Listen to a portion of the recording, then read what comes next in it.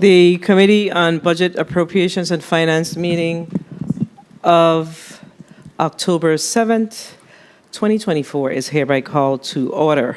Madam Clerk, can I have a roll call, please? Senator Marvin A. Blyden. Present. Senator Blyden present. Senator Samuel Carrion. Senator Carrion absent. Senator Dwayne M. DeGraff.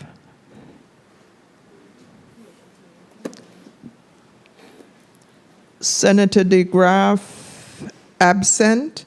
Senator Ray Fonseca.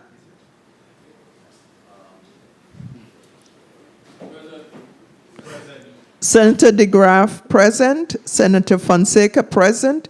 Senator Donna Fred Gregory. I'm here. Senator Fred Gregory present. Senator Novelli Francis Jr. I'm here.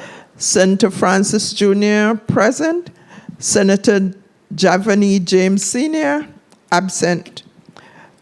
Madam Chair, 5 present. Senator Carrion is here. He's present. Madam Chair, 6 present and 1 absent. Thank you, Madam Clerk. Do we have any correspondence to be read into the record? Yes, Madam Chair. You may proceed. Honorable Donna E. Fred Gregory, Chair, Committee on Budget, Appropriations, and Finance, 35th Legislature of the Virgin Islands, Capitol Building, St. Thomas, U.S. Virgin Islands. Dear Madam Chair, I am unable to attend the Committee on Budget, Appropriations, and Finance scheduled for today, October 7th, 2024, at the Earl B. Hartley Hall in St. Thomas due to feeling unwell. I apologize for any inconvenience this may cause.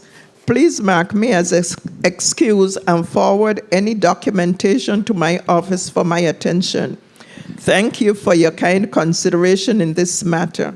Respectfully, Javani James Sr., Senator, 35th Legislature of the Virgin Islands. Thus ends the reading of the attendance.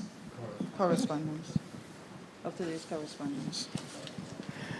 Thus concludes the reading of today's agenda. Correspondence, Madam Chair. Thank you, Madam Clerk. We have a quorum, and we are prepared to proceed with today's agenda. Can you please read today's agenda into the record? The 35th Legislature Committee on Budget and Appropriation and Finance will meet on Monday, October 7, 2024 at 9:30 a.m. in the Earl B. Hartley Legislative Chambers, St. Thomas, U.S. Virgin Islands. The committee will receive testimony on the following.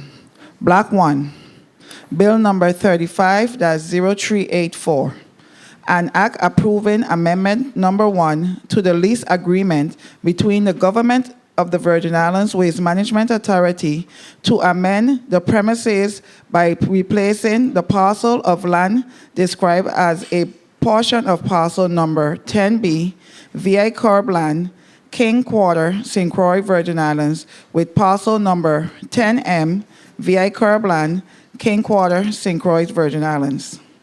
Invited testifiers, Ms. Lisa T. Alejandro, Commissioner, Department of Property and Procurement. Mr. Daryl Griffith, Acting Chief Executive Officer, VI Waste Management Authority.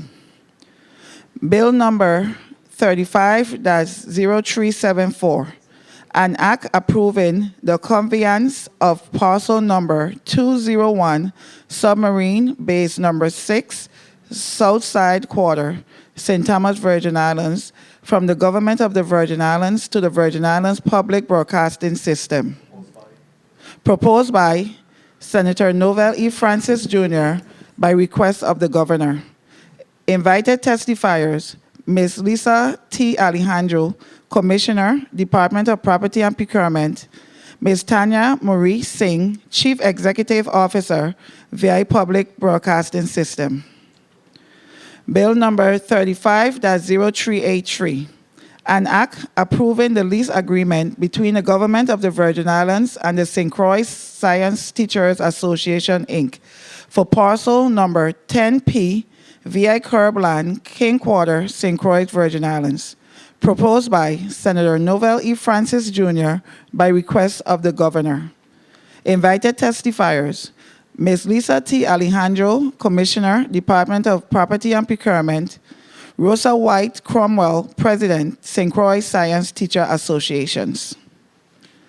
Block 2, Bill number 35-0300, an act approving a lease agreement between the Government of the Virgin Islands, acting through its Commissioner of the Department of Property and Procurement, and Advanced Power, LLC, for 3 portions of Parcel 1A, Estate Bovoni, numbers 1 and 2, Frenchman's Bay Quarters, St. Thomas, Virgin Islands. 2 portions of parcel number 1A-8, Estate Bovoni, numbers 1 and 2, Frenchman's Bay Quarters, St. Thomas, Virgin Islands. A portion of parcel 1A-7, Estate Bovoni, numbers 1 and 2, Frenchman's Bay Quarter, St. Thomas, Virgin Islands. A portion of parcel number 1-21, Estate Bovoni, numbers 1 and 2, Frenchman's Bay Quarter, St. Thomas, Virgin Islands.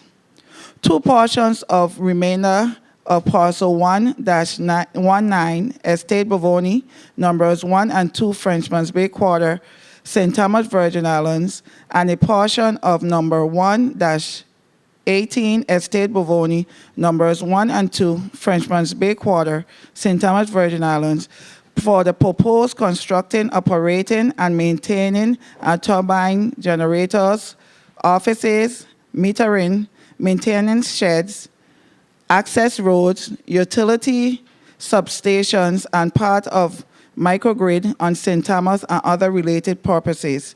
Proposed by Senator Novel E. Francis by request of the Governor. Invited testifiers, Ms. Lisa T. Alejandro, Commissioner, Department of Property and Procurement, Joel Hart, Advanced Power, LLC.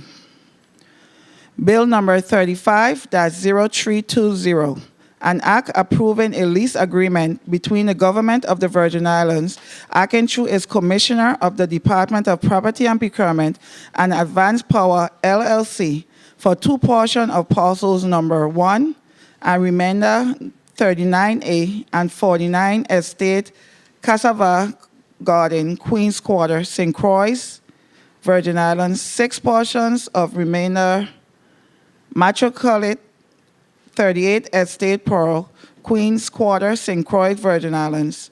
2 portions of remainder Matriculate 51 and 43 Quarter, St. Croix, Virgin Islands.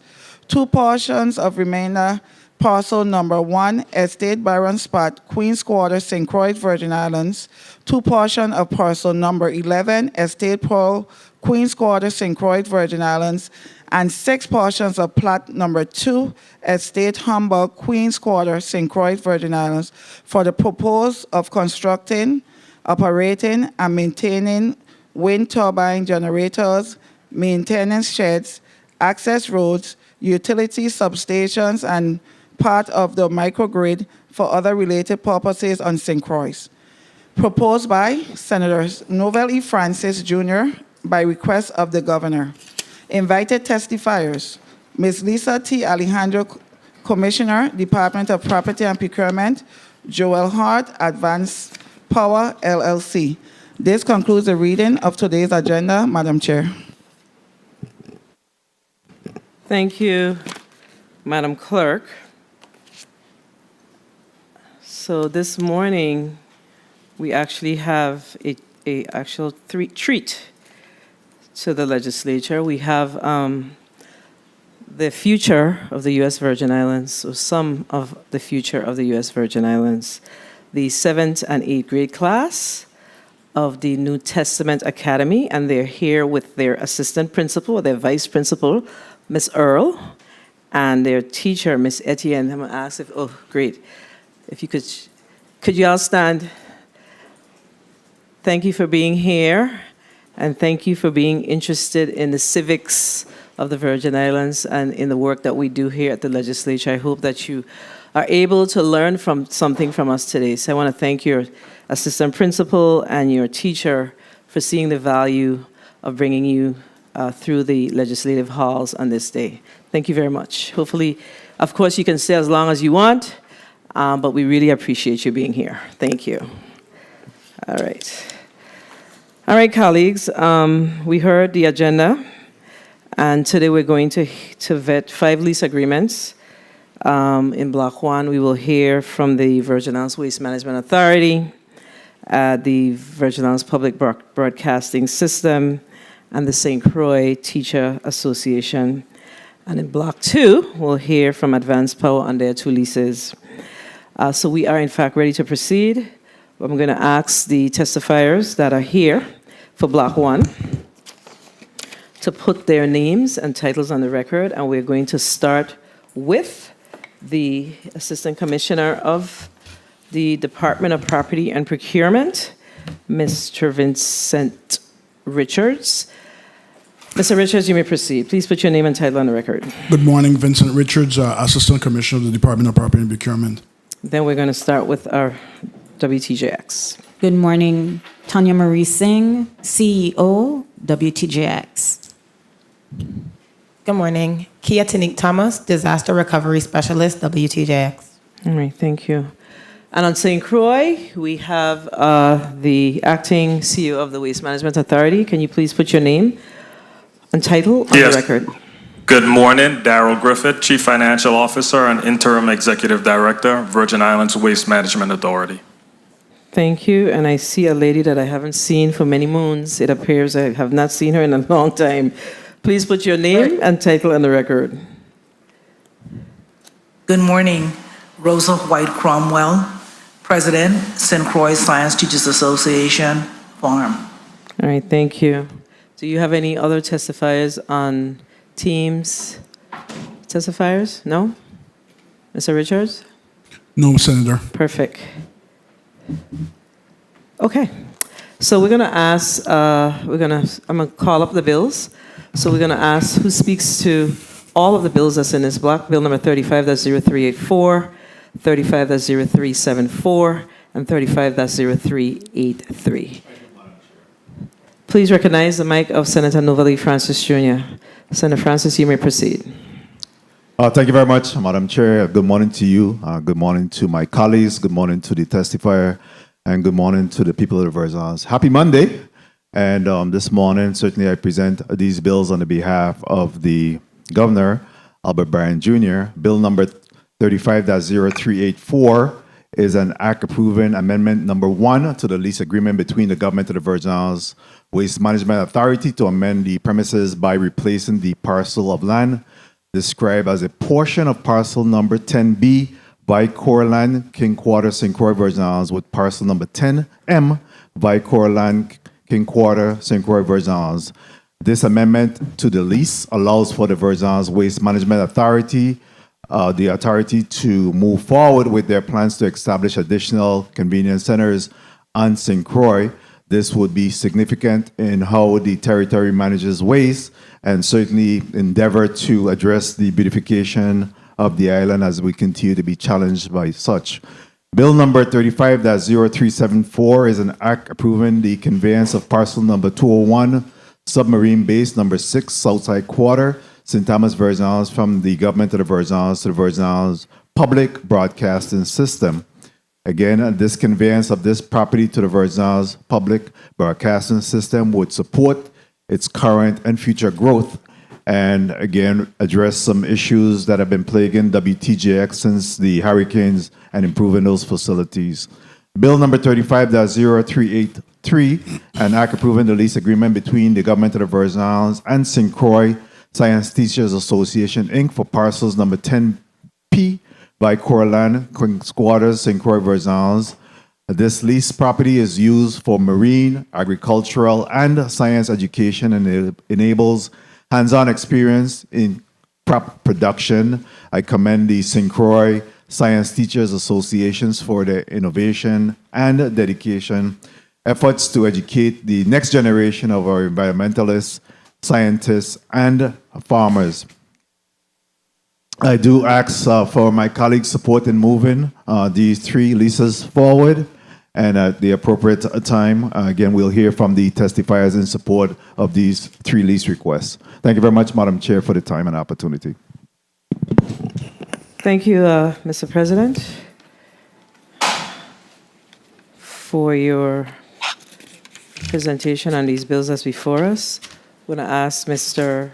Assistant Commissioner Richards to open with the testimony on behalf of the Virgin Islands Department of Property and Procurement. You may proceed. Good morning, Committee Chair Donna A. Fred Gregory, Vice Chair Novelli Francis, Jr., Committee members, the Honorable Senators Blyden, Carrion, DeGraff, Fonseca, and James Sr., committee, non-committee members, central and legislative staff, fellow testifiers, visitors present in the chambers, and members of the viewing and listening audience. I am Vincent Richards, Assistant Commissioner of the Virgin Islands Department of Property and Procurement.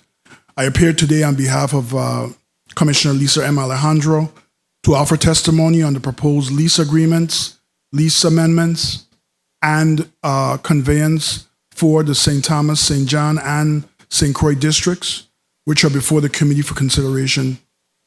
Today, DPP requests this committee and ultimately the full Senate's approval of the amendment, conveyance, and lease agreements between the government of the Virgin Islands and the Virgin Islands Waste Management Authority, the Virgin Islands Public Broadcasting System, the St. Croix Teachers Association, Incorporated. The amendment, conveyance, and lease agreements all require legislative approval in accordance with the 31 VI Code subsection 205C.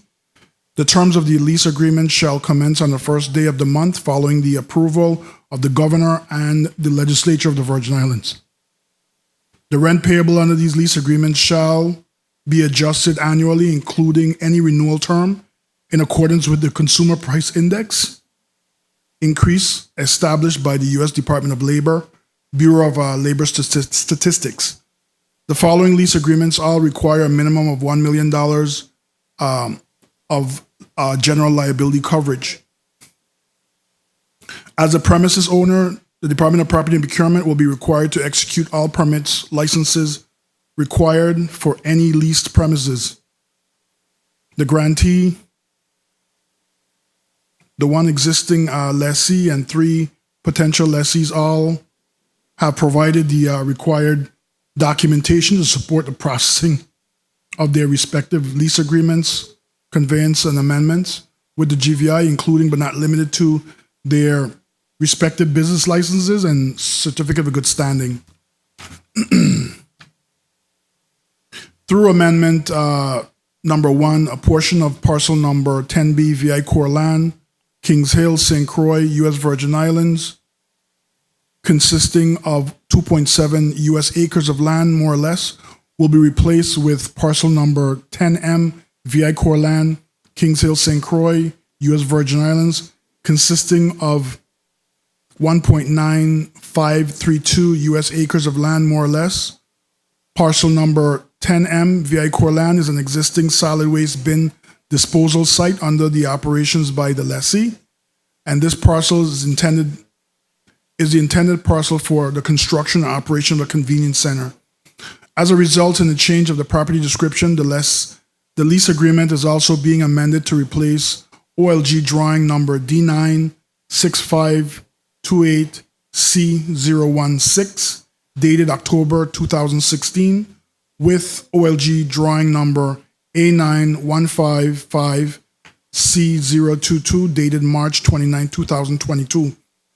Moreover, the change in the property description affected Exhibits C through E, and Amendment 1 duly deletes Exhibit C and then redesignates Exhibit D as Exhibit C and redesignates Exhibit E as Exhibit D.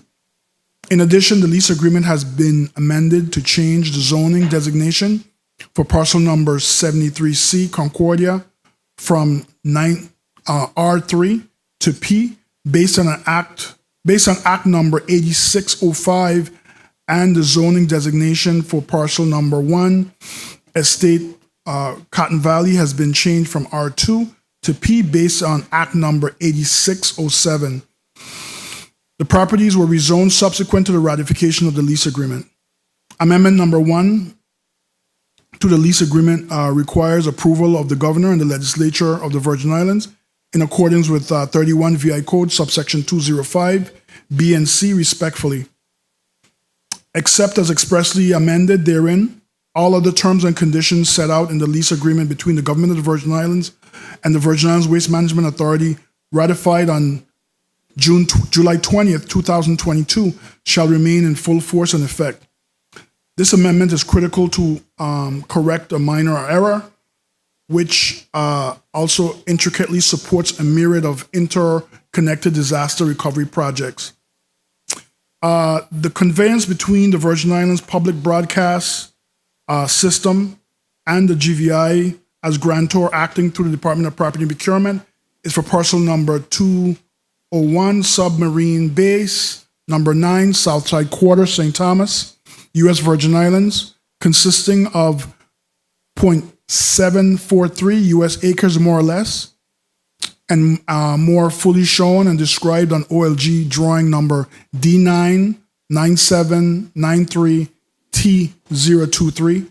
This conveyance will allow WTJX, or the Public Broadcasting System of the Virgin Islands, to expand its footprint for future operations and increase security by allowing it to extend its boundaries and fencing along the public road. The lease agreement between the St. Croix Science Teacher Association and the Government of the Virgin Islands, acting through the Department of Property and Procurement on behalf of the Virgin Islands Department of Agriculture, is for parcel number 10P, VI Corland, Kings Quarter, St. Croix, U.S. Virgin Islands, consisting of approximately 27.4318 acres of unimproved land, more or less. The property will be used for crop production. The term of this agreement is for 20 years, and the lease agreement provides for an additional 10 years renewal option. The annual rent for the above referenced parcel will be $411.48 in accordance with the Act number 6531.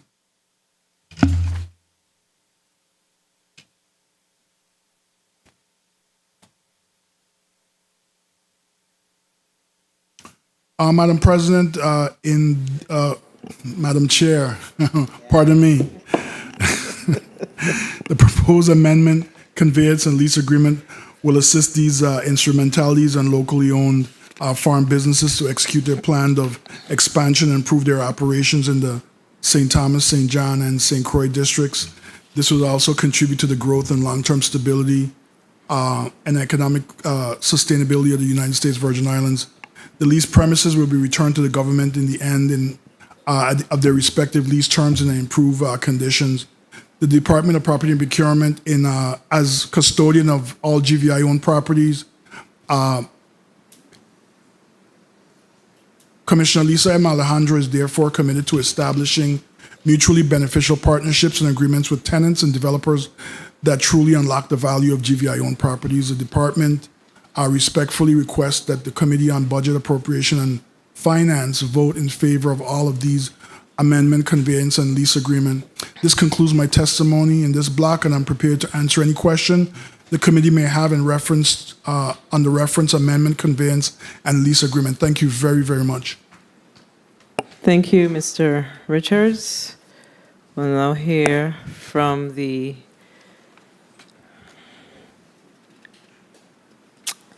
I was going to do it in order, so I have to start with Acting Chief Executive Officer Griffith, as you present on Bill number 35-0384.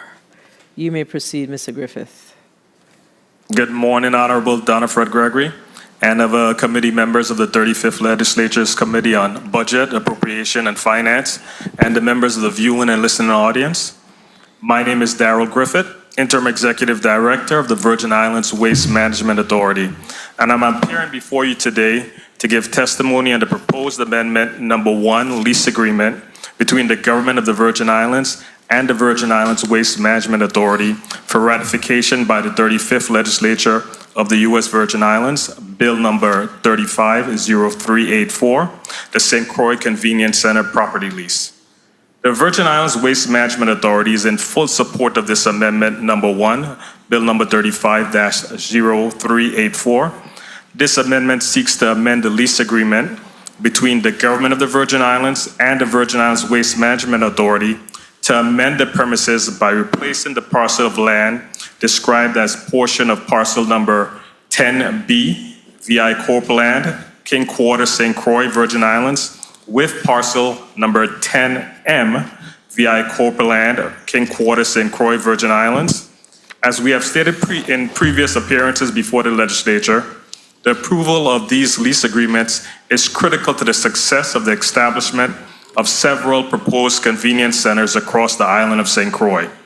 As you are aware, the Waste Management has entered into a subrecipient agreement with the Virgin Islands Housing Finance Authority, which will provide the authority with funding for the implementation of designated projects outlined in the Tranche 2 Action Plan under the Housing and Urban Development Infrastructure Repair and Resiliency Program, and also underneath the CDBG-DR program.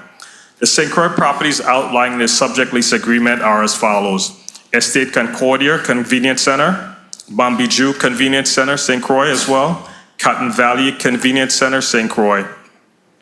On February 14, 2024, the authority to use grant funds was granted by HUD to the Waste Management Authority for the St. Croix Convenience Center projects, Estate Bombiju, Estate Concordia, and Estate Cotton Valley. This allowed Waste Management to proceed with the bid process and the selection of a contractor. This was not without challenges. Upon receipt of the bids, the cost came in double the amount of what was awarded. After the second round of solicitations, the Waste Management evaluation team selected a contractor that falls within the estimated price range. The next step is to award the contract and start the design of these convenience centers. Simultaneously, the authority, along with Coastal Zone Management, conducted the Federal Consistency Determination hearing September 3rd, 2024. The CZM board has to publish the project and will make a decision within 30 days. As part of the Integrated Solid Waste Management Plan, these convenience centers are critical. They will be designed with measures to ensure waste is collected in an organized manner to prevent hazards to public health, public safety, and the environment. The sites will be fenced to prevent dumping and will be staffed by knowledgeable and helpful attendants to ensure orderly disposal. Multiple collection areas at the centers will allow for segregation of specific types of waste in an effort to support source separation methodologies and a recycling program. The authority is thankful to the Senate for the support of Act number 8580 and Bill 22-0896, which allowed the authority to establish site control of these projects and finalize the CDBG-DR grant application process. Waste Management remains hopeful of your support of Bill number 35-0384, Amendment 1 of this lease agreement. This concludes my testimony, and I remain available to address any questions relative to this update. Thank you, Senator. Thank you, Mr. Griffith, for your testimony. We'll now hear from Ms. Tanya Marie Singh of the Virgin Islands Public Broadcasting System. Good morning, Senator Donna Fred Gregory, Chairwoman of the Legislature's Committee on Budget, Appropriations, and Finance, committee members, and other members of the 35th Legislature. I am Tanya Marie Singh, Chief Executive Officer of the Virgin Islands Public Broadcasting System.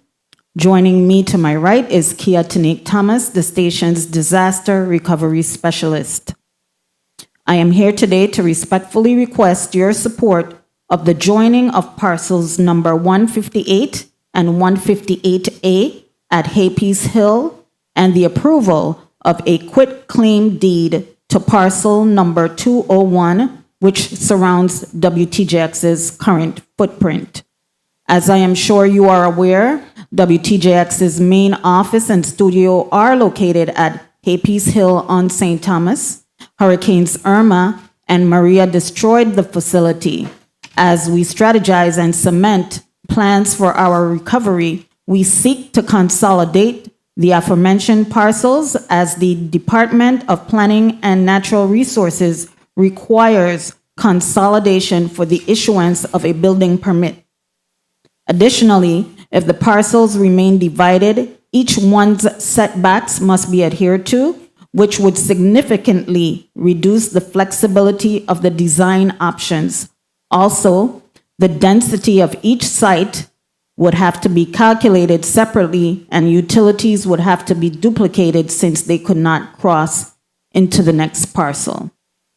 In addition to the parcel consolidation, WTJX is requesting to expand into parcel number 201.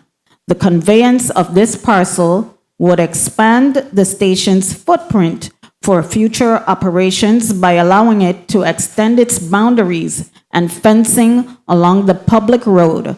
Further, this 0.743 acre parcel should be of no future use for government operations given its narrow configuration. In a nutshell, approving this quitclaim deed will allow WTJX to better manage and administer the property for the privacy and security of its staff, facility, and assets. Senators, thank you for your time and consideration of our request. We welcome any questions you may have in order to provide you support in your decision-making. Thank you for your testimony. We'll now hear from Ms. Rosa White Cromwell of the St. Croix Science Teacher Association. Thank you. Okay. And that's on bill number 35-0383. You may proceed. Thank you. Good morning, Honorable Senator Donna A. Fred Gregory, Chair of the Committee on Budget, Appropriations, and Finance, committee members, and other members of the 35th Legislature, you in public. Thank you for the opportunity to respectfully share with you what we do, who we are, and why we do what we do on the proposed lease property at Estate Bethlehem. We are the St. Croix Science Teachers Association, Inc., now FARM, a nonprofit organization with highly qualified personnel, including farmers, educators, bird watchers, environmentalists, and historians. With over 30 years of service in the U.S. Virgin Islands, our mission is to support and mentor teachers and students, aiming to increase the student success through practical applications in science, technology, engineering, agriculture, and mathematics, STEAM. This ensures secure food production and the preservation of our ecological systems. We're based at 10P Estate Bethlehem. We specialize in youth-led design and implementation of STEAM programs. Our initiatives reach over 250 students annually from preschool to college and involve partnerships with the University of the Virgin Islands, UVI, the Department of Agriculture, DOA, Virgin Islands Housing Authority, VIHA, and our local schools, private, public, and parochial. Our goals: to bridge the gap between agriculture and agriculture in the classroom, develop a new generation of farmers, provide information on diverse careers in agriculture, promote training and foster respect, self-esteem, and community awareness, plan, design, and establish a youth-led fruit forest at the site. Our organization has recently erected a 32 by 62 feet pavilion that serves as a learning center, hands-on lab, along with providing shelter from the elements. We also emphasize the historical significance of the site, recognizing the need to educate and preserve its history through our youth engagement programs. Students in our program engage in research work alongside, and they work with both professional and lay farmers, collaborate with agricultural researchers.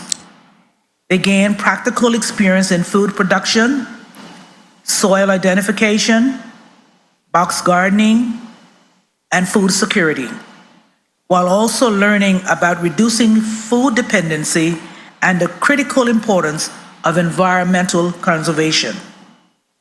In addition to agricultural studies, our students receive ongoing mentoring training, observe and study hundreds of bird species that visit the pond, aquatic wildlife that habitats the area. We thank you for this opportunity to serve the future of these islands, our children, as we work towards regaining our agricultural independence. We seek your support. This concludes my testimony, and I remain available for questions. Thank you. Thank you, Mrs. Cromwell, for your testimony. Colleagues, we're going to go to a 5-minute round, and we're going to start with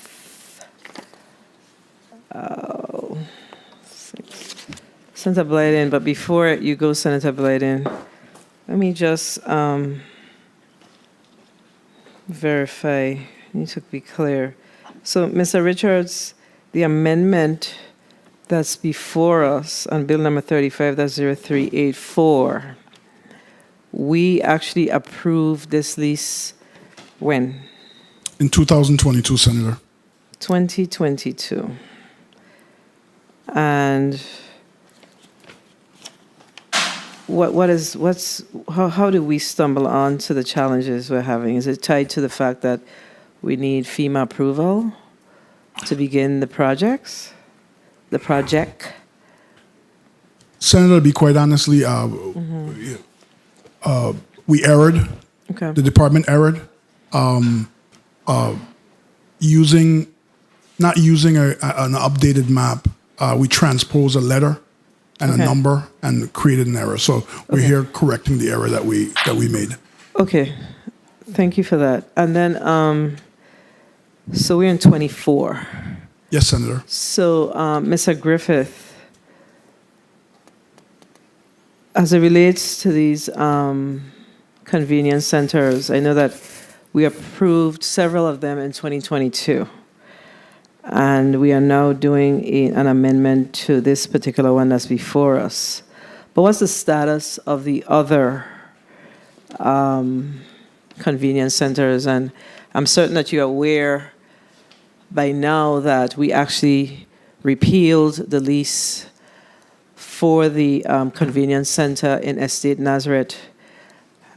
We prefer to see that area developed for our young people, for our community.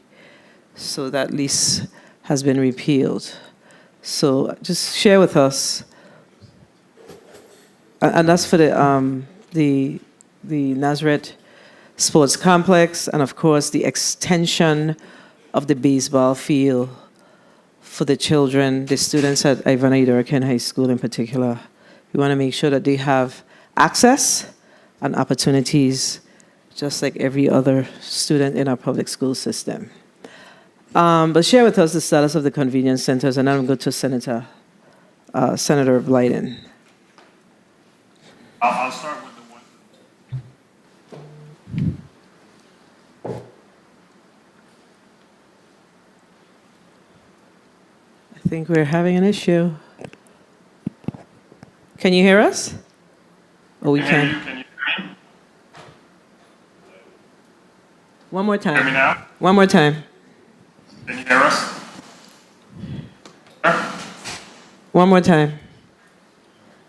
Daryl Griffith. Oh, there we go. Okay. Okay. Senator, can you hear me now? Yes, I can, thank you. You may proceed. Okay, perfect. So I'll start with the ones on St. Croix. So with the three on St. Croix that we're currently discussing, we got board approval to select the contractor to build the convenience centers. So as soon as we wrap up the CZM this month, we'll shortly be able to start on those, and that's going to be a fantastic improvement for the island of St. Croix. For the ones on St. Thomas, we're struggling a little bit more. The one by UVI, we currently are wrapping that up with the Virgin Islands Housing Authority, and they are giving us a lease to use that property. We're working with the Port Authority for the Can Crying location, because we want to move from the current location in Can Crying and go to a different part of it.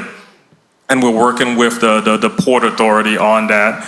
The port is expanding, and we're bringing more things into St. Thomas. So we have to have a way to be able to deal with the more trash that's going to be generated on the island of St. Thomas. And we're going to need your help to find another location for the Nazareth location too as well. And besides just the convenience centers, I met with the team last week, and we're working on a plan for all of the bin sites to make them just cleaner, neater, and I'm better looking to represent the beauty of the territory. So that's what's happening with those current sites. But we're going to be coming to you and coming to the Port Authority for further locations where we can put convenience centers, because unfortunately, the locations of the bin sites on St. Thomas are pretty small sites, and as you know, most of them are surrounded by big rocks, mountains. So it's going to cost us a lot to excavate that and to change some of the other sites into convenience centers. Thank you for your response. Mr. Richards, did you, the last time we had the discussion, we talked about the property in, I think it's Estate Nada, in that area? About, you know where the bin site is in Nada, not the one on Brookman, the one going towards Freedom Hoy on that road. I mean, it's not quite Freedom Hoy, it's like when you come over the bridge. By Donesta, in that area. Did we find out whether or not that property belongs to the government of the Virgin Islands?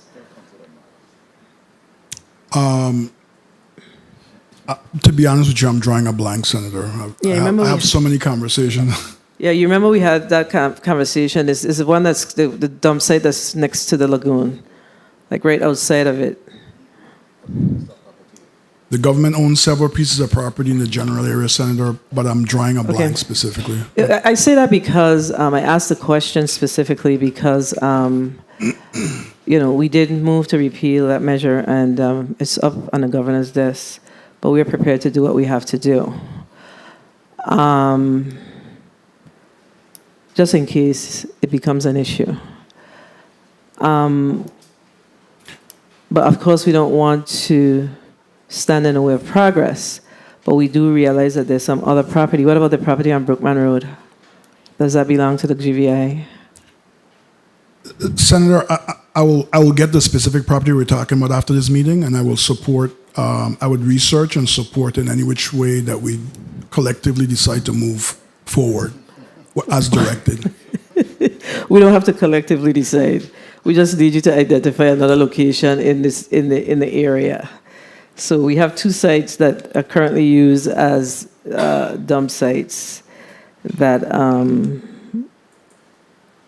that you could look at for consideration, and I guess that's for Mr. Griffith as well. Colleagues, we're going to go to, like I said, a 5-minute round. I'm going to start with Senator Marvin Blyden. You recognize Senator Blyden. Thank you so much, Madam Chair, and good morning to my colleagues, listening, viewing audiences, staff, central staff, and good morning, Assistant Commissioner Richards. Good morning to CEO Singh or Director? Ms. Singh. And good morning to other testifiers, and thank you so much for your testimonies. for sure will be supporting all three zoning requests in this block as they have to do with amendments, conveyance, and lease agreements. But let me ask in respect to Waste Management Authority. Good morning, CEO Griffith. You spoke to the funding for the center in St. Croix that will help to basically help with safety and public health, and of course, beautification in the territory. And you spoke to it being fenced in to prevent more dumping in the area. And you spoke to staffing. How many staff are you speaking to in terms of employees you expect to have in that convenience center? At the current convenience, so for example, in the Peters Rest Convenience Center in St. Croix, we have 6 employees. So for the Montbijou and Concordia, we're going to expect about 8 to 10 employees there. Oh, great. That's good. And you said it's going to be something to assist somewhat to how to do it in the States when it comes to store separation. You already have a plan what that's going to look like? That's the plan. We currently have the design from the company we just got board approval last week to award it to. And I'm speaking to just being here at the legislature. To my left, she was talking to me about mulching and forest using helping use their site over there to create additional mulch for farmers, and that's something we have an additional grant to do too as well. So that's going to be one aspect of it. And the team and I met 2 weeks ago talking about. Remember in St. Croix, a long time ago, we used to have the aluminum cans we used to separate and recycle, and plastics and things of that nature. So we're putting the steps in to be able to get back to that and to move those initiatives forward. Okay, very well. And finally, quickly before I go to the next testifier, you spoke to the funding from HUD and you said it was awarded. How much were you appropriated from HUD, or were you awarded from HUD for those convenience centers? For the convenience centers, it's a little bit more than $8 million. Okay, thank you for that. Let me go to Madam President Cromwell. Good morning. Good morning. And I really am excited about what you are doing in respect to the students on behalf of the St. Croix Teachers Association when it comes to agriculture on the Big Island of St. Croix, which, of course, you mentioned increase the students' success through partial application in science, which means they have hands-on experience, which goes a far, far way. And you spoke to your goals in terms of bridging the gap between agriculture and agriculture in the classroom, developing a new generation of farmers, providing information on diverse careers in agriculture, and promoting training that fosters respect, self-esteem, and community awareness. And you spoke to the plan design and establishment of a youth-led food forest. I believe that's the right place to start with our young people, because we know most farmers and the farming as a whole, most of the individuals are aging out. So this is the right place to start when it comes to farming and our young people. Can you speak to how you are, what the plan in terms of what does it look like in terms of attaining your goals that I spoke to in respect to our young people and farming as a whole in the territory? Can you speak to that, please? Yes, and thank you for your question. What we have been doing is working with our school systems, the University of the Virgin Islands. We work with the private and parochial schools, and what we have been doing is creating an awareness. What we do is we meet with youngsters who are willing, through application from their parents. We serve as a nonprofit, so there's no funding there. And we offer of ourselves training and support, the importance of eating well, getting the students inspired. We inform them, educate, and then we empower. And that's what we're doing. Is a little bit of information goes a long way. When you're working with youngsters and they begin to see the importance of what you're saying, and you give them facts, history, you bring in historians, farmers to talk with them, the importance of eating well, and that's what we're working with. Very well. And how do you go about funding your organization since it's a non-for-profit? And how engaged are your students in respect to what's going on in that space? We are basically out of pocket. We are new in coming back. We've served over 30 years. And in our 30 years, we worked through with the Department of Education primarily. This term, we are working basically with the Department of Agriculture with small mini grants, not more than $1,800. We've received a few of those. We work with parents on a volunteer basis. They come in, they assist, they will bring water and Gatorade, those kinds of things. And that's how we support ourselves. Well, again, in closing, this agriculture plays a very critical role in the territory, and I look forward to seeing how we can assist you and work with you in supporting what you're doing here in the territory, because you are in the right area in terms of starting with the young people, our kids. So thank you so much for what you do, and thank you for all of your responses, and thank you so much, Madam Chair, for the time. Thank you, Senator Blyden. Senator Fonseca, you ready? Senator Fonseca, you're recognized for your 5 minutes. Yes, thank you so kindly, Madam Chair, and a pleasant good morning to all the listening audience and the distinguished panel of testifiers before the Committee on Budget Appropriations today, both on St. Thomas and St. Croix. We give thanks and praises to the Most High, blessings. I want to go right back to Ms. Cromwell. I noticed that the lease says that any structure has to be made of wood. I can see maybe a concrete structure, but property and procurement, why aren't they permitted to use like metal or aluminum or galvanized for construction of the shed? And it's only 320 square foot. What's the reasoning for that? It seems kind of stringent. Good morning, Senator Vincent Richards for the Department of Property and Procurement. Per VI code, it's there are restrictions in terms of the size and material type that can be used for construction on agriculturally zoned premises unless otherwise specified. Wow, that's interesting. So the code says only wood. Okay, I want to go quick to Tanya Singh, Hey Peace Hill, you know. I used to walk up there, Channel 10, WB&B, Joe Potter, Adi Atley. Beautiful, beautiful site. Yeah, that was actually my first job, you know. And a company from Virginia had bought it over, and they bring down the whole folks. So that's when I decided I was gonna go into the government. God, that was a rough one. But the road going up to Hey Peace Hill, what's the condition of that road? That's a long, winding road. And if it's not in good condition, are you or Public Works going to maintain that road? I'll let Tanya Marie Singh, WTJX, I'll let Kia, Ms. Thomas, respond about the road because I haven't been up there in a while. Good morning, Kia Tanique Thomas, Disaster Recovery Specialist, WTJX.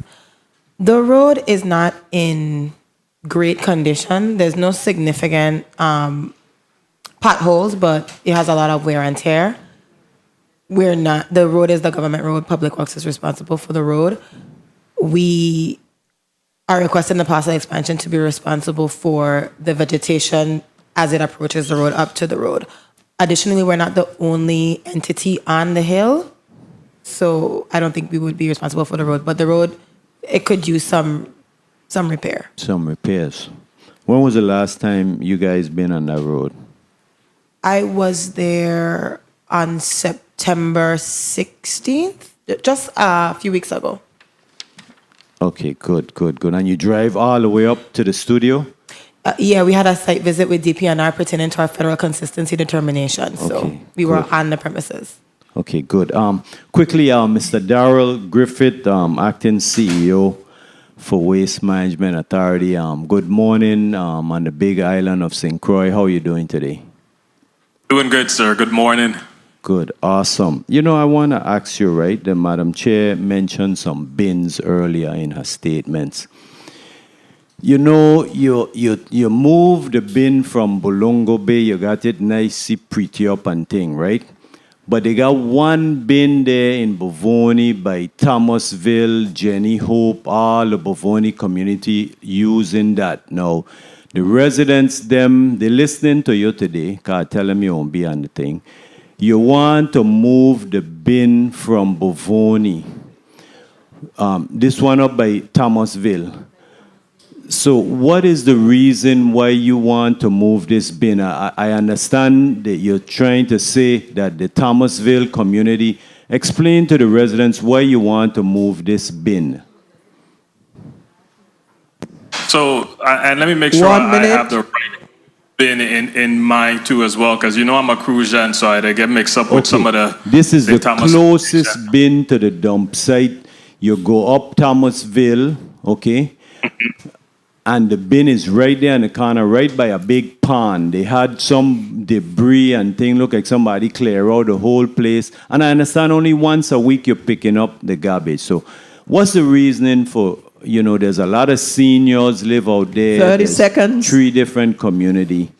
Why you want to replace the bin? The people have been depending on this bin. They need this bin, Papa.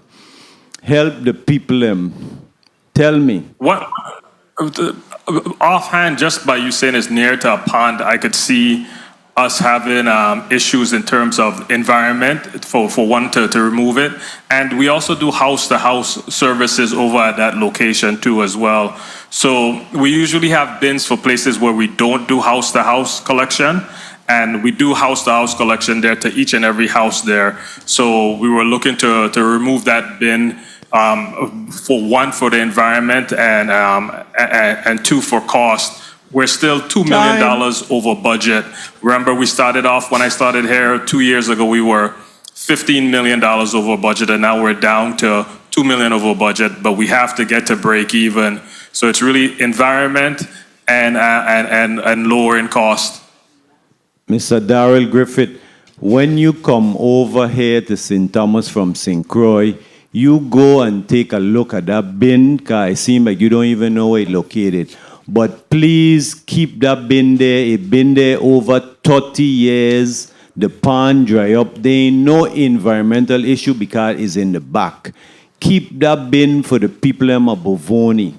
Thank you, Madam Chair. Thank you, Madam Chair, for the time. I'm in St. Thomas every other week, so I'll take a drive over there, because my staff is texting me right now telling me that it's also illegal dumping occurring at that bin, but I'll take a look at it next week. But the illegal dumping in the residents, whoever coming and doing that dumping, that in the residents. So thank you, Madam Chair, for the time.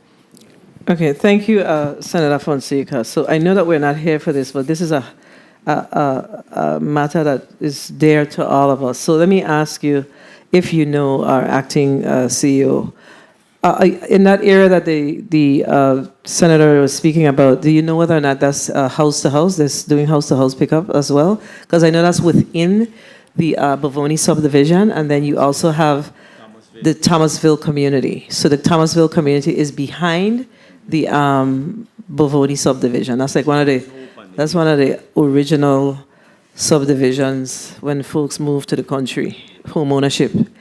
So. Do you know? Yes, it's my understanding that we do have house-to-house there. Yes, ma'am. So you have house to house and you have the bin. Correct. So is it that the bin is used for the Thomasville community? Both areas have house-to-house, so that's why the team was looking to remove the bin, because we usually have bins where we do not do house-to-house collection. But I understand the senator's point, so we'll take a look at it. But we do house-to-house at both locations. So if you do house-to-house, what's the concern around having a bin? So you do house-to-house in Thomasville proper? That's my understanding. Yes, ma'am. And then you have the development that's right above Thomasville. Is it Jenny's Hope? So is there house to house in Jenny's Hope as well? That I would have to double check. I believe there is, but I want to say yes. So I'll double check with my team right now. I'll ask them to text me. Okay, so that's a matter that really needs an assessment and it needs to be evaluated because, I was talking to one of my colleagues and we know that in some subdivisions on the Island District of St. Croix, folks are in fact paying for their trash. So we need to start evening out this thing about how we're dealing with trash in the territory. Everybody knows how I feel about it. I think some of the challenges that we have with waste management. This year we appropriated how much money to waste management? 35 million? 37, I think you got an increase. And then of course, over the years, we've given you additional like 15 million here, another 15 there, like 40-something million dollars in excess. So we have to get to the place where we have to shave some of that off of our general fund because we simply can't afford it. So if there's some subdivisions that's paying, then we really need to look across and you're a financial person like myself, so we need to look across the territory to determine what works best. How do we ensure that we are treating our customers equally when we're dealing with this trust situation? Because that if you're doing house to house, then that's something we need to be looking at very seriously. Because I know there's house to house on the Island District of St. Croix where folks are in fact paying. Okay, my good colleague from Savan, he went ahead, but we got to improve this, how this landscape look these days. Okay, we're going to go to Senator DeGraff. Oh, boy. Senator DeGraff, you're recognized for your 5 minutes.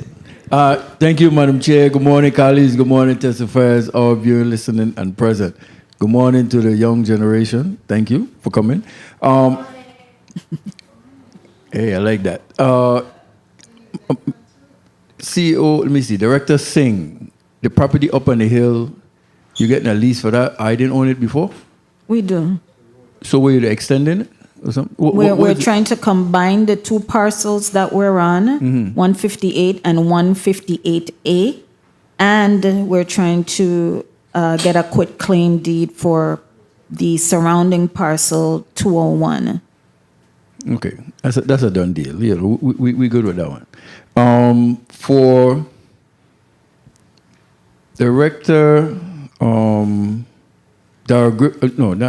Griffith, in regards to that VI core land on St. Croix, in 22, the only way I'd vote for VI core land because VI core land designated for agriculture. And I remember that, if I'm mistaken, that piece of land, I agreed to it for waste management because it was being used as a dump. Is that the same dump site area that we're swapping out with the school where Ms. Cranwell, Department of Science, teachers are trying to get? Is it a swap? No, Okay. sir. It's the same property what we use for the dump right now in Montbijou. It was just that the site 10B was supposed to be 10M. They just wrote the wrong letter on there. Okay. So that's all that happened. Okay, I'm just making sure because, like I say, I'm very stingy with VI core land.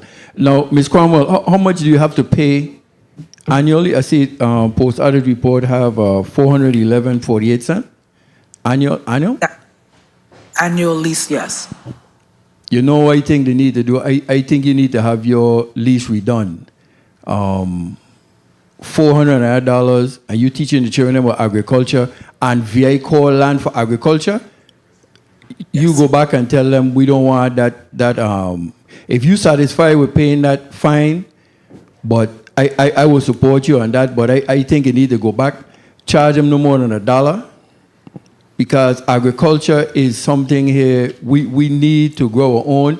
And if you going to take the time out to teach you and your personnel to teach a young generation about agriculture and government land, agriculture, we charge you $411, something wrong. We need to take your lease back and go back. It shouldn't be no more than $1. I'll support it now because you say so, but keep it in your mind and go back and bend the air about it because of the services what we put now for our youth. It's second to none and priceless. We got to teach them from now in regards to agriculture. And let me see, and in closing with the Bovoni, let me see, the land for the first lease with the waste management. Now, okay, so for the St. Croix land, okay, so where in proximity is the land for the vehicle land that Ms. Cromwell is having in comparison to the 10M that you're saying? How close are these properties? Oh, well, ours is in Montbijou. You know where Woodson is. Where's yours located? On the same street with Woodson? No, we're turning on that. No, we're not on the same street with Woodson. Okay. The property doesn't connect. The property that where the dump site is further up, and we are on the back near the National Guard, closer to the National Guard. Okay, good. Because This again, general area, we're not close. okay. Yeah, because again, any runoff and stuff. But again, I stand in support of these leases. But again, we need to have just the one for Ms. Cromwell. Let's re-look at it. $1 max, 411 too high. Even they come out to $34 and days a month, too high for what the services they provided. Thank you for the time, Madam Chair. Thank you, Senator. So we have a little snafu here. That's a quick, I don't think it's an issue, but Miss,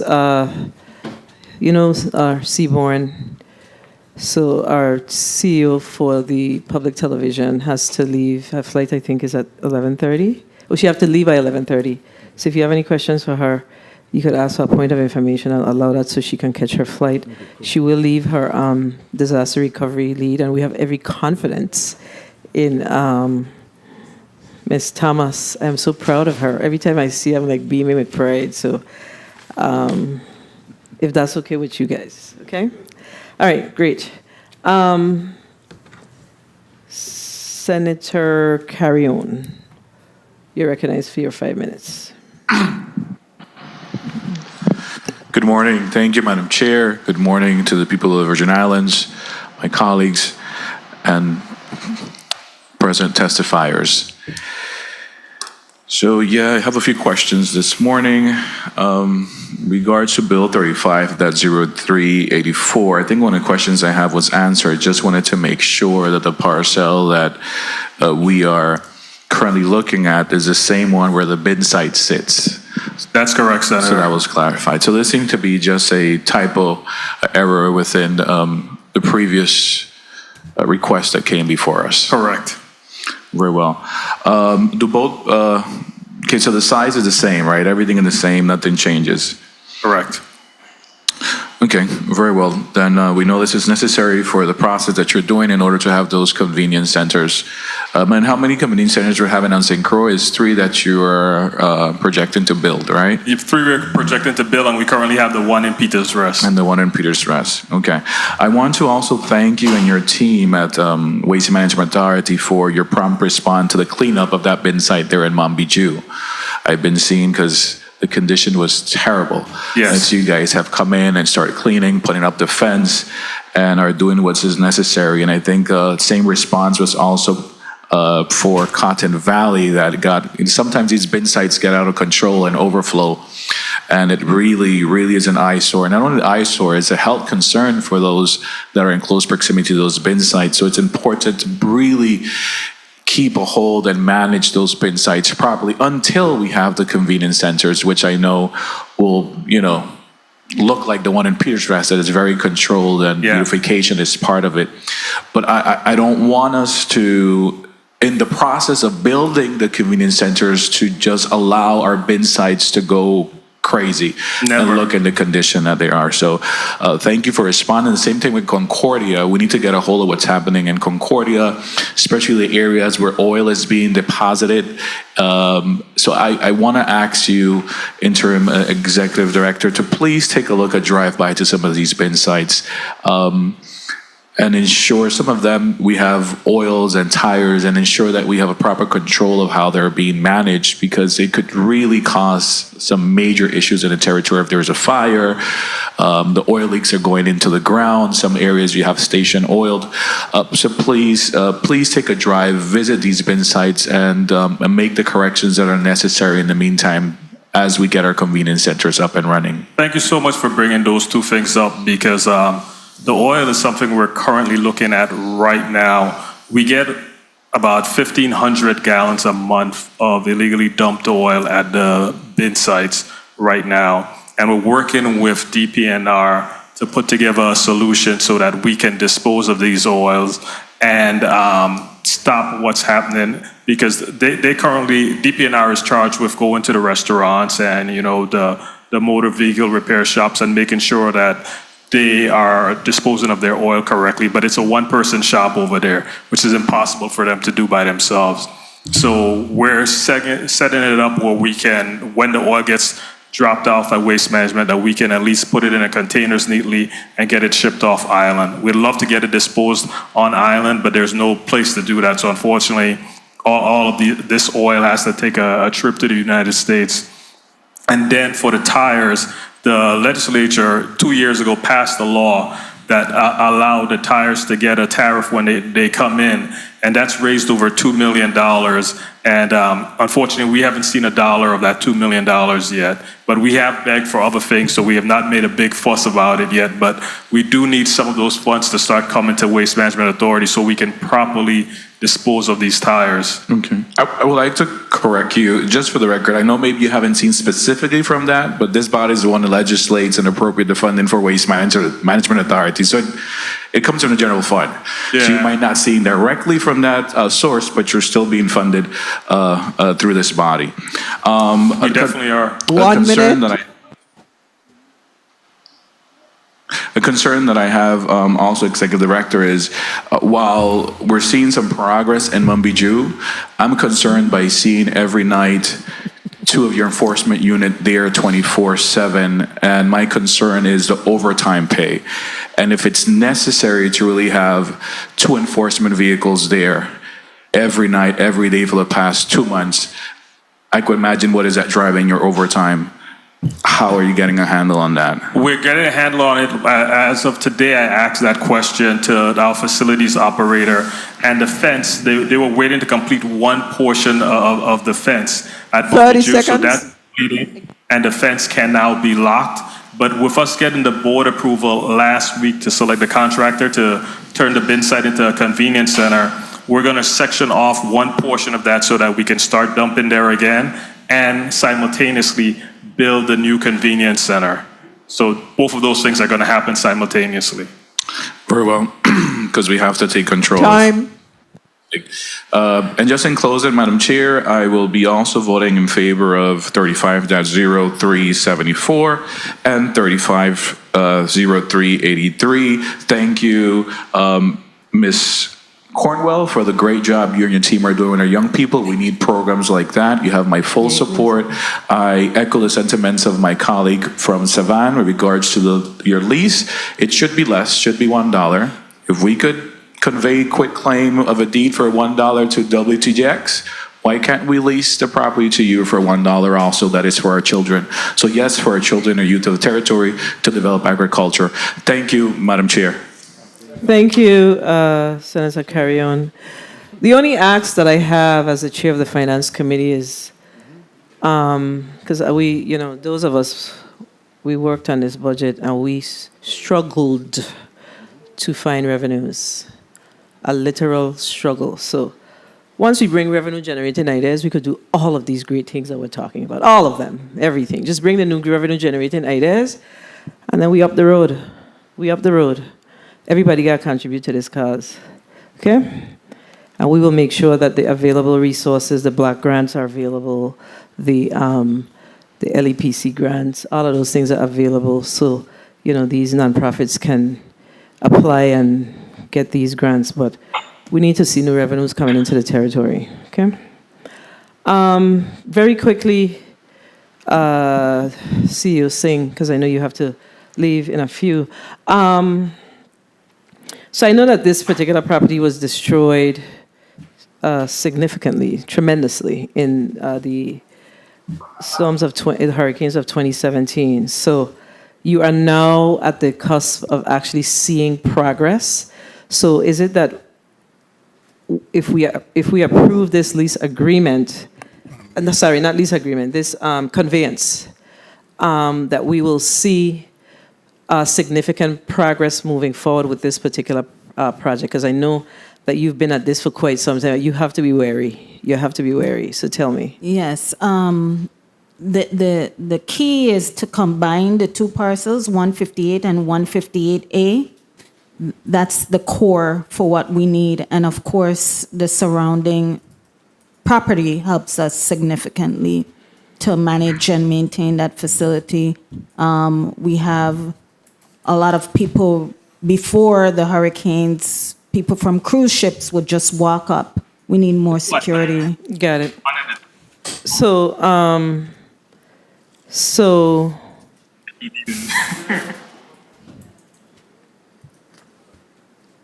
once this is approved,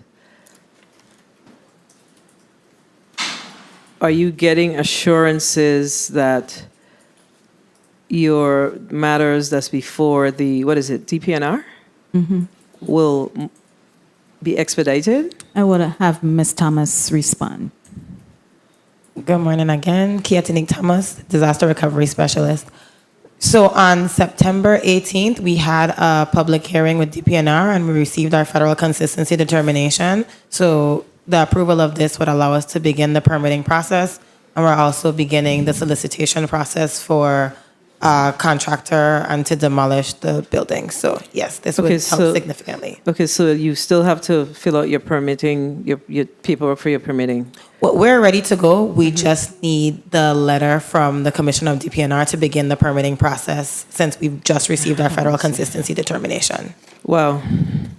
Yeah, just thinking about that just sick my heart a little bit because that's a whole nother process. I'm not certain what the discussions are these days about fast-tracking these projects, but this is a project that is very much needed to get off the ground. Yes. I know that you are excited about it happening as much as we are because it's been a while and you need a home. WTJX, PBS system here needs a home. So definitely looking forward. Whatever we can do to assist, please let us know because it's been a long time coming.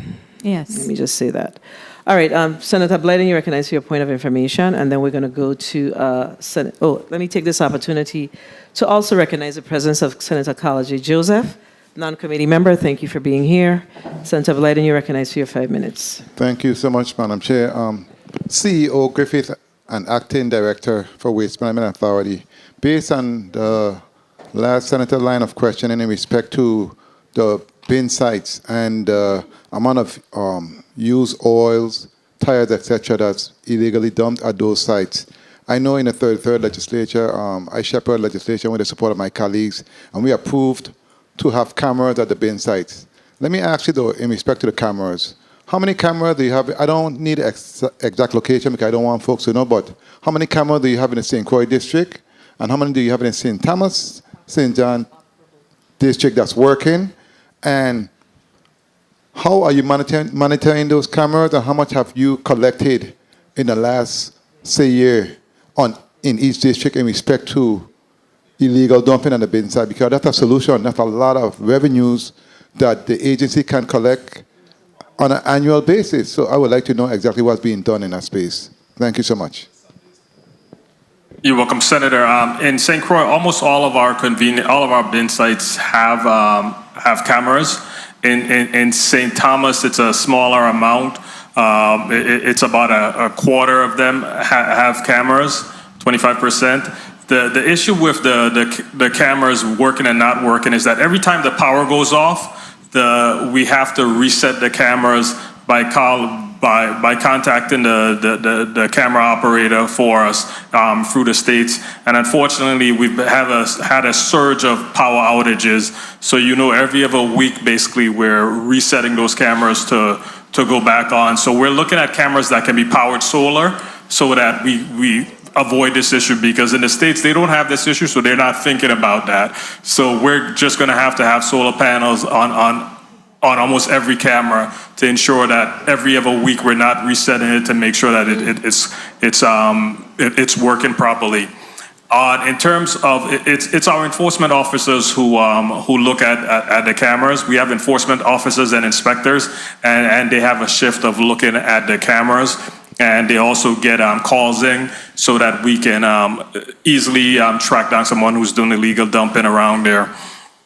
In terms of the revenue that's being brought in, my enforcement officers actually came to me and said that they would like to set up, I forget the name of the other division that does it, but to have in-house review of the tickets, so we can do it in-house in Waste Management Authority, because their biggest complaint to me is that when they cite someone for illegal dumping and say the ticket is $250, $500, when they go in front of the judge, a lot of the times that gets knocked down by quite a bit, and they would like to see that stop being knocked down. So they would like to be able to do it in-house so that we can really put a hamper on illegal dumping in the territory.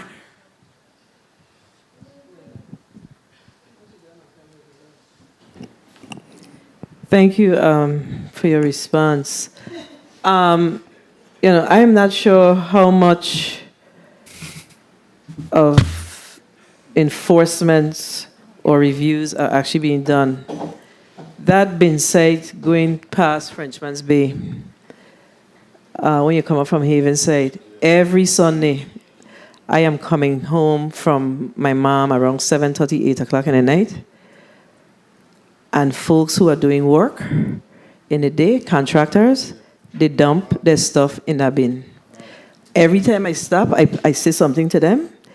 When I tell you they're dumping their stuff, from rugs, people who are changing carpets, everything is being dumped in that bin. Last evening, I passed there, same thing. There's a contractor dumping the debris they seem like they picked up from a yard. They were dumping in that bin. I don't know what type of discussions you all are having with the folks that's picking up the trash, the picking up the bins as it relates to what's in the bins. But you all have to expand your footprint when it comes to having that oversight on those bins. It's not good. It's not good. The place looks really bad because people are not complying. And I'm happy that my colleague brought it up, because I was going to ask you, do you all have any PSAs that's out talking about illegal dumping and what is the result of illegal dumping? Yeah, we currently do have PSCs, and we're going to increase that amount. Our enforcement team has brought to us, a plan to grow the enforcement team to be able to more adequately cover the entire territory. But that has to go hand in hand with us bringing the review and of the tickets in-house, because say they're writing about 250,000, 300,000 in tickets, but at the end of the day, at the end of the year, it comes down to $50,000 in tickets. That's how much it's being reduced. So we have to work on, we're going to come to you, to the legislature, to see if we can get permission to do that in-house instead of having it go in front of the judge.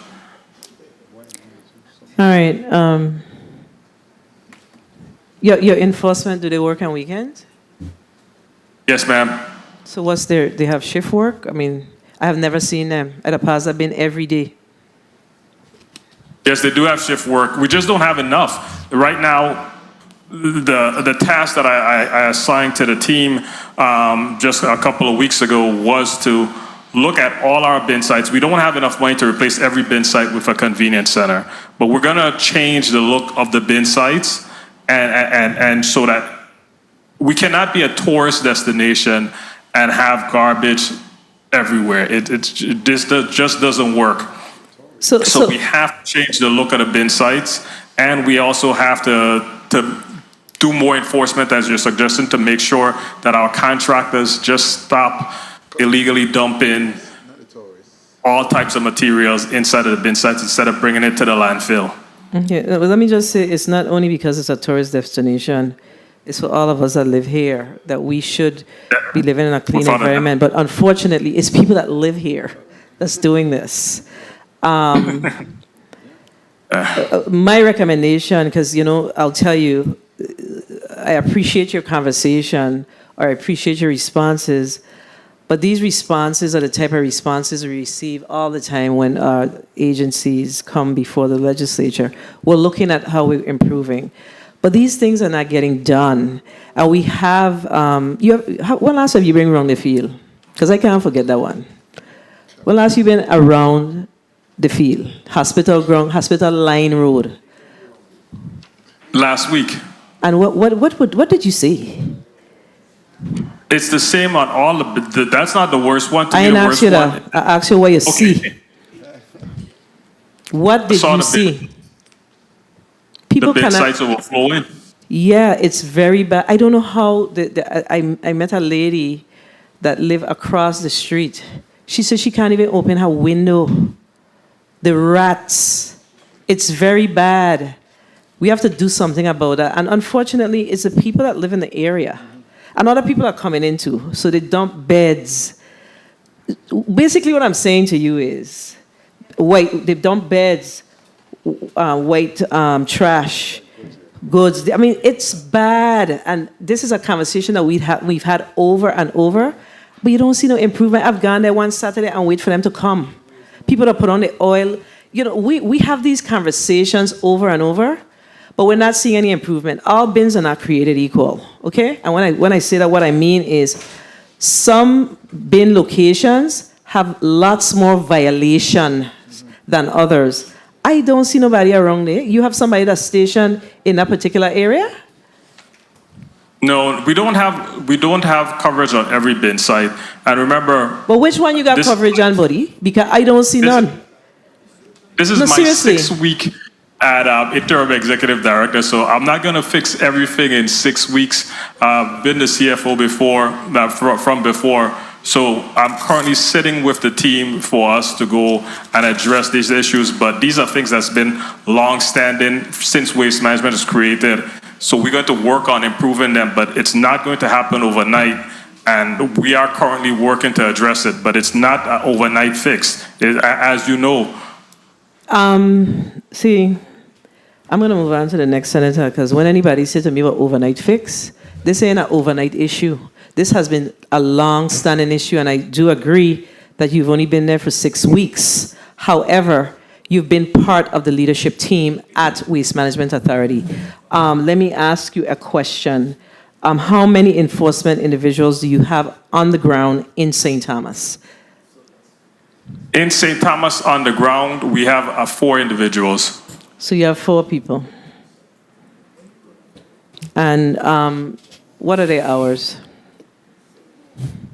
They do shifts to cover as much time as possible. But How many bin sites we have in this district? in the district of St. Thomas, I want to say it's 16. So we have 16 bin sites. We have 4 individuals because we can't get others to come online or to be hired, or what's the reason why we have 16 bin sites and 4 people? Funding, money. That's why we're going to come to you guys to see if we can bring the tickets in-house.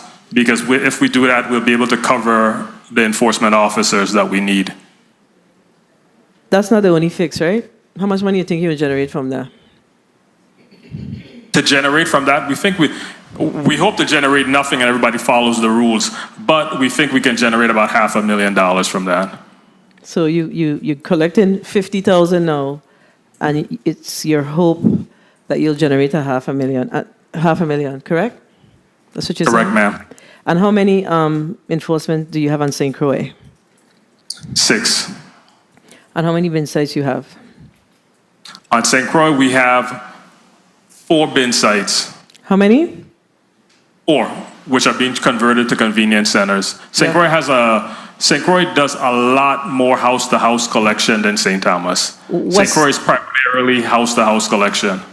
Yeah, and what's the challenge with more house-to-house collection in this district because of the terrain? That's it. So I don't know if you could answer this question, but are you saying that every area where the terrain is, flat enough that there is house-to-house collection? I would like to say yes, but I don't know for sure, so I would have to double check.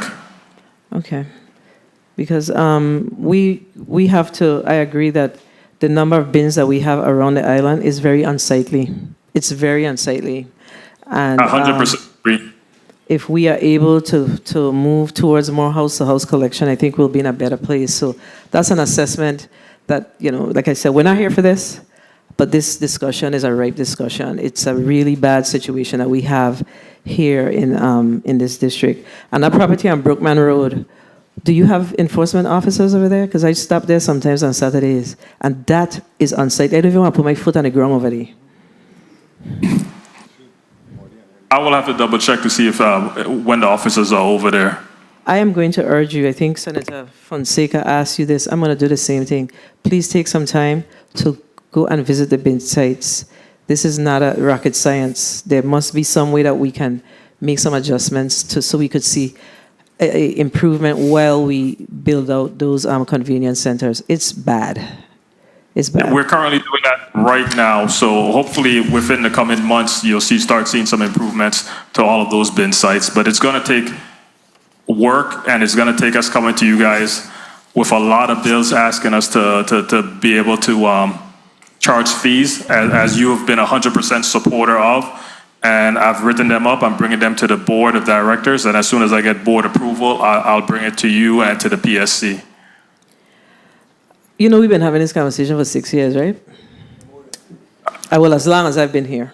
Let me just say that. I know that we've been having this discussion for a while. It's always going to happen. And then the expectation is that the legislature funds the waste management in its entirety as far as the solid waste side is concerned. It's tough. This is really hard, and we really need to see some movement on the side of how we deal with our waste in the Virgin Islands. Senator Kalaji Joseph, you're recognized for your 5 minutes. Thank you so kindly, Madam Chair. A pleasant good day to all the people of the Virgin Islands, those listening and those viewing, as well as the testifiers, and of course our young people who have joined us today to learn a little bit about civics and to understand the process of the legislature, which I think is something that is required because we have persons who enter the ring for candidacy and do not comprehend the process and the role and the responsibility of the legislature. We provide oversight and appropriate monies and look at ways to generate funds. And those are the key components of what we do. All right, now I want to get to you, Ms. Singh, before you depart. I want to thank you so much for being here. And I didn't attend the budget hearing for your agency, but I know without reading that you are doing exceptional work by young people. Right, exceptional work there at WTJX, and that you still have a stellar performance with your audits, correct? Correct, Senator Joseph. Excellent. I wish every agency would be like yours, including the Waste Management Authority, and get things done. So, but what I wanted to ask you, with this conveyance that you mentioned that is needed, you will be now, they're conveying it to you at no cost. You don't? Basically $1. $1 a year, or just $1 total? $1 total. $1 total, very good. And with that, Mr. Richards, this question is for you. A pleasant good morning. Do they have the zoning? Is the required zoning, is it publicly zoned, this parcel of land? Vincent Richards, Property and Procurement. Senator, honestly, I don't have the the zoning designation in front of me, but I would assume that it's P for public. Ms. Thomas, I see that you are prepared. Can you kindly indicate whether the zoning is proper and what is being needed? Yes, it's zone W2, and that is proper.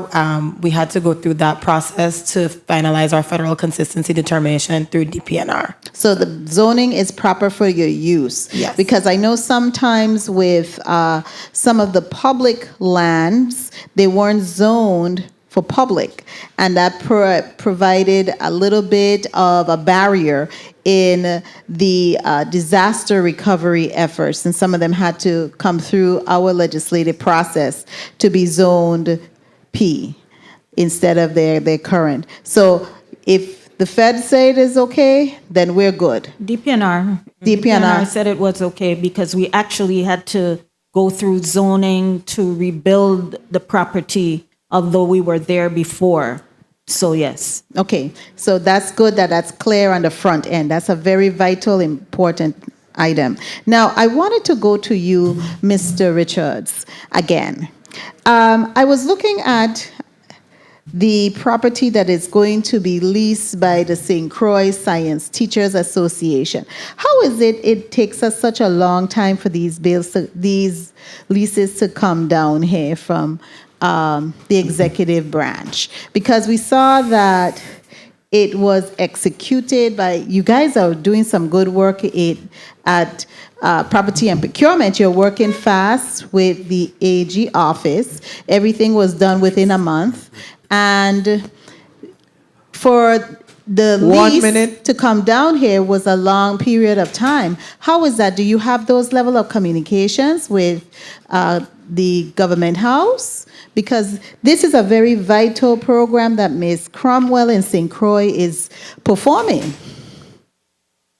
Vincent Richards, Department of Property and Procurement, Senator. Honestly, I can't control when the lease is initially processed through the Virgin Islands Department of Agriculture. That's where it starts at first. One moment. That lease was processed in December. You guys reviewed it in December. You signed off, and it was signed off with legal sufficiency in December as well. It's when it came down here was in August of this year. It was December last year and August this year that it came here. With the governor's signature, it was in August. Yeah, I was trying to finish my answer. I am so sorry. No, it's okay. I don't control the time frame for processing of leases when they're outside our department. They Time. Go from, Okay. This specific lease starts in the Department of Agriculture, comes to the Department of Property and Procurement for a quick review. It goes to the Department of Justice, then it goes to the governor's office, then it comes to this legislature.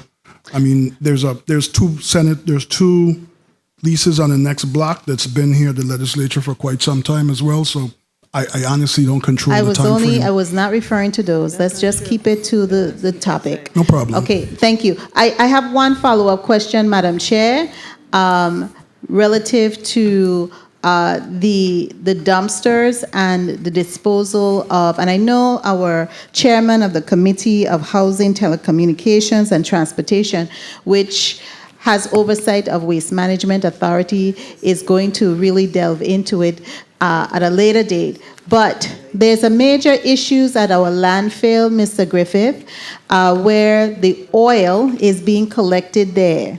People are bringing all of their waste oil there. How are you looking at disposing of that waste oil? Not only at your dumpsters, but they're actually taking it to the landfill. And I believe your agency takes it to the landfill and it's collected right there and exposed right there as you enter the landfill. How are you looking to dispose of that waste oil? Thank you, Senator, for that question. How we're looking to dispose of that waste oil is, for example, in St. Croix, we just finished a contract with ADCON to remove all of the oil, which was over 35,000 gallons of oil at the landfill in St. Croix. And we're looking to do the exact same thing in St. Thomas, doing that contract this month for St. Thomas and disposing of all of the oil there too as well. So That's going to happen. So that's going to take the company that gets selected about 2 months to get rid of all of the oil. So the oil will be removed there. But the bigger problem is curtailing and reducing the amount of illegally dumped oil so that we don't have a $150,000 to $200,000 bill to ship illegally dumped oil off of the island. Thank you so much. And of course, one of the key is to get those surveillance cameras up and running. Thank you so much, Madam Chair, for your leniency. I appreciate it deeply. Thank you. Thank you. Senator Blyden, you have a point of information. You may proceed. Thank you so much, Madam Chair. Acting Director Griffith, let me ask you a question in respect to the housing communities in St. Thomas St. John District and St. Croix. I know back in July, a letter was sent from your former director to the Housing Authority Executive Director in respect to trash collections, and that waste management will no longer be doing trash collection because they paid for it. What have been done since then in respect to trash collections in the housing communities? Have they started contracting their own haulers for the housing communities, and what type of savings have that garnered to the Waste Management Authority? Well, they haven't started collecting yet. Lydia Pell called me and said that the Senate was going to try and block us from stopping that. So hopefully you don't, and because that will save us on both islands about $600,000 for garbage collection. So by saying that, what was the reason for the switch? What was the reason for the switch in respect to waste management and their responsibility? Just trying to get to break even. As I said before earlier, when 2 years ago we were $15 million over budget, and this year we're $2 million over budget. So we've been steadily reducing cost. So that's why we approached the Housing Authority. We went to the Department of Education, and the Department of Education has taken over their garbage collection at the schools and doing it with the same private haulers that we were paying, because we were not doing this in-house. We were basically just contracting it out with private vendors, and they did an RFP, and they contracted with the same private vendors, and they're now getting garbage collection done through them. Instead of going through Waste Management Authority, which allows us to put more focus on our big problems, our bin sites and our landfills on the solid waste side. Okay, well, we're going to have to do a further deep dive with that conversation, and I want to thank you for your responses. Thank you so much, Madam Chair, for the time. So, how much of the education budget is being used to pick up trash? That I don't know. I don't know how much of their budget is being used. So I am challenged by that. I'm challenged by the fact that we have a government entity. So we are appropriating the money we are appropriating those dollars, and we are appropriating your dollars. You should be an entity that's regulated, that's generating your revenues. We are giving you $35 million, and you are charging the Department of Education to pick up trash? Something wrong with that picture? Something is wrong with that picture. Department of Education should not be paying to pick up trash. This is one pot of money. We appropriate the money. We struggle to do it because of our revenues. And then I would like, to the chair, can you please have someone share with you how much money? That's something you should know because you are the CFO, or you are the CFO. How much money VIDE is paying you collectively annually? If I was the Department of Education, I won't give you one dime. Tell them take it out of the $35 million, because then we need to do a line item that says Department of Education trash to waste management. That's not right. We just paid. How much money that we pay for waste management? They're not 9 waste million. management. Pick up the trash. I understand that. I get it. But that's who need to pick up the trash. We appropriate $35 million, give or take, to the Waste Management Authority on an annual basis. And the Waste Management has decided that they're not going to pay the Virgin Islands Water and Power Authority, and we just paid it for you again. That's not right. That's piracy within the organization of the government. That's what it is. And as it stands, the Department of Education, they have their own struggles. I have a real challenge with this conversation that we're having with regards to education paying. We don't have to have a deeper dive on that one. We pay your bills. Every time you guys don't pay, you're out of a court case, a settlement with some harassment thing. The government paid $200 and over, upwards of $250,000, but education must pay for their garbage? No, that's an issue. They should be last. Let's stand in line for who should be paying. They should not be first. And if we have other government entities that's happening with the two, that's a challenge. I just can't believe that these are the things that we are allowing here in this territory, dipping from the same pot of money. That can't make no sense. Yeah, this is exactly why we can't get our vendors paid, because we're in the same pot of money digging out of the same pot. Wow. Senator Francis, bill sponsor, you're recognized for your 5 minutes. Thank you very much, Madam Chair, and thank you to my colleagues for this robust discussion in respect to these three leases before us. And just real quickly, I'm definitely in support of all of them, but I wanted to ask WTJX real quickly, you have all of the funding in place. I know that there is some FEMA awards and everything for you to do the rebuild. Everything is in place for the rebuild? TJX? So this project is a 428 project, meaning it's 98% funded through FEMA and 2% funded through us. We have applied for CBDGDR block grant funding for that remaining 2%. We're still in the process of that. That would be $409,000 would be that 2%. The overall project is $20.3 million.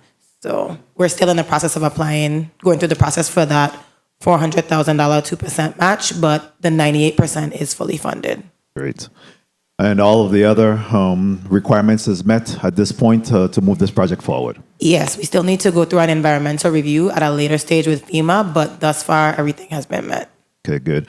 And of course, I'm definitely in support of the St. Croix Science Teachers Association, and we had to flush this particular lease out of property and procurement to get it there, even though they talk about it being at the legislature for quite some time. We had to actually flush it out to get it here. But I wanted to ask you, Ms. Cromwell, how are students recruited to be a part of the association? Thank you. The students are recruited through the schools and through community organizations. We work very closely with the STEM program in the public schools through the Department of Education, and we get our students from there. We also work with the Department of Agriculture and their youth development program, cropping, and we work with them and recruiting students from the housing community in the nearby area, and those are the basic way we recruit our students. Word of mouth, I want to be a part of it. The University of the Virgin Islands students that come in I want to be a part of senior high school students throughout the island. How many students do you currently have in the program? On a rotating basis, we probably have right now about 260. Oh, excellent, excellent. Yeah, I'm particularly interested in that bird watching, but yes, that's excellent. I see some opportunities there for tourism because we do have some indigenous birds here, and in Costa Rica they have actual bird tourism that reaps a lot of money, so I have an interest in that area.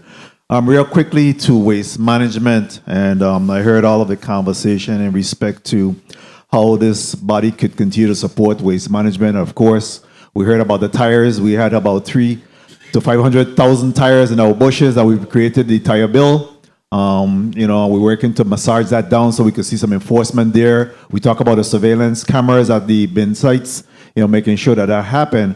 But we really want to see these convenience centers set up and running in the very near future. I wanted to ask you, Mr. Griffith, and we have had this discussion offline, but this situation over at Mambiju continued to really create some problems. The middle of the island is the most densely populated area of the island. We closed the Mambaju site, and guess what? Frangipani and all those areas, the bridge there is where we finding all our beds and washing machines and refrigerators or whatever. We have the pictures. What is being done to get this Mambaju site up and running? I heard you discuss the possibility of you got permission from the board. What is the timeline in us being able to get the Mambaju site up and running? The goal is to get the Mambaju site up and running this month in October, because like I said, we did get board approval, so we selected the contractor. So we'll open a portion of the site for garbage collection and other portion to build the new convenience centers. But to the public though, even if a bin site is closed, you do not dump beds and laundry and appliances and things in the bush. We have other bin sites, and also the landfill is available. So 30 seconds. I'm hoping that this isn't happening from like residents. I think this is from businesses that are illegally dumping. But that's not the way you throw away the trash if one bin site is closed. We have a landfill that's continuously open. You go to that landfill and you dump it. I know when I had to throw out a bed, I went to the landfill myself and threw it out with my son. So there's ways to get these things to the landfill. And if you need our help, just give us a call. I'm in total agreement with you, but we have to make these sites available for individuals to be able to dump these things. I mean, you can't have where individuals, you're asking them to go all the way to Frederickstead to dump. I mean, they're bad actors, and that's where enforcement is critical, and we want to continue to support you in being able to do this enforcement, but we have to make sites available. I spent Saturday morning in Frederickstead with the cleanup there, and I'll tell you, dozens and dozens of bags of trash. So I don't know that the sites will be able to even accommodate all of this trash that we have in this island. We have to be able to make these sites available to support these endeavors, as well as to continue to encourage our community to do the right thing, and dump these garbage and trash where they need to be dumped. So, we have it's really a two-pronged situation here, and we have to do our part to make sure that we're having the sites available to support individuals being able to dispose of their garbage.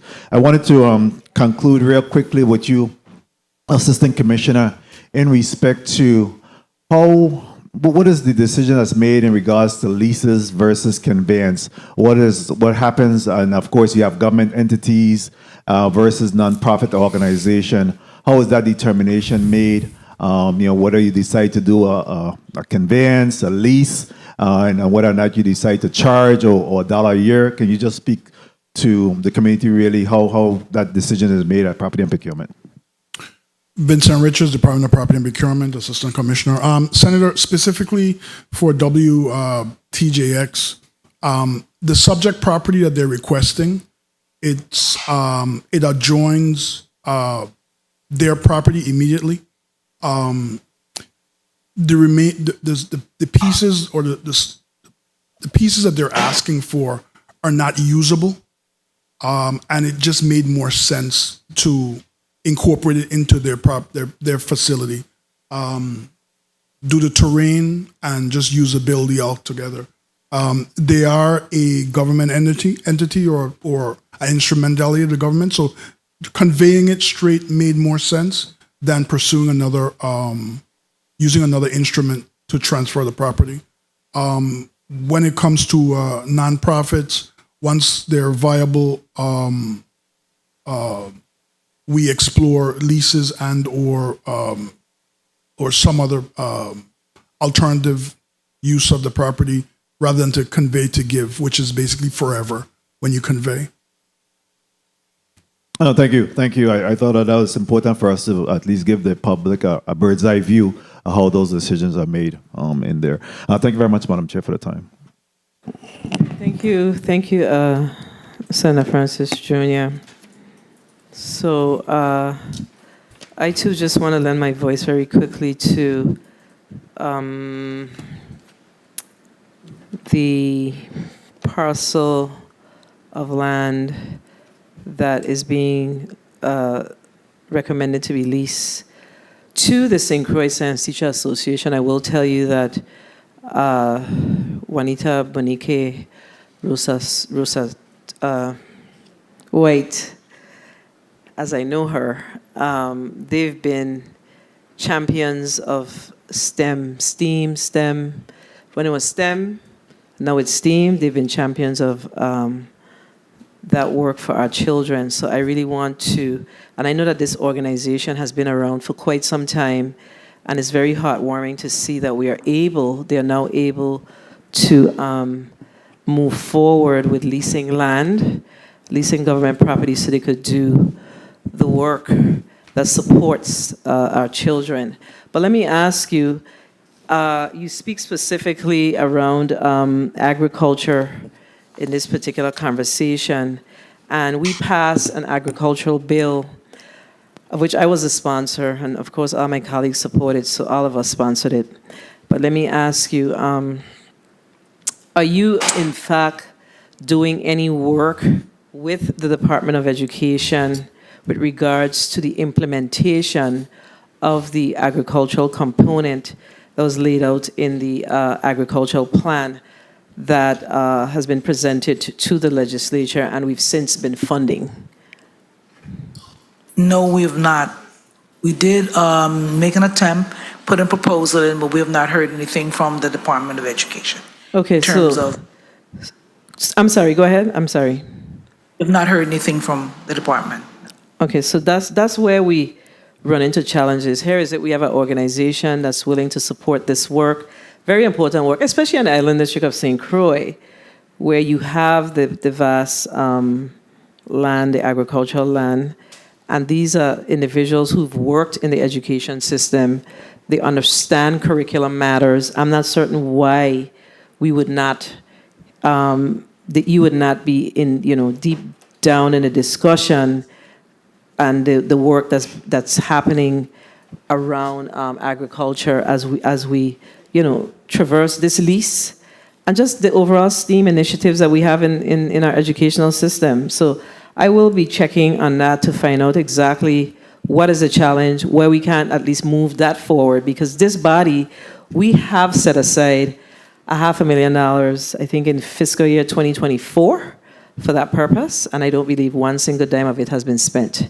So again, you have organizations that want to support the work, not sure what the challenge is, but I definitely will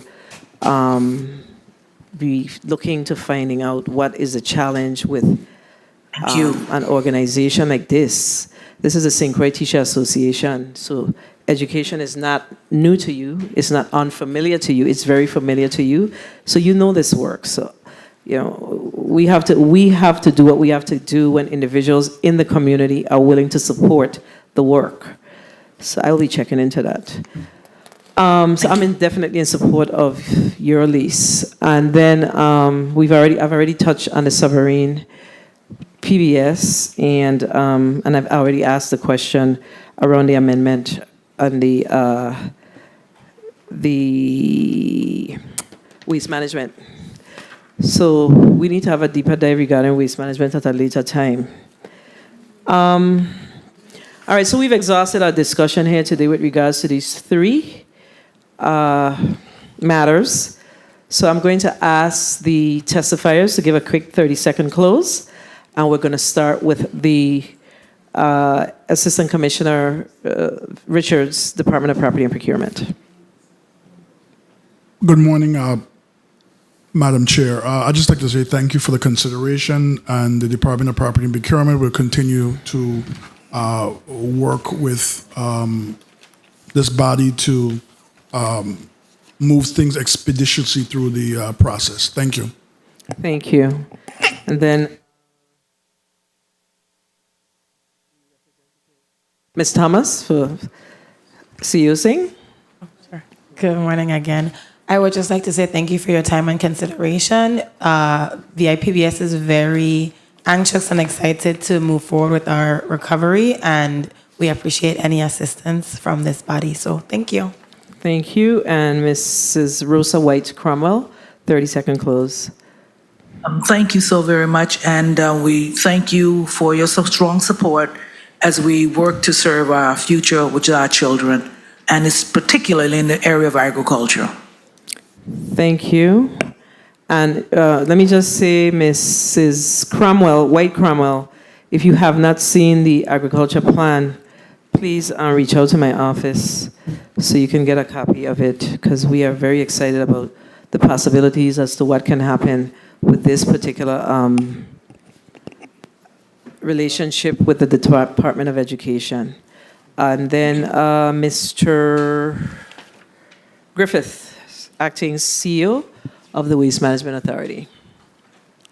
Just want to say thank you, Senator. These leases are going to be so critical for waste management to convert the bin sites into convenience centers. So thank you for all that you and the Senate do. And I also like to say, Lydia Pell, I misspoken with what I said earlier. So Ms. Pell got on me, so I'll make the correction and apologize to Mrs. Pell. And thank you for Housing Authority for the good work that you do with us too as well. Thank you.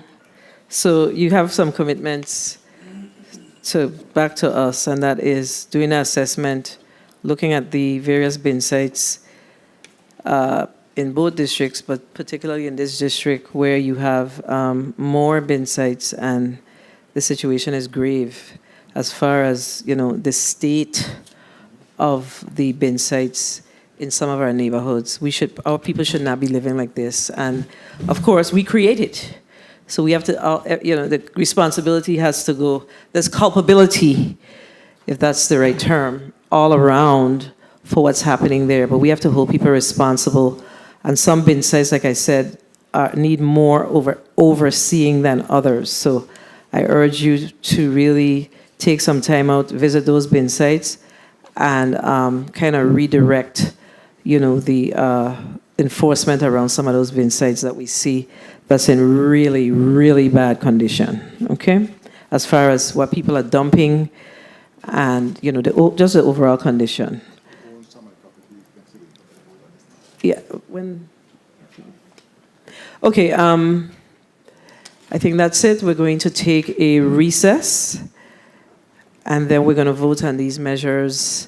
I think we'll vote on all of the measures at the end, okay? So that'll help us to move the day forward, because we see that the testifiers for the two leases that's in the second block are already here, and we would love to move the day along so they can get through this as well. So the Committee on Budget, Appropriations, and Finance stands in recess for 5 minutes.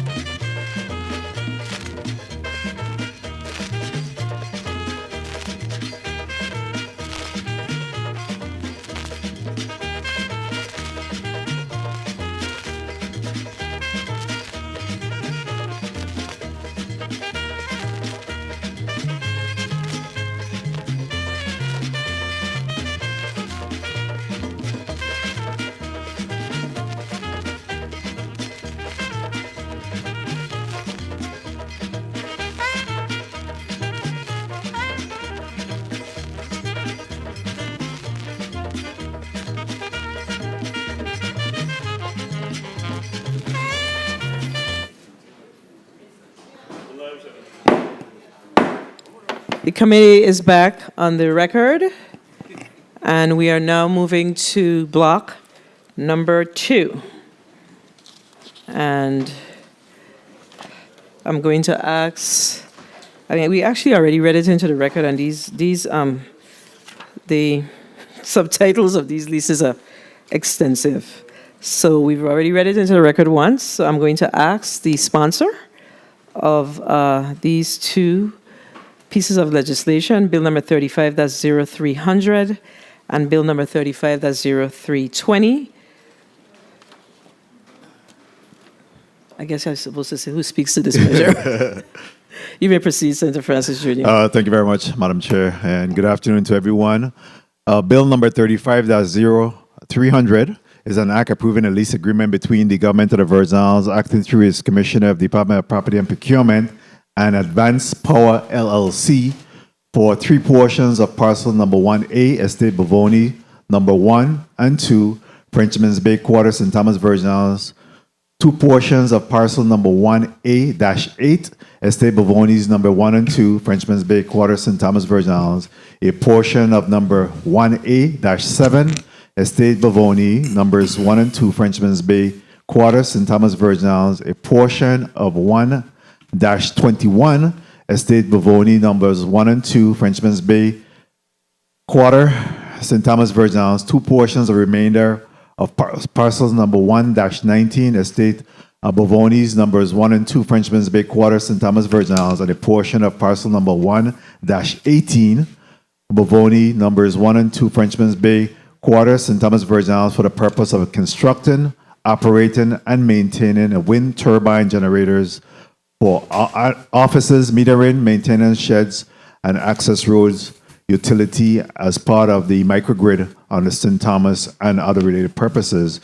And of course, Bill number 35-0320 is an act approving a lease agreement between the government of the Virgin Islands, acting through the Commission of the Department of Property and Procurement, and Advanced Power LLC for 2 portions of number 1, remainder 39A, and 49, Estate Cassava Gardens, Queen's Quarters, St. Croix, Virgin Islands, 6 portions of remainder, matriculate 38, Estate Pearl, Queen's Quarters, St. Croix, Virgin Islands, 2 portions of remainder, matriculate 51 and 43, Queen's Quarters, St. Croix, Virgin Islands, 2 portions of remainder number 1A, Estate Barron Spot Quarters, St. Croix, Virgin Islands, 2 portions of number 11A, Estate Pearl, Queen's Quarters, St. Croix, Virgin Islands, and 6 portions of plat number 2, Estate Humbug, Queen's Quarter, Virgin Islands, for the purpose of constructing, operating, and maintaining wind turbine generators, maintaining sheds, access roads, utility substations as part of a microgrid, and for other related purposes on St. Croix. These bills are being offered at the behest and request of Governor Albert Brand Jr. They support the territory's energy infrastructure and efficient energy opportunities for expansion in both districts. I ask for my colleagues' support on this. Again, this is our ongoing effort to create alternative and renewable energies to support our Virgin Islands Water and Power Authority. And we do have the testifiers, property and procurement, as well as Mr. Hart present to continue to indicate the initiative here to address this particular issue of creation of a microgrid. Thank you very much, Madam Chair, for the time and opportunity. Thank you, Senator Francis Jr., for presenting these 2 measures on behalf of the Chief Executive of the Territory. Mr. Richards, I'm going to ask you to, again, you've been here with us earlier, but for the sake of this block, please put your name and title on the record. Vincent Richards, Assistant Commissioner of the Department of Property and Procurement. Good afternoon. Thank you. And Mr. Hart, please put your name and title or entity on the record. Yes, ma'am. I'm Joel Hart. I'm the CEO of Advanced Power. All right. And do you have anyone on Teams or no? No, Senator. Thank you. And Mr. Hart, I jokingly asked you earlier if it was just you. Is it just you? It's just me testifying. Okay. Yes, ma'am. All right. All right. Mr. Richards, you may proceed with your testimony. Good afternoon, Committee Chair Donna A. Fred Gregory, Vice Chair Novelli Francis Jr., committee members, the Honorable Senators Blyden, Carrion, DeGraff, Fonseca, James Sr., non-committee members, Senator Carla Joseph, central and legislative staff, fellow testifiers, visitors present in chambers, and members of the viewing and listening audiences. I am Vincent Richards, Assistant Commissioner of the Department of Property and Procurement. I appear again today on behalf of Commissioner Lisa M. Alejandro to offer testimony on the proposed lease agreements for the St. Croix and St. John, St. Thomas districts, which is before the committee for consideration. Today, DPP is requesting this committee and ultimately the full Senate's approval of these lease agreements with between the Government of the Virgin Islands and Advanced Power LLC. The lease agreements will require legislative approval in accordance with 31 VI Code, subsection 205C. The terms of the lease agreement shall commence on the first day of the month following the approval of the governor and the legislature of the Virgin Islands. The rents payable under these agreements shall, after grace periods, be adjusted annually, including any renewal term in accordance with the Consumer Price Index increases established by the U.S. Department of Labor, Bureau of Labor Statistics. The following lease agreements all require a minimum of $1 million liability insurance, general liability insurance. Pardon me. As a premises owner, the Department of Property and Procurement will be required to execute all permits and or licenses required for the leased premises. This potential lessee has provided the required documentation to support the processing of their lease agreements with the Government of the Virgin Islands, including but not limited to their respective business licenses and certificate of good standing. The lease agreement between Advanced Power LLC on St. Thomas and the Government of the Virgin Islands, acting through the Department of Property and Procurement, is for 3 portions of remainder parcel number 1A, Estate Bavoni, Frenchman's Bay Quarter, St. Thomas, consisting of 2.5 U.S. acres of land, more or less. 2 portions of parcel number 1A-8, Estate Bavoni, Frenchman's Bay Quarters, St. Thomas, consisting collectively of 2.5 U.S. acres of land. A portion of 1A-7, Estate Bavoni, Frenchman's Bay Quarters, St. Thomas, consisting of 1.25 U.S. acres, more or less. A portion of parcel number 2-21, Estate Bavoni, Frenchman's Bay Quarters, St. Thomas, consisting of 1.25 U.S. acres of land, more or less. 2 portions of remainder parcel number 1-19, Estate Bavoni, Frenchman's Bay Quarter, St. Thomas, Virgin Islands, consisting collectively of 2.5 U.S. acres of land, more or less. A portion of number 1-18, Estate Bavoni, St. Thomas Quarter, Frenchman's Quarter, St. Thomas, consisting of 2.5 U.S. acres of land, more or less. The term of this lease agreement shall commence on the first day of the month following the approval by the legislature of the Virgin Islands and terminates on the 25th anniversary of the commercial operation date. If Advanced Power St. Thomas is not in default of the performance of any material condition of this lease agreement, at expiration of the initial term, the lessee shall have an option to renew this agreement for 1 additional 5-year period. The premises will be used for constructing, operating, and maintaining wind turbine generators and any needed offices, metering, maintenance sheds, and access roads for electrical utility substation as part of a microgrid and other related purposes. The premises leased to Advanced Power on St. Thomas shall pay to the government of the Virgin Islands annual rent of $44,000 payable in annual installments. In the event Advanced Power assigns or transfers the lease agreements, the assignee shall pay the government of the Virgin Islands an increased annual rent of $96,000 payable in installments in advance on the first day of every month during the term hereof, without any previous demand from the government of the Virgin Islands, provided, however, that the rent during the first year in which annual rent is paid shall be prorated to the number of months remaining in the year following the commercial operation date. The second lease agreement is between Advanced Power, St. Croix, and the government of the Virgin Islands, acting through the Department of Property and Procurement for two portions of parcel numbers 1 and remainder 39A and 49 Estate Cassava, Queens Quarter, St. Croix, Virgin Islands, consisting collectively of 2.98 acres of land, more or less. 6 portions of remainder matriculate 38 Estate Pearl, Queens Quarters, St. Croix, Virgin Islands, collectively consisting of 8.94 U.S. acres of land, more or less.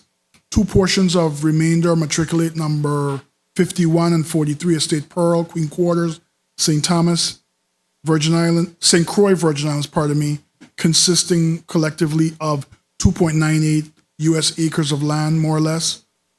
2 portions of remainder number 1, Estate Byron Spot, Queens Quarters, St. Croix, Virgin Islands, consisting collectively of 2.98 U.S. acres of land, more or less.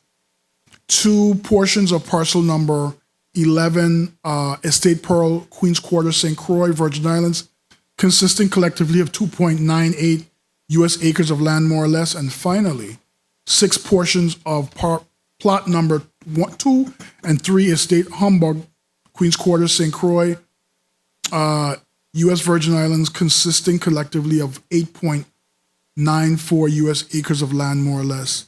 The term of this agreement shall commence on the first day of the month following the approval of the legislature of the Virgin Islands and terminate on the 25th anniversary of the commercial operating date.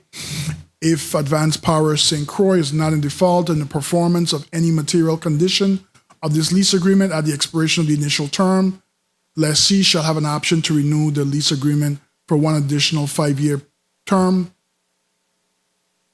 The premises will be used for constructing, operating, maintaining wind turbine generators and any needed office metering, maintenance sheds, and access roads for electrical and utility substation as part of a microgrid and other related purposes. For the premises, Advanced Power St. Croix shall pay the government of the Virgin Islands annual rent of $48,000 paid in an annual installment. In the event Advanced Power St. Croix assigns or transfers the lease agreement, the assignee shall pay the government of the Virgin Islands an increased annual rent of $96,000 payable in equal monthly installments, providing, however, that the rent during the first year in which annual rent is paid shall be prorated for the number of months remaining on the year following the commercial operating date. Both proposed lease agreements with Advanced Power LLC are to support the diversification of the Virgin Islands energy security and its power generation portfolio. The Department of the Property and Procurement is the custodian of all government properties. Commissioner Alejandro is therefore again committed to establishing mutually beneficial partnerships and agreements with tenants and developers that truly unlock the value of GVI-owned properties. The Department of Property and Procurement respectfully requests that the Committee on Budget, Appropriation, and Finance vote in favor of both of these lease agreements. This concludes my testimony. I'm prepared to answer any questions the committee may have. on the reference lease agreements. Thank you very much. Thank you, Mr. Richards. Mr. Hart, are you prepared to present your testimony? Yes, ma'am. You may proceed. Good afternoon, Madam Secretary, Chair, pardon me, and other committee members and the others in the public in the viewing gallery. Thank you for allowing the opportunity for us to testify before the committee today.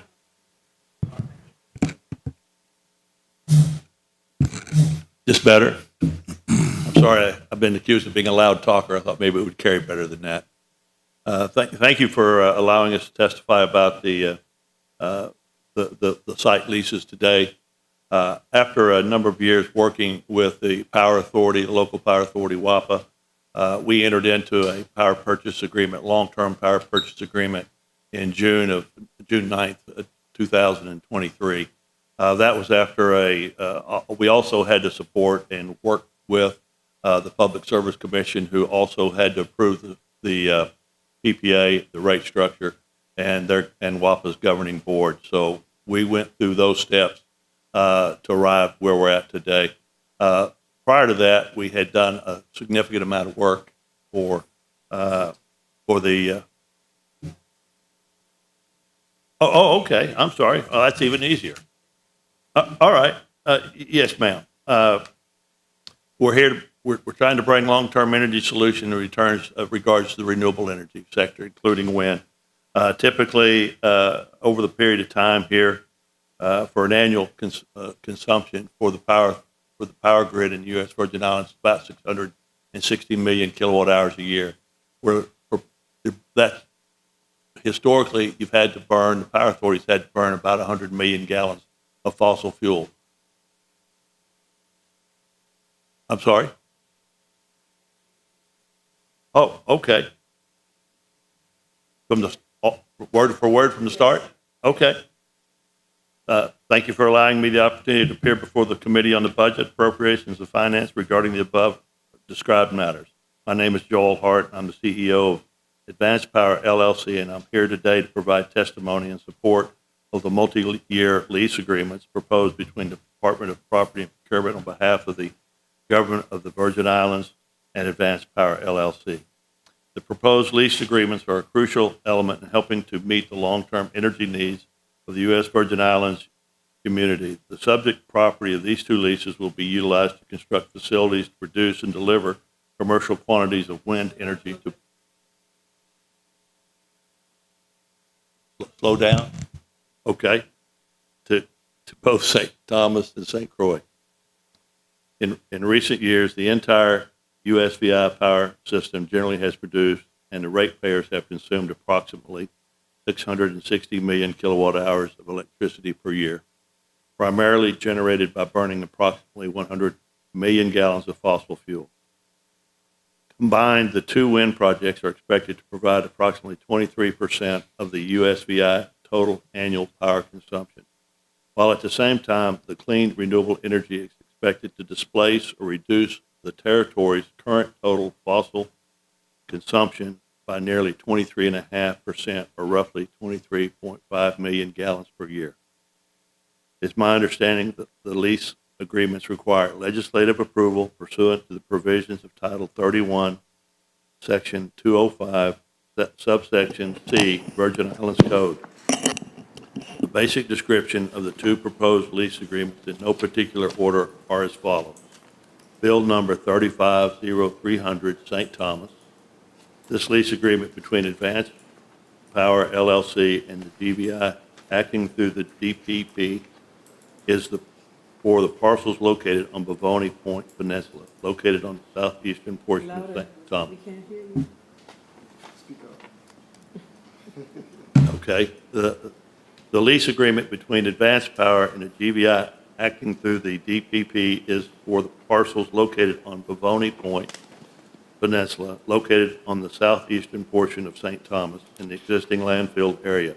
The property will be used to construct a 16.5 megawatt wind project and will be operated and generate wind energy for the U.S. Virgin Islands under a long-term power purchase agreement. The PPA agreement and tariff structure for the wind project was approved by the U.S. Virgin Islands Public Service Commission on March 14, 2023. Subsequently, WAPA's governing board approved and authorized the Power Authority to enter into the PPA agreement on March 30, 2023. Afterwards, WAPA and Advanced Power LLC executed the PPA agreement on June 9, 2023. The term for the lease agreement is for 25 years, and the lease agreement provides for one additional 5-year renewable period. The annual rent for the Pavoni parcels will be $48,000 and payable annual installments during the term of the lease. Bill number 350320, St. Croix. This lease between Advanced Power LLC and the GVI acting through the DPP is for parcels located on St. Croix, located directly to the east and adjacent to the refinery. The property will be used to construct a 33-megawatt wind project and will be operated and generate wind energy for the U.S. Virgin Islands Water and Power Authority under a long-term power purchase agreement. The PPA agreement and tariff structure for the wind project was approved by the U.S. Virgin Islands Public Service Commission March 14, 2023. Subsequently, WAPA's governing board approved and authorized the Power Authority to enter into the PPA agreement on March 30, 2023. Afterwards, WAPA and Advanced Power executed the PPA agreement on June 9, 2023. The term of this agreement is for 25 years, and the lease agreement provides for one additional 5-year renewal period. The annual rent for the St. Croix parcels will be $48,000 and 0 cents payable in annual installments during the term of this lease. The proposed lease agreements will allow Advanced Power to directly assist WAPA during this transitional period as it moves to integrate renewable energy into its existing power generation mix. While the wind projects will help contribute to lower energy costs, they will also create a long-term power hedge against future fossil fuel price increases, in addition to providing clean power with no carbon emissions. Advanced Power's team began laying the groundwork for these critically important wind projects over 12 years ago, starting all the way back in April 2012. During that time frame and over the years, our team has reached out and received invaluable support from numerous parties. At this time, I would like to take the opportunity to acknowledge and thank all of the following parties for their past support over the years and continuing support going forward as we work to bring these vital wind projects to fruition, including Governor Bryan and his policy advisors at the Office of the Governor, WAPA, Governing Board, the current and former CEOs, management, legal, and other staff, the Public Service Commission, its commissioners, its executive directors, its legal counsel, and very capable staff, the Department of Property and Procurement, the Virgin Islands Energy Office and its dedicated staff, several senators, individuals, and many others too numerous to mention here. Thank you for your time and consideration. I'd be happy to address and answer any of the committee members' questions regarding this matter. In conclusion, I would respectfully request that the Commission on Budget, Appropriations, Finance take favorable action and vote to approve these lease agreements. Sincerely, Joel Hart. All right, thank you, Mr. Hart, for your testimony, and I'm certain that as we have the conversation, you'll be able to expound a little more, okay? But once you present a testimony, we have to sort of stick to the script, okay? But I'm certain that you'll have the opportunity to expound. All right, colleagues, we're going to go to a 4-minute round. And I think I had a note here. So let me just ask you very quickly, Mr. Richards. So the life of the leases that's before us is 25 years with an opportunity to renew, what is it, a 5-year? Vincent Richards, Department of Property and Procurement. Yes, Senator, there are 25 years for the initial term and a option of an additional 5 years. Okay, so additional 5, so that's 30 years once they're in good standing. Yes, Senator. Okay, and just share with us, because it's important, the lease amount for the entire 25-year period is 4 years, is $48,000. Usually, we would see opportunities when there is, the CPI index, you make those changes. Tell us what is different about this lease that those considerations were not made. I think I have an idea, but I think it's important to put it on the record.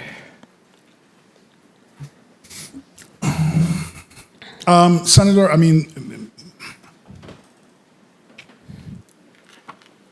the Department of Property and Procurement was cognizant and made aware that any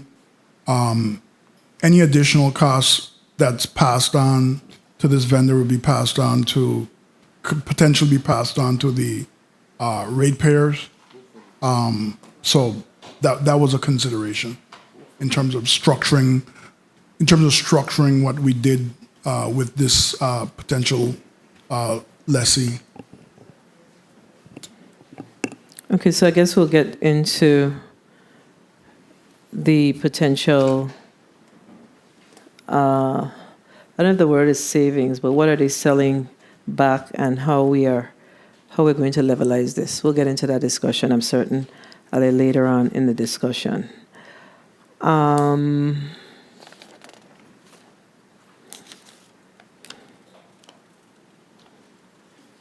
Because what's the percentage, what is it, in St. Thomas, it's 16.6 megawatts? St. Thomas is 16.5 megawatts capacity, yes, ma'am. Capacity, and St. Croix is how much? 33. 33 megawatts. And the annual fee, I may have misunderstood, but the annual fee that Mr. Vincent referred to was yearly. Did I misunderstand your? Was? It's paid annually. Yes. Okay. Each district payment is $48,000 per year. Yes, ma'am. Per year for the life of the lease. Yes, ma'am. Once there isn't any transfers, et cetera, then you'll see a significant increase. I think that's my understanding of what's before us. Correct? Yes, ma'am. All right. I'm going to go to the first senator as I clear my head on this. So, Senator Marvin Blyden, you're recognized for your 4 minutes. Thank you, Madam Chair, and good afternoon to the testifiers, and thank you for your testimony. Let me ask you quickly, Assistant Commissioner, in respect to the PPA, you said hopefully the saving goes on to the consumers. Is it part of the agreement, or are we just hoping?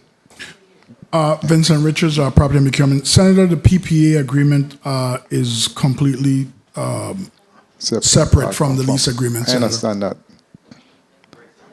But there's nothing in writing nowhere in respect to the savings being passed down to the consumers, correct? Mr. Assistant Commissioner? Yes or no? Let's move on. That's okay. I'm not an energy expert. Okay, please. Yes, Senator. Please place your name before you speak.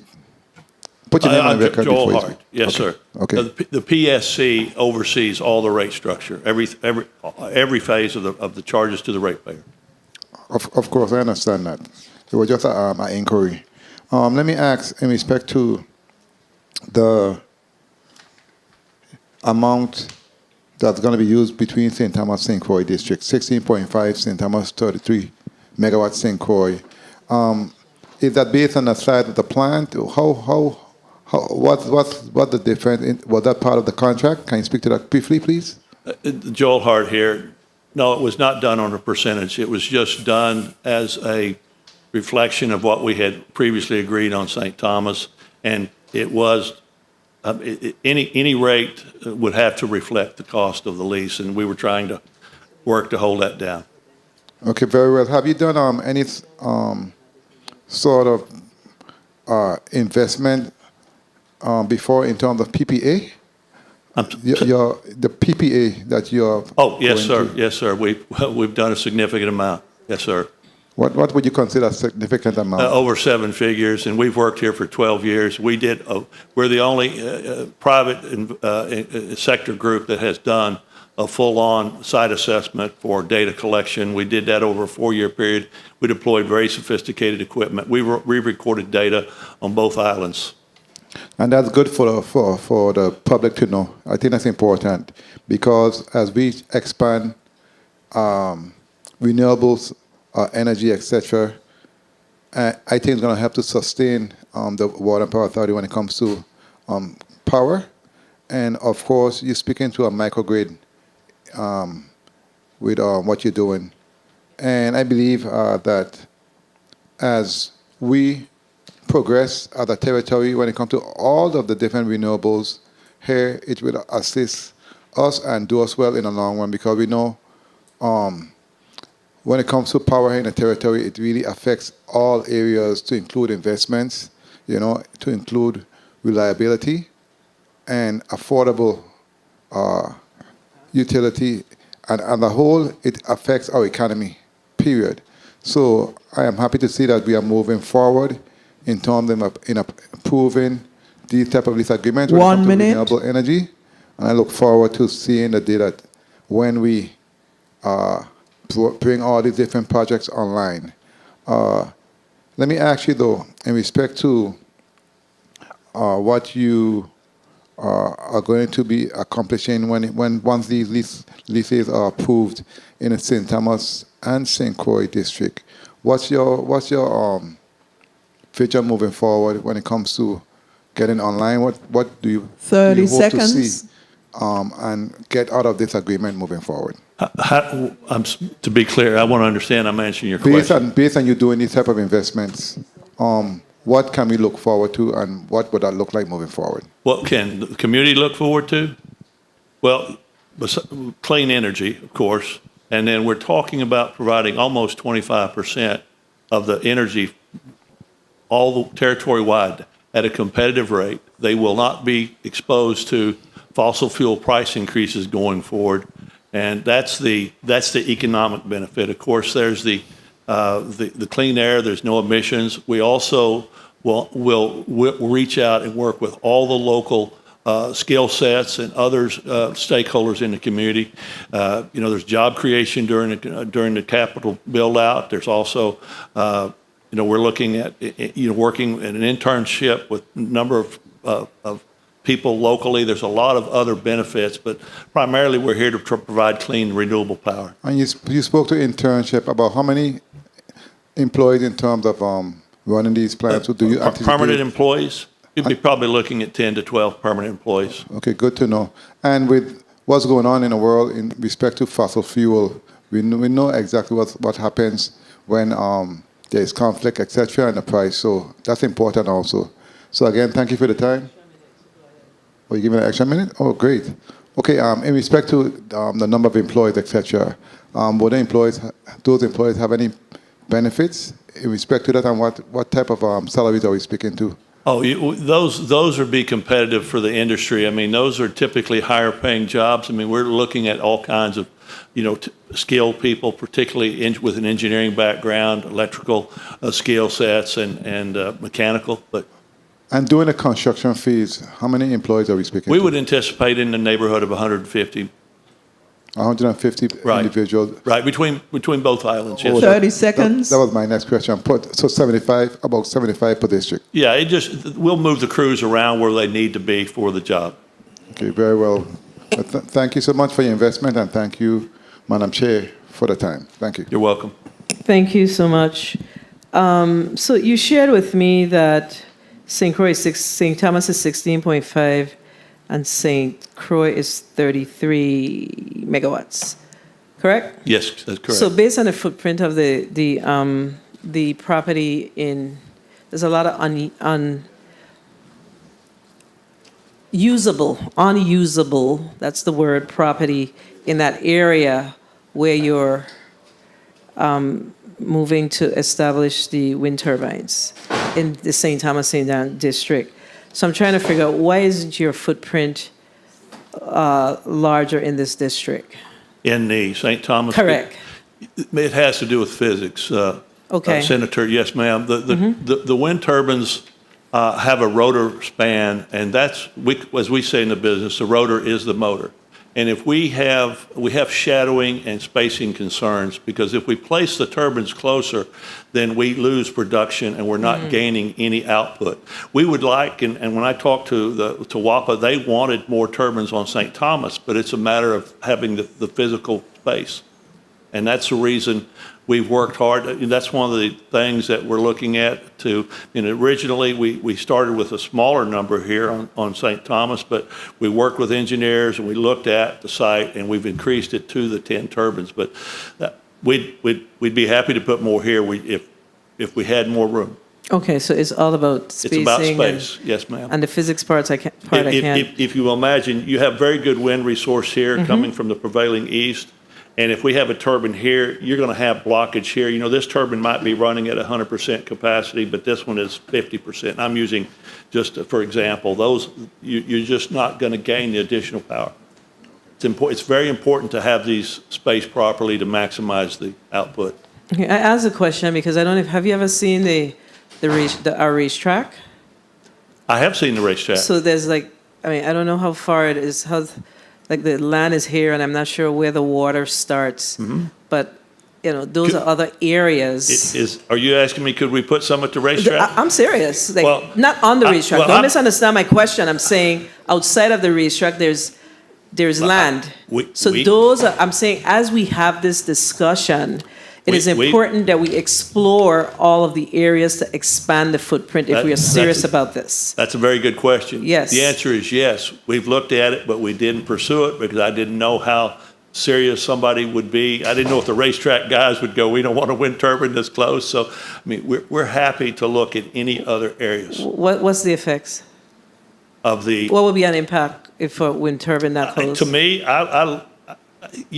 some people, you have shadowing. You can have shadowing. They should call it flicker, shadow flicker. Okay. So if the horses were running or something, it's possible that you might, depend on the placement, it's possible you could have shadow flickering across the, but that would only be certain parts of the day. But, we'd be interested in, we'd be happy to look at the racetrack area, but I didn't really pursue that. So just for clarification, not the racetrack area. I ain't trying to get no trouble here. The land that is outside that's going towards the lagoon. Okay, sure. So that would be, it'll be Are you talking north of the racetrack generally in that area? No. It will be south. South. Furthest south. Oh, okay. Furthest south of the racetrack. Okay, sure. Where the pond is. Furthest south. Yeah. Let me ask Mr. Richards because I'm certain that, he probably has some feedback on that. Vincent Richards, Department of Property and Procurement.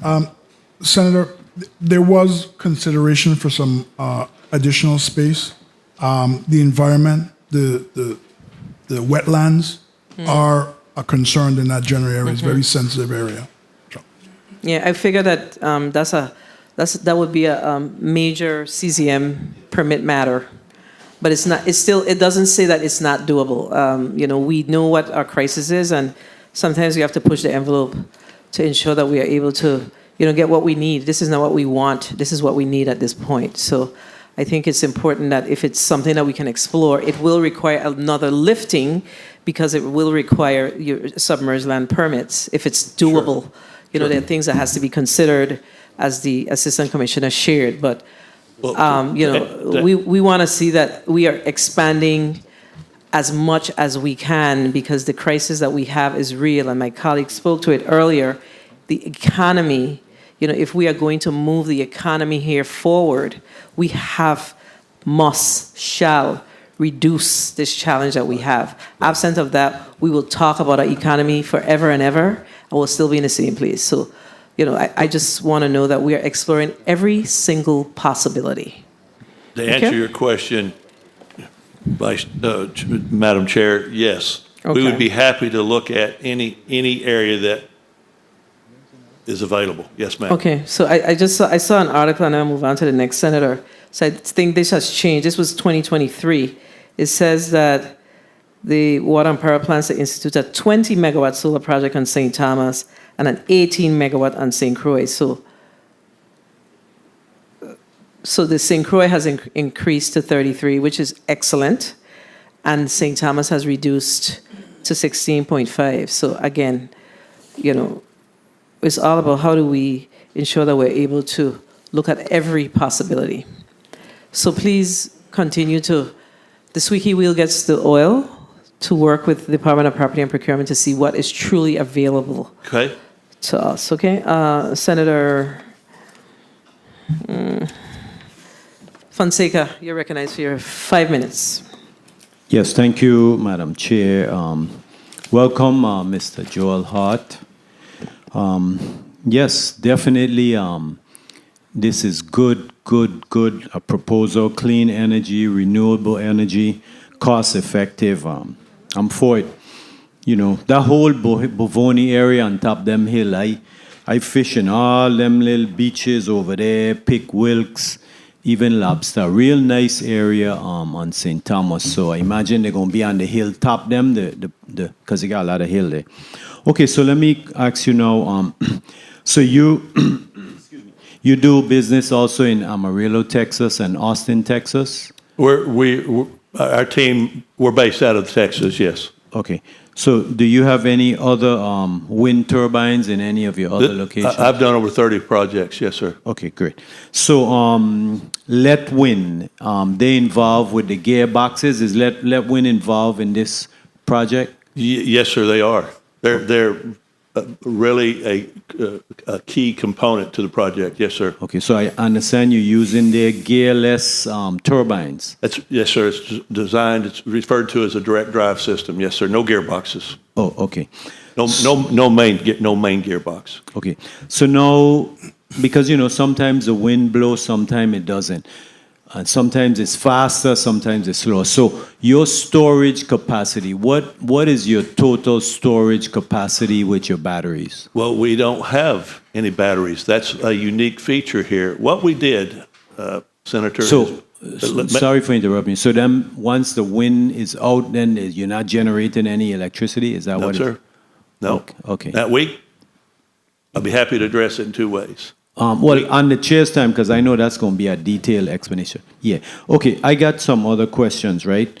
So what's the total cost? Manufacturing, shipping, installation, electrical connections, etc.? Ready to plug in the extension cord, I would say we're looking in the neighborhood of $160 million. Well, sir, Papa, see money day. $160 million. Okay, good. So I know that the noise levels is a concern, but you're far from nobody. What's the decibel levels that's going to generate? Well, I could give you the decibel levels. I don't have it memorized, but Okay. I can tell you. But it's not a big deal. No, sir. If you and I were sitting at the base of the tower in a car, you couldn't hear the blades. Actually, the smaller the turbine, the faster the rotation, the louder it becomes. These turn at probably 33 RPM, rotational speed. Okay, getting back to the blades now. So if the blades get damaged, the whole turbine is out because it can't rotate with one blade. That's correct. These are three-bladed machines. Yes, sir. How long would it take for you to replace a blade? How long would that turbine be down if a blade gets damaged? There are a couple of strategies in working with Lightwind. By the way, Lightwind's a billion-dollar company. They've been involved with us in this whole project from the very beginning, and the blades are they're 39 meters. They're actually very robust. We selected these blades because of their strength, but we could pre-position blades. We could not pre-position blades, but we would anticipate 45 to 60 days if we had a catastrophic blade failure. Yeah, because that's what I want to get to. You kind of read my mind because I see what it was tested in the Wind Tech Center in Boston to 156 miles.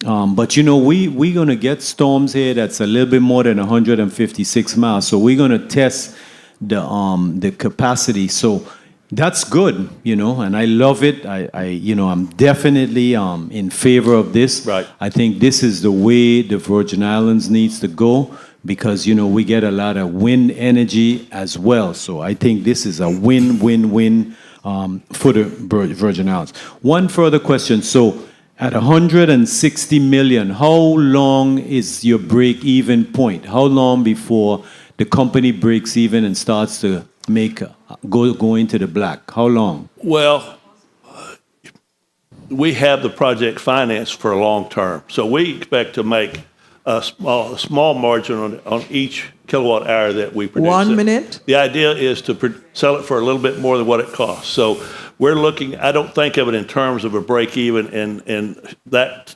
capacity, but typically you could be looking at 6 to 7 years. But that's not the way this is structured. This is the U.S. Virgin Islands is a very special place, particularly for wind development. You have an outstanding wind resource here, but you have the highest cost energy in all of the United States. 30 seconds. Ninth highest in the world by a UK study. So we're looking at it in the sense of the long-term payback, and that's really the way that's the way we have to look at it. It's not a short-term project for us. Okay, thank you, Mr. Hart. So now, the cost effective, yes, our costs are very high, and you just detailed that. So is there any potential that this wind generation will reduce the net cost of electricity to the residents of the community? I would say this. We're going to deliver power in the range of 11 cents as it's set out in the PPA agreement. Now, how WAPA resells or transmits it to the ratepayers, obviously that's in their domain. Okay, so you're going to be selling power to WAPA at 11 cents per kilowatt hour? Yes, sir. Time. Awesome. We need to get you online right away because sir. this here would help the consumers of the territory and provide more reliable, clean energy. Thank you, Madam Chair, for the time. Thank you, Senator Fonseca. So Thank you, Senator. the intent is to sell the power back to WAPA at 11 cents per kilowatt? Yes, ma'am. And is that a cost that will increase at any point in time? No, it's a fixed cost. So it's fixed cost for 25 years, Yes, ma'am. even with the 5-year lease extension? I believe that's correct. Yes, ma'am. Yeah, But that's There's no negotiable? provision for an escalator Okay. in a PPA. All right. I can't remember where WAPA is intending to bring down their rates to. You hear so much information that sometimes it gets skewed. So, and that's 11 cents in both districts? Yes, ma'am. But of course, it doesn't equate to the same thing in both districts because of the size of the systems. Okay, I'm trying to find my paper with who's next. I believe I skipped over, Mr. President, because, oh, that's right, I did. Senator DeGraff, you're recognized for your 5 minutes. Thank you, Madam Chair. Good afternoon, colleagues. Good afternoon, testifiers, all of you listening and present. $48,000 rent on St. Croix and $48,000 on St. Thomas. Your insurance, how does the insurance apply? Would one insurance cover both islands? That would come. The details of that would come down to the insurance underwriter, but I expect to have it separately. Okay, so you'd be looking at the $3 million for any person get injured or killed territory-wide, or would that work for one contract and then another $3 million for the next contract? Well, I'm not sure I understand your question 100%, but we'd be Meaning fully insured for. You have two leases before us. Right. One in St. Thomas, one in St. Croix. One territory, two separate islands. Yes, sir. You have an insurance for the exact amount on both islands. Okay. So does it cover, can one insurance cover both St. Croix and St. Thomas? Conceivably, that yes. Okay, so it's not two separate coverages. Well, I have to defer because I don't know what the insurance underwriters will require. Okay, that's one thing I was trying to understand with how the leases are, because the individual leases and for that amount. We've approached it doing it as if they were standalone so that they would be fully covered at either site. Okay, all right, thank you for that.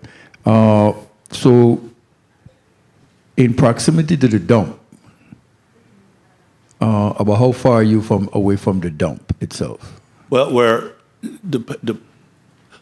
we have 10 sites. There's 3 that are going to be fairly on what I would consider the northeast slope of long areas that are already disturbed, if you will. Okay. But they would be next to it in those 3 sites. The other 7 are further out on the point. Okay, And ridge. One of the issues we're having with the dump is, from our understanding, a large volume of methane gas, natural gas produced from the refuge. From the refuge itself and methane gas, the prevailing wind comes from the south, east, and east. It's primarily behind the turbines.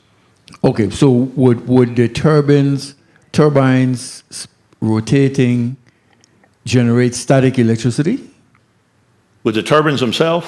Correct. The rotation that they make in comparison to the way they are generate static electricity. No, sir, not generally. Okay. Because, like I say, again, from my military days, go under helicopters, you have to dispel the static electricity. As it works out, I'm also a pilot. Excellent. And so the airflow of the rotor, it's basically a wing. And as you know, with your background, you probably see the little static emitters on the trailing edge. That's for the dispersal of the static electricity. Okay. Typically, we don't see that because we're not running at high revolution. Okay, good. And again, you've been a pilot there, you understand, so I understand what we're talking about. Now, in regards to noise, rotation, they make a howling noise. Now, okay, at the Tooth Park Mall, have you seen those winds? I'm very familiar with the 1550s, AOC 50s. Okay. Yes, sir. So are yours, would yours be larger than those? Oh, yes, sir. Okay. Those are 50 kW. We're talking about 1.5 megawatts. Okay. 1.65, 1650. So they're on an order of 20, 25 times larger. Okay, good. So people can have an idea of what size it look like. And then again, like I say, a howling noise. No howling noise. No howling noise. With the AOC, that's a 50 meter rotor. Excuse me, not 50 meter. It's a 15, and it's a smaller turbine. It turns faster, and so you have more noise. The bigger turbines rotate slower. They're lower noise. Okay, and 2 things. You're aware you would have to pay PSC fees? Which fees? 1 PSC, minute. to the PSC fees that they have for regulating and so forth. Yes, that's a good point. We've worked with the PSC. We were granted qualifying facility status that's the FERC rules under the U.S. that were essentially adopted by the PSC. We had to get qualified facility status before we could ever negotiate with WAPA. 30 seconds. Power. Okay, because I know PSCLs have a problem sometimes collecting their fees that they're supposed to. We've happily paid them, and they've been That's good. very good to us. Keep on top of that. Now, would you be paying property taxes for those parcels? Typically, that's sometimes waived because of the renewable energy portion of it. We haven't really sought that, but anything we can do to reduce the operating costs just means that's that much less that has to be passed on. Okay, so then you don't know. Well, they're typically not charged for renewable energy. I just want to projects. make sure again. And in terms of your 11 cent, how did you derive at 11 cent? Well, we negotiated that rate with the Power Authority. Right. So Time. So if I may wrap up, Madam Chair, with the net metering system is how it sounds like your system is. You produce energy. There's no net metering on a facility. This is a commercial facility. We won't. Right. We'll be delivering power to the Power Authority, but I mean there's no net metering. Right. So, but what I'm saying, the net metering concept is based on solar panels. When you generate the electricity, right. It stores it into the system. Right. Now, the fans rotate. Yeah. Let me address it if I may. I think this may help you. When we did the studies, part of what we have to do, we can't just put up a wind farm. We have to understand what the current power system's average load is. It's talked about in terms of time. Typically, we have 8,760 hours in a year. So when we looked at the power load for the Randolph-Harley Power Station or the Richmond Power Plant, we know how much power is being consumed every hour. We have data from our 10-minute readings on our wind study. We take that, we correlate that with our power curves on the equipment, then we can come up with the amount of power that we can expect to produce every hour in the power grid.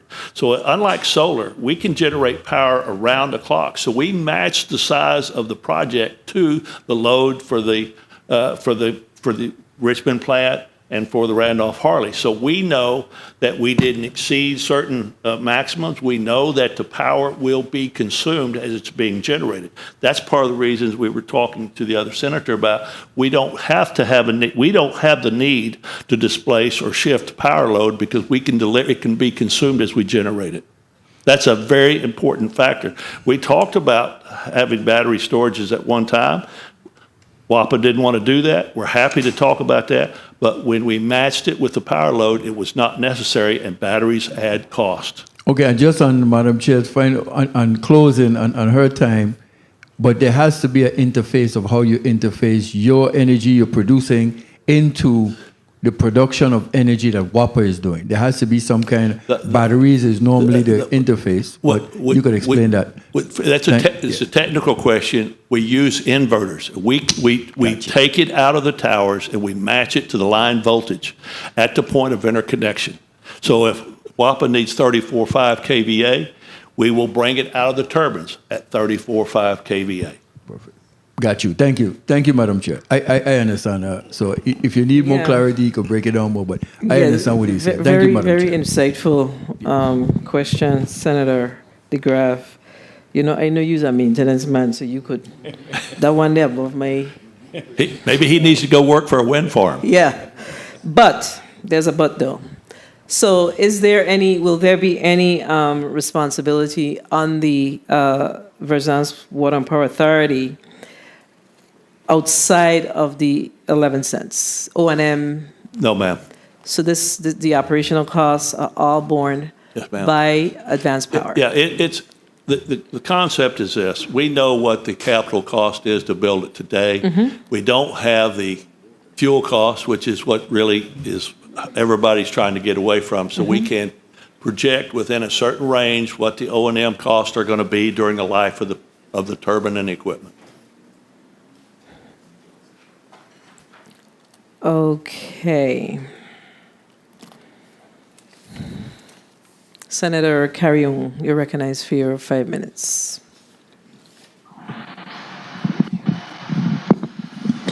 Thank you, Madam Chair, and good afternoon to Advanced Power, LIC. A few questions. Some of my colleagues were able to touch bases on some of the things that I had here to ask you, but let me ask you this. How long will the construction phase be for? We would anticipate from the time we get permitting and approvals, we'd be looking at about 24 months, but we'll do it as quickly as we can. 24 months? 24 months. And if this is approved, this lease agreement that is before us, how soon are you looking to begin or to submit all your permitting approval process? When are you looking? What are your target goals? Well, this milestone to have the site lease is critical for us to move forward. In order to get, when you talk about getting permitting, you have to have a certain amount of preliminary engineering done. They talk about it in terms of completion, 30, 60, 90%. Then they talk about IFC issued for construction. One of the things that we have to do is we have to go do geotechnical analysis. We have to have to get bore samples. We have to learn about the site itself. We're familiar with it in general, but we have to have a drill bore on every location so that our mechanical engineers can design the wind turbines, so they can design the foundations. And no foundation is the same. It's custom tailored to every site based on the geographical characteristics of the property. So we have to have geotech. We couldn't do the work on property that we don't have a lease on. So once we have the site lease, and we will move to start the other remaining preliminary engineering that we had to have for the site lease. Before we did the wind engineering, but we could do that without having to disturb or without having to have the physical site. So the preliminary engineering that is required once you have the lease in place, how soon you're looking to begin that, and what's your target goal for completion of all the permitting process? I know some of it doesn't depend on you, but you establish projection lines and timeline. What does that look like? Because the construction phase is 24 months. So before the construction phase, everything that needs to happen, what's the length of time you are projecting? We set aside 180 days. But if we could go faster, we will. It's like you said. I mean, we've had a preliminary meeting with DP&NR, but until we have the site lease, we were prevented from moving forward. But you're right. We're not entirely in control. That'll depend on the requirements that are set out by them and their approval, of course. What's your greatest concern or challenge that you foresee facing? Well, we've had several. I can tell you that. Going forward, I mean, you're dealing. I will tell you, I've been doing this a while, and it's the getting to a project stage. The actual building of the projects is easier a lot of times than it is to get through the regulatory process, get all the approvals, and get everything documented and put together. And I just, I guess my biggest concern is how long is it going to take to get the permitting? I mean, how much support? I mean, how much support are the senators? How bad do you guys want this? We can do it quicker. We might get it built in 18 months. We are ready to go. We can build it faster than we can put the project together. And so, I mean, from a formal standpoint of winding up and doing all the preliminary work, the pre-construction work takes the longest. Okay. Is there any part of the purchase, the PMP agreement that you have any concerns over or in a disagreement with? The lease agreement itself?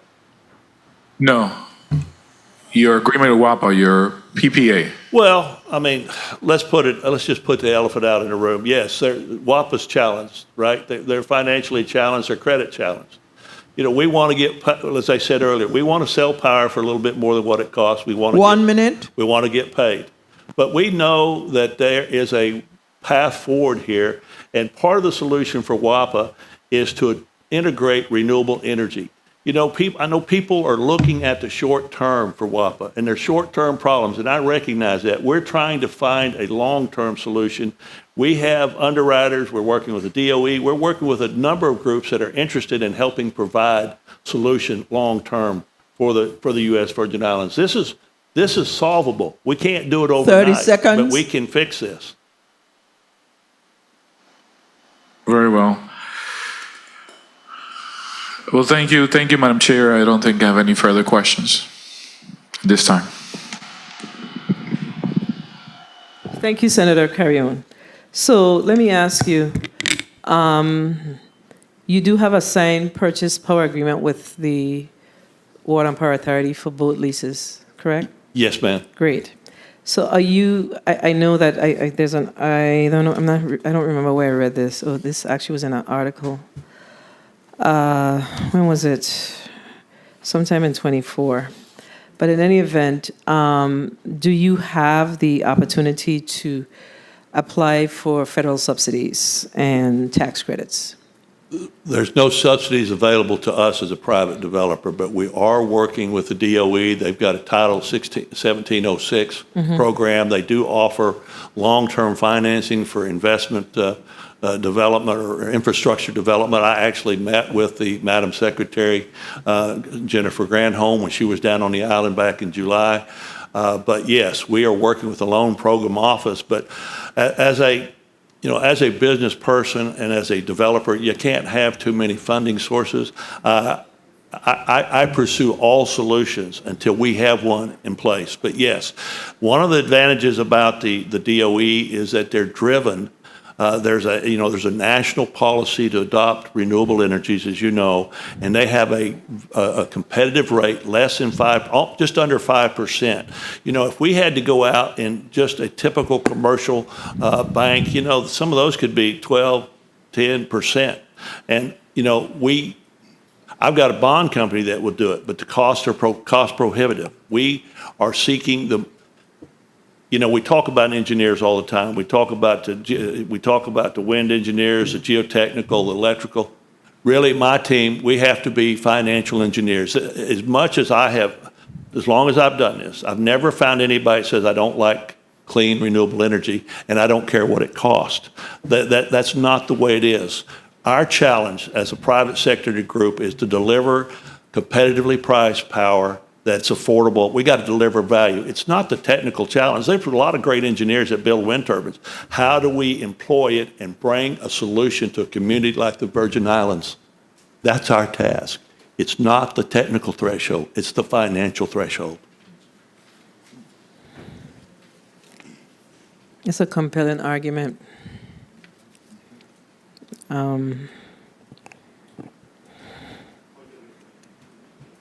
Senator Fonseca, you recognize your point of information. Yes, thank you, Madam Chair. Mr. Hart, one question. Because I know sometimes they have solar wind terminals that are built out through the sea, built from the bottom of this sea floor bed. So would it be technically possible to build one, if there's enough room and the spacing, to build one out in the pond? I know there'll have to be some special permits. It's technically possible, but it goes right back to the heart of what I just said. We've looked at offshore wind, but it's 4 or 5 times more expensive to build it. We can't deliver price at the point that we're talking about with a land-based system. Personally, I'm not a real big fan of offshore wind. That's a very harsh environment, and I don't mean to go too far off script here, but from a national security standpoint, having a lot of the eastern seaboard power grid off in the ocean does not seem like a good long-term plan to me. We have all kinds of country in the mid part of the United States that would be more secure. We live in a dangerous world. I know that the renewable energy is a good fit here, and I know that the environment here is, you guys have a beautiful island, and it's tourist-based, and the last thing we want to do is have any negative impact on it. We want to be good stewards. One of the things that we talked about, we brought in a team working with Light Wind. We've already done road studies and transportation studies. We're not going to build some permanent dock on a reef out there at Bavoni Point. All these components will come through your existing port facilities, will go through the roads. It'll be minimal impact. That's part of our job, to make certain that we're not impacting. Okay, thank you, Madam Chair. I like that you're concerned about preserving the environment, because that's a real pristine area out there. It's beautiful. Thank you, Madam Chair. Thank you, Senator Fonseca. So, did you share that you have not completely figured out your financial arrangements? Well, I've got commitments for financing right now. I just want the best one.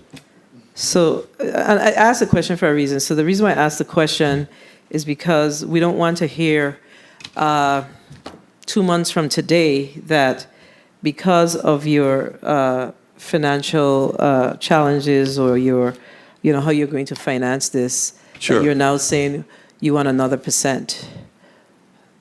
Is there a reopening clause in the purchase power agreement that you currently have with WAPA for increase? I would just tell you, there's no way forward without performance risk. There's always risk. There's always performance risk anytime you build a facility. And we do that's have, the thing. we do have no lender. My lenders are saying, Joel, I'll just be very candid. When are you going to get a site lease, Joel? It's nice. They're saying, when are you going to get a site lease? It's nice that you have a PPA agreement, but you don't have a project until you have a place to park those turbines. My lenders are going to be, they're going to have conditions preceding. They're going to have conditions about us delivering a site lease before they start funding us. That's really where we're at. Got it. So let me tell you why I asked the question. I asked the question because, let's just face it, as Virgin Islanders, we have PTSD when it comes to these types of relationships.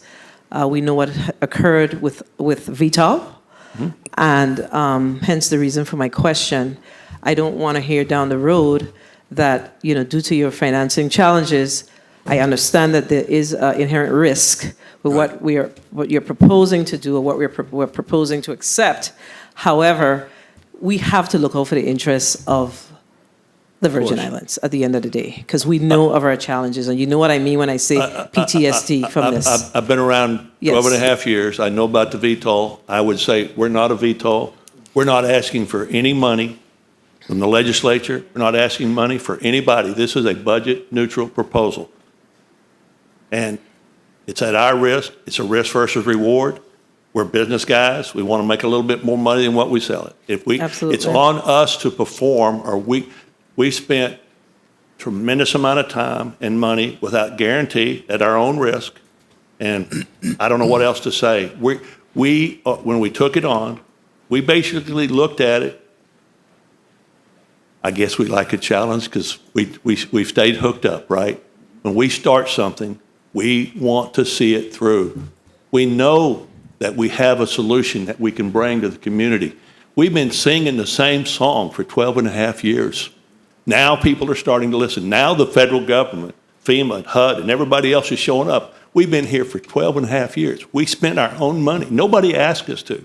We came here of our own volition. I didn't come down here on a fishing trip or go sailing. I've never come down here for any reason except to get this job done. You don't go fishing when you're here? I'm a landlubber. I've never been around a fish. Maybe I would like that. I don't know. That's right. You're from Texas. You're landlocked. I'm from Texas, the West Texas Plains, ma'am. And we like our steaks. You know what I'm saying? So you do have an opener in your agreement. Pardon? There is a opportunity to reopen your negotiations in that agreement. No, it does. I guess anything could change. I mean, part of the here's a real challenge that we've had. You know, the DOE said, Joel, have you got a turbine supply agreement with Lightwind? Yes, we did. We had one. We signed one in 2015. Then it expired because we didn't get anything done with WAPA. Then we had to refresh it. Then we had to sign it again. We had to sign it again. The challenge I've had. People are fascinated by this project. It's going to be a great project. People ask me about it. Joel, you still working on that project? Nobody in their right mind works for 12 and a half years on a project. And I've got people that have been in the bullpen, to use a baseball term. You can't keep people warmed up in the bullpen continuously. I have to, my task is to bring this to a point of momentum to tip the scales. We have a tremendous network of people to bring to bear, but I gotta have your support. We can do this together, but I can't do it by myself. This is not a Joel Hart thing. This is not an advanced power. This is a USVI project. We have the chance to show what can be done to a lot of people. Thank you. Let me ask you a quick question, and then we're going to take a recess because we need to change our stenographers. But let me ask you very quickly, are you familiar with the wind turbines that we have in Tutu Park, Marl? They're the exact reason I came here, ma'am. And you are aware that those wind turbines were available to the VI government it's been like 20 years or more. And we never did anything with it. So those wind turbines, I'm certain, are no longer they're not operable. Here's the thing. I'm an independent. And I went out and I researched. There's two kinds of wind turbine owners typically, happy and unhappy. And the unhappy ones presented an opportunity. This was an unhappy. I met John Foster. I learned about this, and at the time, I researched it. We prospect throughout the country and throughout the world. I learned about those turbines, and I came down here to see what it would take to put them in play or to recover them and refurbish them and put them online. And then I began to understand that there was a much bigger scope of things going on here. That's how I got here. People can say those turbines were terrible. It's not the turbines. When I got here, the guys who put those in did not follow the regulations. They didn't get qualified facility status. They didn't get permission from the PSC. They did everything wrong. But that's what happened. And I'm here directly as a result of that. I came here for that purpose. Oh, I see. Okay. So is it too late? The turbines are, I looked at them. They have been stripped from all the mechanical side, electrical, mechanical. That's probably not the best location for them, but I mean, I talked to Mr. Foster at the time. The guys who put them up had abandoned it, and he didn't know what to do with it. We offered to help him work through that. He eventually did that with his own counsel, and there's more to it. There's more color, more explanation to that. But I'm happy to visit with you off record about it. All right, thank you for your response. We're going to have to take a recess. We have to accommodate our stenographers. The committee stands in recess for 2 minutes.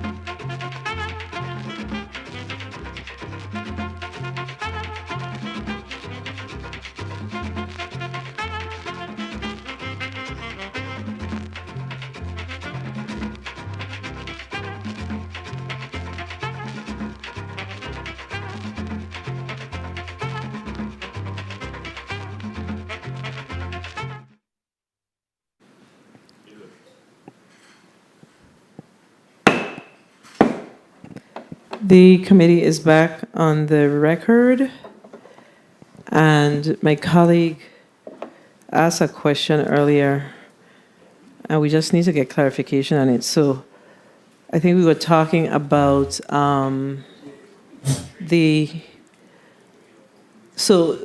there been a wind assessment conducted in that area, and to determine what periods we see, what percentage of time, based on the assessment, there is like no wind, if you will. Is it 80%? Is it 90%? I'm sorry, you're asking about a wind assessment? Correct. There's been extensive wind assessment over a 4-year period. That's what I was saying earlier.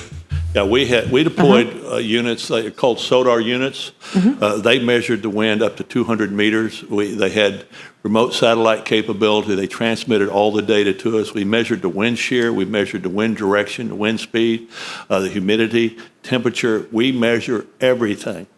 That data, I mean, I mentioned being a pilot earlier. You talk about density altitude. That has to do with the performance characteristics depending on the conditions. I mean, the weather impacts the performance of any wing, and that's no different than a rotor on a wind turbine. But I will tell you, this is something that might be helpful. I mean, we would not even be able to be here talking about building a project if we had not fully vetted the site and if we didn't know what the wind resources are. You can probably appreciate this. I get asked, everybody tells me they have wind, but not all wind is created equal, I assure you. And so we looked at it from a commercial resource standpoint. That's how we built our projections. We know what the wind resource is over a 4-year period. Over a 4-year period, we measured it. And so I would also tell you that when you talk about wind, and people say, well, the wind doesn't blow all the time. You really think it doesn't blow all the time if you have wind turbines, let me tell you that. But this is a place that has very good wind. I will tell you, looking at St. Croix, the majority of the hours, there is some level of wind production. And when we talk, is it blowing at 5 miles an hour or 20 miles an hour? It's variable. But we talk about renewables in terms of site efficiency. I will give you an example. Wind is typically considered the wind measured here. We expect a 36 to 40% site efficiency. You look at the solar is about 18, right? It's about double for the wind. We have a high density of power for wind turbines. We're talking about turbines that take up, half an acre. When you start talking about solar, it's typically an acre for each megawatt. So in terms, and I'm not anti-solar, but you've got solar that does this. You have, if you have my supporting material in the testimony, you'll see a page in there. It has the chart for about a month that shows the load profile happens in this case to be for St. Croix. You can see that data is matched against the power output from the wind turbines. That's all based on the statistical data and actual readings. We took readings every 10 minutes for every hour. We took it through all 4 seasons. We need to know what the diurnal cycles are. We talk about wind like somebody might talk about their favorite car or something. I mean, that's what we do. We're in the wind business. And if we didn't have a proper site assessment, no lender is going to loan us any amount of money. Want to make sure. Well, I didn't mean to ramble on, but No. You're talking about one of my favorite subjects. Okay, so this is important for us to know, because we don't want to hear a different story down the road. And you have given consideration to global warming, right? And how it's impacting the Virgin Islands, because it is impacting us. I understand. Tremendously. Okay. Senator Joseph, you're recognized for your 5 minutes. Thank you so much, Madam Chair. A pleasant good day to the people of the Virgin Islands and to the testifiers here, Mr. Hart. I mean, I've been listening intently with my colleague's question and your responses. And I am very hopeful that we are going to be able to see something happen, especially to reduce the cost of electricity for our ratepayers. A number of our customers have been leaving our publicly owned utility, and we have to look at the long-term viability of WAPA. And I believe that's one of the concerns that you're hearing from my colleagues. We don't just want this to just be a bag of wind, no pun intended, but to be something that is viable and that is going to work. So I want to follow up on one of my colleagues' question to you. You indicated that it's going to take about 24 months to construct the wind turbines, correct? That's estimated, projected. That's estimated. It could be as little as 18, but Okay, and that's per site, or are you going to do both the St. Croix district site and the St. Thomas district site simultaneously? we'll work in parallel. Good. And then now, how many persons do you anticipate in employing? During the construction? During the construction. Probably around 150. 150. And for the operational phase? I would say 10 to 15, excuse me, 10 to 12. 10 to 12 persons, okay. And I noted, and this is the first time I've seen, at least in my history of being here in the legislature, that you are paying $96,000 annually. Total, both sites, total for 48,000 for one site and 48,000 for the other site, a total of 96,000 annually you're going to be paying the government of the Virgin Islands. I don't know if that is revenue generating, but I consider it, because these sites aren't bringing any monies. Let me ask you, Mr. Richards, is there any other a leasee that you can think of who pays this amount of money to the government of Virgin Islands to rent our property? Undeveloped.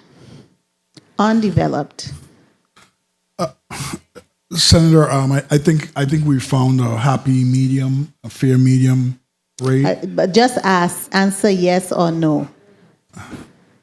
I can't answer that question right now, but just off the top of your head. Senator, I think it's I think the deal is structured very appropriately structured. I'm not questioning the deal, but I'm looking that this is money coming into our Virgin Islands coffers, and I'm very grateful to see that that's money coming in. Okay, now my other question is relative to the rezonings. I saw the zoning certification signed by Commissioner Oriole. Mr. Hart, are you aware that some of the properties are still residentially zoned? In Bovoni, you have two of the parcels are residentially zoned. And one of the parcels in St. Croix is still residentially zoned. Is that going to be a hiccup in your financing and to be able to actually build these turbines?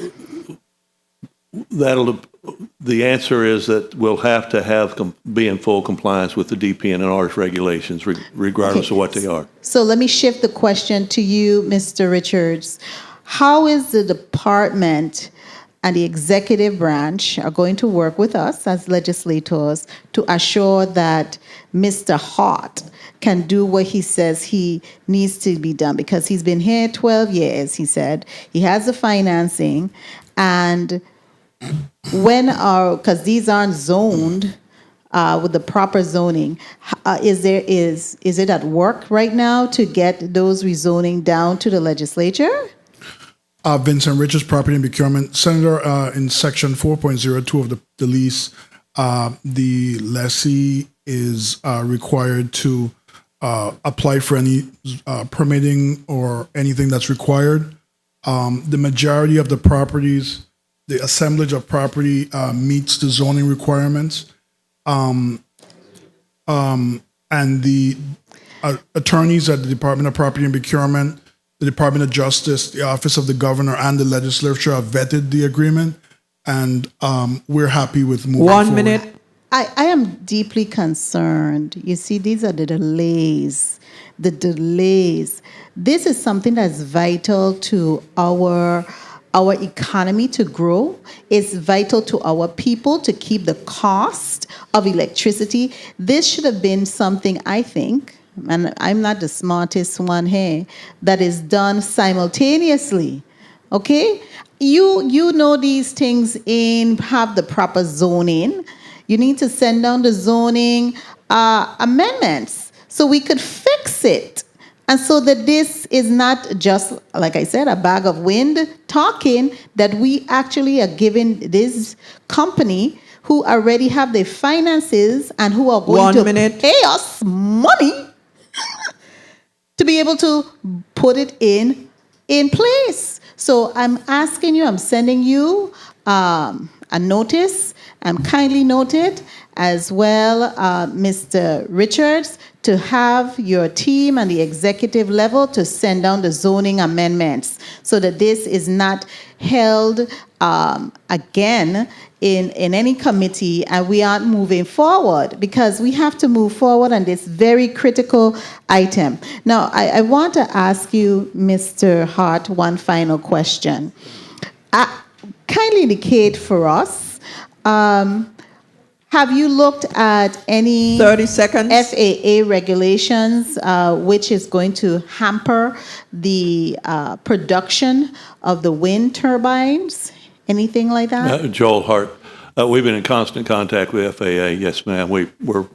They're well aware of the projects. They have a district office that addresses the U.S. Virgin Islands. You're talking about evaluation obstructions, also known as an aeronautical study, Yes. or an ASN number. Yes. So you have all of those conversations and those. We're having all those conversations. Part of what you have to remember, and you know, the final siting will depend in part on the engineering that we talked about earlier with the geotech, and until we have a final site, it's hard to finalize an obstruction evaluation, but they're well aware of it. We're working with them. We're in constant contact with them. Okay, I just want to close out and say that I'm not a member of this committee, but anything that we can do that is viable and has been tested, and this wind power has been tested. You've put up over 30, you said, nationally. And so we need to do everything that we can see and do to support it so that it becomes a reality.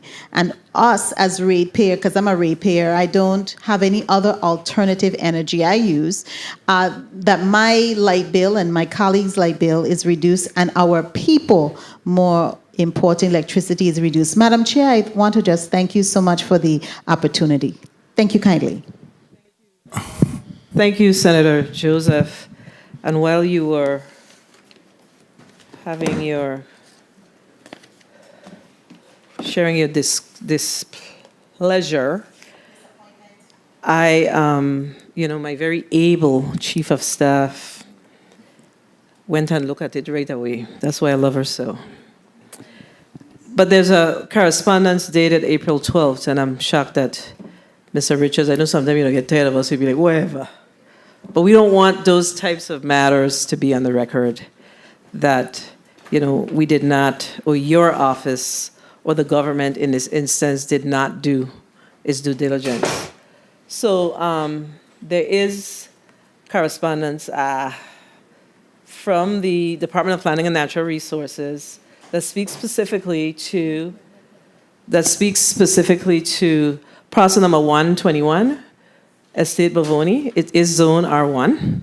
And parcel number 17A-7, Estate Bavoni, is zoned R1, which is residential low density. However, it says, according to, and this is for you, Mr. Hart, so you could relax. Okay. We want to make sure we get this done. Okay. According to the Virgin Islands Code, Title 29, Chapter 3, Subchapter 1, and I'm turning this way because if I plug out my computer, it's going to go off. So I can't plug it out. Subchapter 1, Section 228, wind power generation facility, wind farm, is not listed as a use in the table of permitted use. However, according to Act 7075, which is in fact attached, it is the intent to allow the use in the United States Virgin Islands, which is a use variance in this particular instance. So we have already done the work around this particular type of company or business operation on that property. So there is a opportunity for use variance. Okay, so I don't want you walking away feeling like, oh my God, another step, because I know that it could become very challenging here. So I just want to make sure that we place the correction on the record. Act 7075. So if you don't have a copy of it, please make sure you get a copy. Thank you. She did. All right, thank you. So we're going to go to the sponsor of the legislation, Senator Novalee Francis Jr. You're recognized for your 5 minutes. Thank you very much, Madam Chair. Real quickly, so Mr. Hart, you've indicated that you have done a site assessment, a wind site assessment. So tell me, the maximum energy that you're able to produce over at Bovoni is 16.5? That's the rated capacity of the array. That's not the amount of power that would be generated. Those generators are rated with a nameplate. That's what the nameplate rating is. The expected power produced on an annual basis is expected to be around 50 million kilowatt hours. Okay, so obviously you have settled with WAPA that you'll be able to at least provide them with 16.5. Because you have a high point and a low point, correct? Yes, but it's more than 16.5. It's based on a they talk about it in terms of deliverability. Okay, and your PPA is for what? How much? Well,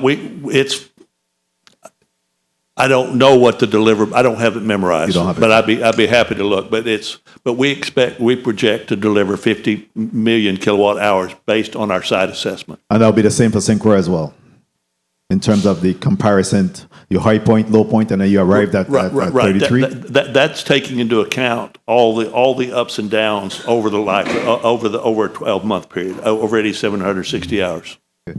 Have you applied for EDC? No.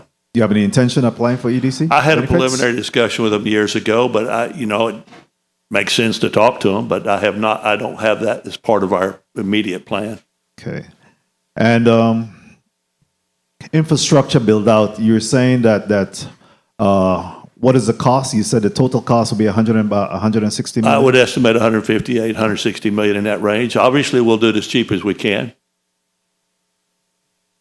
And tell me again why you opted not to go to the battery route? Well, we were happy to talk. You have to remember, I'm on the 5th or 6th executive director, Senator. Initially, they said, we'll talk to you about a battery. Then the next guy said, no, we won't talk about it. Yes, we will. No, we won't. We're happy to look at a battery component. But when we do the site assessment, when you look at the average load data, we call it matching. We're matching the load profile from the consumption side. If you think of a whipsaw like a sawtooth up here, here's the St. Croix up here. When we have dynamic models that we have constructed and built based on the data. You may have the whipsaw up here for the consumption, and then we looked at the amount of wind power. Do we need 5 turbines, 10 turbines, 15 turbines? And I'm working with former Executive Director Andy Smith. We looked at those load profiles and we designed the size of the array to match and stay underneath that. What we don't want to do is produce power that couldn't be used or not utilized. So if you look at the matchup on the load profile, particularly for either island, but for both islands, the load profile is consumed as it's generated. Okay. There's no reason to store it. Where, you hear about battery storage today because people are talking, a lot of it is solar based. Obviously, they're trying to shift the load to the night and draw down. But remember, batteries are not power generation. I know that seems basic, but they don't generate power. They have, I would tell you, I've looked at batteries. They are expensive. They have shorter life cycles. They're not a simple component. They're based on the amount of life cycles as far as drawdowns and recharges, and it's just not a simple, straightforward thing. There could be a possibility, and I'm not saying for an environment like you find here. I follow along with the solar. They are looking to manage their output loads on their arrays. There has been discussion with WAPA, and we're happy to have those discussions about a system-wide improvement, but it's not specific to the wind. And have you had any discussion with the current CEO, Mr. Carl Knight? I tried to reach, I met him one time a few years ago when he was with the Energy Office. I tried to reach him the last week. I didn't get notice of this hearing until last Monday morning, and I reached out to him. I'm hoping to see him before I leave. No problem, yeah. What about the WAPA board? Have you had any presentation, any discussion with them whatsoever? I never went in front of the WAPA board. I did get WAPA board approval for the PPAs back in March of last year. I do know Kyle Fleming. I have had visits with him, of course, but no, a lot of times people don't want you to go in front of their board. They want to, let the management vet it and take it to them. What about Public Service Commission? Have you had any opportunity to present to them? Yes, sir.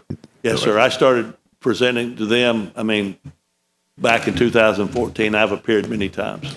Have you looked at any other site besides the Bavoni site on St. Thomas as a possible location? I did. We looked at a lot of stuff. I looked at the St. James Islands out there. There's actually a power undersea cable. Stay away from St. James Island. Pardon? Stay away from there. Well, we looked at a lot of places, but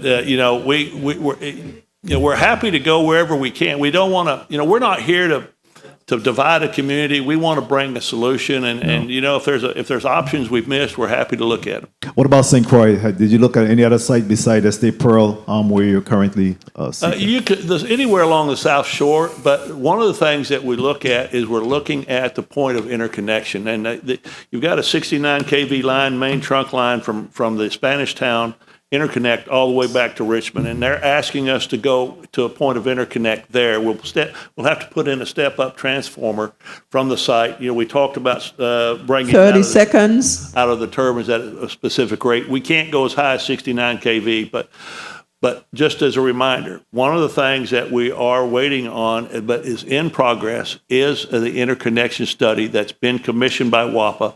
And Sergeant Lundy, I'm in direct contact with them, and we're working to get that information because we have to have the technical specifications as to where they want us to put it, kind of switch gear, the metering, and so forth. And my final question on this round is in respect to this interconnection.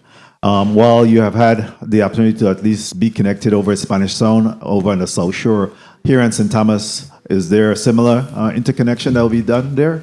They're doing an interconnection study for both sites, but originally we were going to perform the interconnection for WAPA, but as they recognize the scope of their need to include solar, batteries, and other components, they took that on, and it's more overreaching now and includes all of those areas. There was discussion at one time about us building and funding a substation for WAPA at the northwest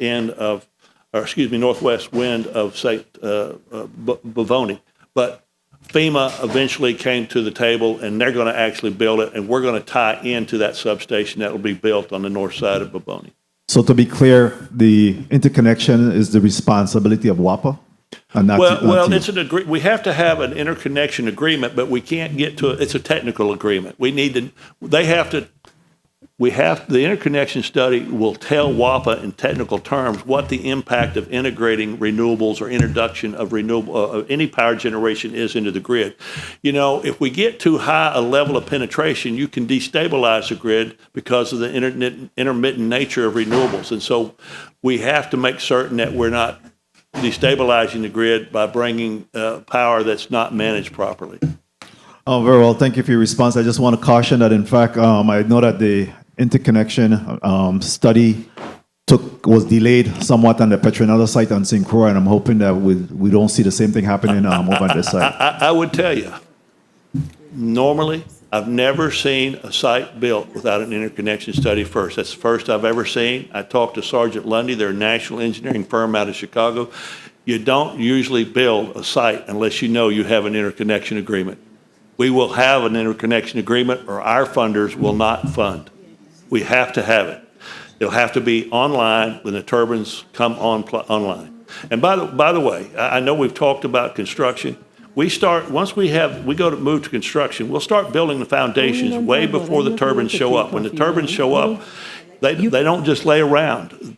It takes 10 to 12 months to build these, depending on the production cycles. If we can get them sooner, we will. But when the turbines show up, we're not going to let them lay around and collect dust. They go straight up. So we'll be preparing long before they get here. Thank you. Thank you again. I'm in full support of this thus far, and I'm hoping that we could really expedite and get all of this taken care of.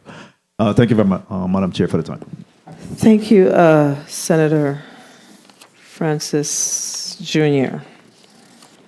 So let's go back to, let me ask a question. And I think you mentioned it, Mr. Hart, and it's tied to your permitting process.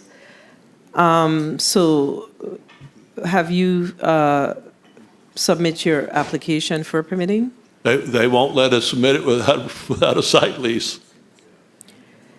So, these are the types of challenges that we have. We are just way too bureaucratic here, right? So, yeah, we need a site lease. We need the permitting. You come here, you get the permitting. You get the site lease. Then you got to start the permitting process. That will take you another 2 years. Yeah, what is the commitment? Did you receive any, because you spoke about the legislature. We don't get involved in that, okay? So what is the commitment that you are getting from the government of the Virgin Islands in this instance, not necessarily WAPA, because WAPA is not in control of the Department of Planning and Natural Resources.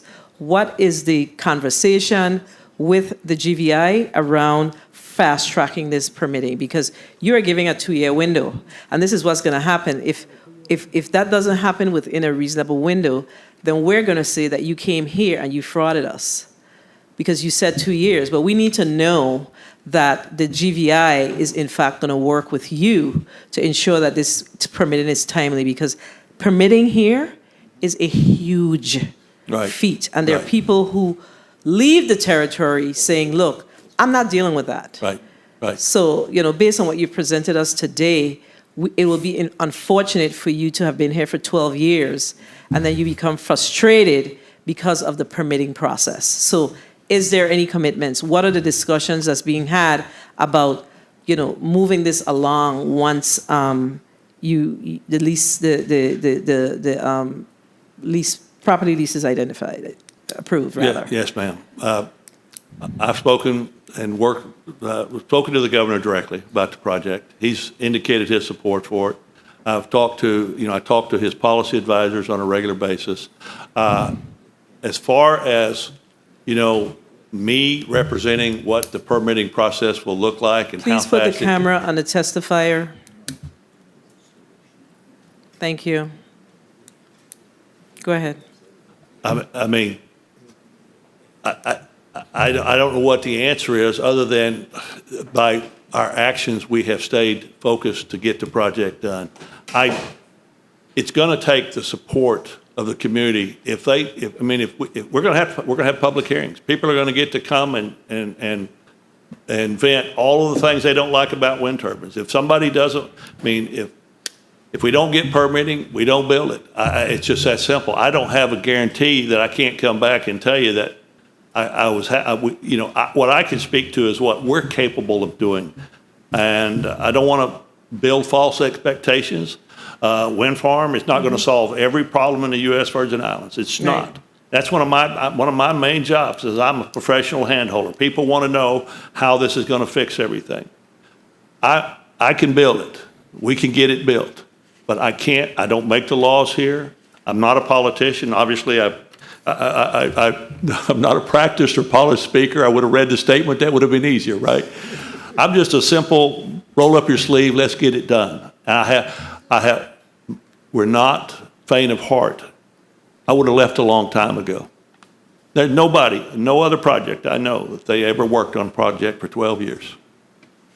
Okay, so let's go back to the residentially zoned conversation that we had regarding this R1 zoning and regarding Act number, I think is 8072, with regards to what DPNR shared in their correspondence to us and what I read. Mr. Richards, is it your understanding that the entity Advanced Power have to apply to DPNR for a variance? What's the conversation that you've had with Mr. Hart with regards to the properties that we're discussing today? Senator, the Department of Property and Procurement has processed the lease, and we are confident that for the use, the intended use, will be approved eventually moving forward. Simple. Were you aware, Mr. Hart? I had a pre-permitting meeting with the DPNR. There were probably 25 people on the call. And we talked about, all of them came at me with something. And at the end, they did express the ability to get it done. I was also, frankly, taken aback that none of them had actually been to the Pavoni Point. And we were happy to take one of the safari vehicles and drive them out and show them. I mean, we've already done preliminary evaluations. I know there's concern about the yellowtail boa. I can't remember the name of it. Maybe I've got the right one wrong. Tribora. Okay. So, I mean, they were not, I don't mean anything in a derogatory sense towards DPNR. They're doing their job, and they indicated a willingness to work with us. That's what I would leave it with you. Well, there's a requirement for application. But see, what I don't understand about how we do our leases, so the government is leasing the property to you, right? Right. So if the government decides, hey, you know what, it's okay for us to lease a property that's residentially zoned for now business type operations, right? It seems to me like the government should be the entity being interested in making sure that the zoning is changed, because they are leasing you the property knowing that you're going to use it for a purpose that's outside of the zoning requirements. Yes, ma'am. So it seems very backwards as to how we do these things, and it creates issues for the business. Because now you have to, when you're done with this, if we approve this, because this has to pass this committee, our rules committee, as well as our session, Yes, ma'am. right? But then once that happens, now you're relieved because that happens. Then you have to take another lift, and that other lift now is to be responsible for the zoning change. If I am leasing a property, that's not, a business says to me, or a individual comes to me and say, I'm interested in leasing this property, then if I'm going to lease it, I should be making sure that the zoning change is done.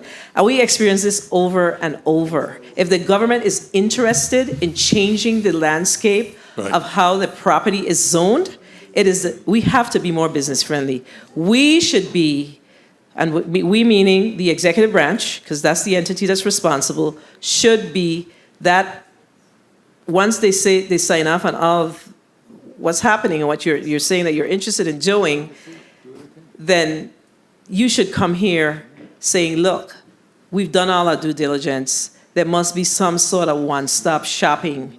We should not be continuing to create anxiety amongst individuals who are coming to the territory to invest in this territory. We have to pay attention to that. So I'm going to ask Mr. Richards, what is the Department of Property and Procurement's policy as it relates to leasing property for outside of the zoning the zoning of the property. Yeah, that's basically it.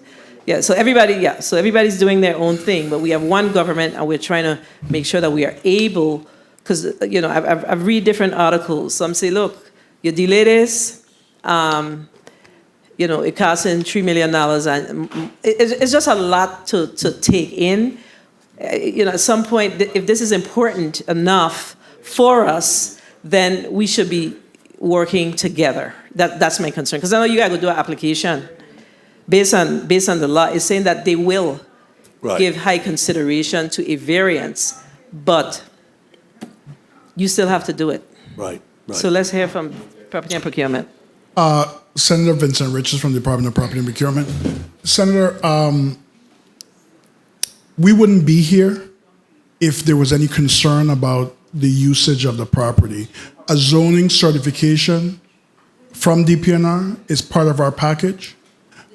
When we look at Bovoni, the subject properties in the state Bovoni, when we look at the property in Cassava Gardens, Hamburg, in St. Croix, when you look at them from 15,000 feet above, we have no concerns that there will be variances and or rezoning. But if we were to start rezoning every property that we approach with interest for, we'll be doing this all the time. So I'll end where I started by saying that the Department of Property and Procurement, the Department of Justice, the Governor's Office, and the legal counsel of this body, well, let me not speak for this body, but the executive branch doesn't have any concern for the use of the properties that are in question within these lease agreements. I was not suggesting that there was a concern from the government side. I'm just suggesting that we have to figure out a way to work with individuals who are coming into the Virgin Islands to provide a service, because now he has to go back, fill out an application, go through the whole process. And to your point, so there is a inventory of property that the Department of Property and Procurement has in the arsenal, in the inventory, right? So, and we already know that when we look at, I haven't seen a picture of the ones in St. Croix, but the one in St. Thomas, we know anybody in Berlin here. So why we still have these as R1? So we know this. These are things that we know, that this particular site, this is where the I don't like to call it a dump. This is a landfill. Yes, this is a landfill space. So we know folks are not, the government is not going to sell off this land for folks to build homes, right? So I'm saying we don't expect you to be coming to us all the time saying that, but there are areas that we have to identify that we want to utilize for business purposes. So that's something that's a project that needs to be done, so we don't place our business owners or business interests owners in these types of positions. Okay, so number one, Senator, I just shared with you the overview of the site on St. Croix. One. Number two, I'm trying to get in contact with my staff in the St. Thomas office, but I want to believe that there is an amendment that we had approached this issue before, but there's an amendment that was passed, that was sponsored by Senator Lorraine Berry for the Bovoni area, that basically dealt with the zoning of the entire Bovoni area, because we dealt with this, or we approached this issue before recently in a recent lease, where they questioned that our zoning in the Bovoni area near the landfill. So, but I just can't recall it right now. But I'll finish where I started again, where we have no concern with the placement of this project on the sites. There are no homes or residences anywhere near the St. Thomas site specifically. The thing is, you know, I think I heard it in my earshot from one of my colleagues. You know, we hear this all the time, you know. But when you go to DP, another story different. It's a different story. I'm going to relieve that right there. But when you go to the Department of Planning and Natural Resources, we do not want to hear the drama. Seriously, because that's what usually happens. And it takes forever and ever, amen. Point of information, Senator Joseph. Yes, thank you so much, Madam Chair, for revisiting this. The reason why I wanted to point this out is because Advanced Power is getting external funding. External funding. When you are going after external funding and even grant funding, they want to see all of these things in place. That's why you've seen Public Works come before us for zoning amendments. So it is critical that we support this entity who is coming in and giving us money and trying to help us. They ain't giving us, they're paying for this property and make these changes expeditiously so that they could get the work done. They're looking for external funding, federal funding. That's part of some of the evidentiary material you're going to have to supply. Evidentiary material. Okay, so those are some of the things that you're going to have, those hard information that you're going to have to supply to your funders. And that's why I am very concerned. Thank you so much, Madam Chair. Madam Chair, if I may. Sure. Madam Chair, if I may, committee, if I may. Give me the votes that I need so I could get out of here, so I could go start to do what I need to do to get this gentleman moving, so we could get the, what do you say, 11 cents? 11 cents a kilowatt? To get down from the 40-something cents a kilowatt that we're paying. So I understand your concerns. I understand the questions. You know, it's all valid. But give me my votes. Let me get out of here, go do my job. I mean, well, but... Let me maintain the order of my committee meeting. I don't, you know, let's just maintain order here. So, we ain't giving, don't tell me, give me the votes. That ain't how we operate may I here. have? None of the above. We will do the assessment and we'll make the necessary votes. Based on the conversation that we've had today, we do not, from my end, I do not see any challenges with approving this, with giving this my thumbs up. My concern is how long it's going to take and how much more hoops and huddles and valleys and rivers that the Advanced Power folks will have to take in order to get this done. So that's my only concern. So it ain't about getting the vote. It's about, is it that we need to create some sort of legislation that requires you to put things in a certain order, or to do to have that collaborative approach, so when you come one time, everything done one time? We have to make sure that what we're doing works for the individuals who's willing to do businesses with us here in the territory. That's all I'm saying. I ain't saying nothing else. And that should not require legislation. That just basically, for me, is all about innovation and knowing the challenges that we have and where we're trying to go. That's it. Nothing else. So I see, I think she left. The governor's, one of the governor's policy advisors was in the audience, and I really wish that she was here to hear this part of the conversation, because, you know, sending us emails saying, hey, we want Advanced Power, please hear it. We want to know, have you done your due diligence around making sure that we don't frustrate Advanced Power at the end of the day? That's what we want to know. That's important to us as well. Okay? Yes, ma'am. All right. There was a point of information, and then we're going to go to a vote. No? Oh, I thought, would you like, well, actually, I think we've exhausted our discussion around this for the most part. So we're going to allow the commissioner, assistant commissioner, a 30-second close, but I think he actually already gave his close when he made his passionate plea for, out of order. Yes. I couldn't go to the rule book for you on this one. But anyway, no, it was a good discussion. Honestly, we had a good conversation about this.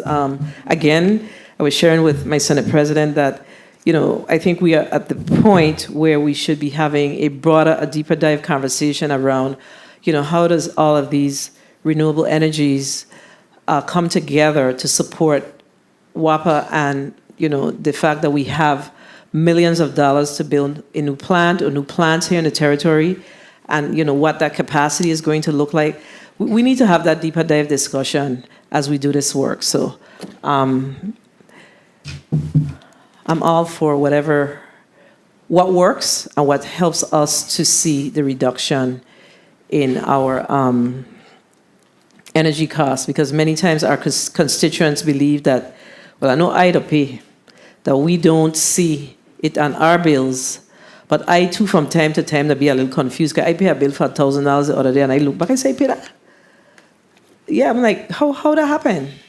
Yeah, then when I look, they skip a month. They skip a month, so they drop me a double bill. So that happened to me, so I'm all for how we could make this, very economical for the people here. So we're going to get a 30-second close from you, Mr. Richards. Madam Chair, Senator Carrion, Senator Blyden, Francis, Fonseca, DeGraff, Joseph, thank you for your support. Thank you for the discourse. We, Department of Property and Procurement and Commissioner Lisa Alejandro, we look forward to continue working with you guys, both while here at the legislature and for the other 365 days a year. So thank you for support on this. And moving forward, we look forward to making the process going forward much more seamless. And I will get you additional supporting documents to support our position on this lease going forward. So thank you very much. I appreciate it. Thank you so much. Mr. Hart? Yes, Joel Hart. I want to thank Mr. Richards. I'm confident working with him, we'll work through these issues. There's nothing easy about any of these steps. I recognize that. I think if you really want to describe our team and what we're doing, you'd probably have to use the word driven. We want to help you find a solution. We want to be part of the solution. We're forward-looking, and I appreciate all the time and the discussion. I always learn something when I come to an event like this, and people hit me with their best shots. You know what I'm saying? So lay it on me. And I would just close. Obviously, we want your support, and I'd be happy to talk at more length with any of you again, or one-on-one, or whatever. I want to be certain that we try to answer all your questions. I don't want to leave you with the opinion that we have all the answers. We don't, but we will continue to work and try to find a solution. That's all we can do. Okay, thank you. I almost want to go to a recess, but I think I'm going to have to beg your indulgence, especially since Mr. Richards said he want to get out of here. You're going to leave him stay a little longer. Do I hear a motion? I like being here. Senator Francis Jr., recognize for your motion. Thank you. Mic of Senator Francis, please. Thank you. Mike. Thank you. Thank you, Madam Chair. Madam Chair and colleagues, I move that Bill number 35-0384, an act approving the amendment number 1 to the lease agreement between the Government of the Virgin Islands Waste Management Authority to amend the premises by replacing the parcel of land described as portion of parcel number 10B by Core Land, King Quarter, St. Croix, Virgin Islands, with parcel number 10M by Core Land, King Quarter, St. Croix, Virgin Islands, be approved by the Committee of Budget, Appropriations, and Finance and sent forward to the Rules and Judiciary Committee for further vetting. I so move.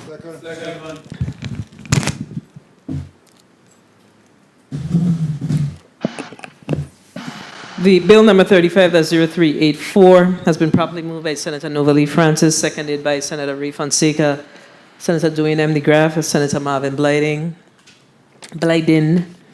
Hearing no objections, roll call, please. Senator Marvin A. Blyden? Yeah. Senator Blyden, yes. Senator Samuel Carrion?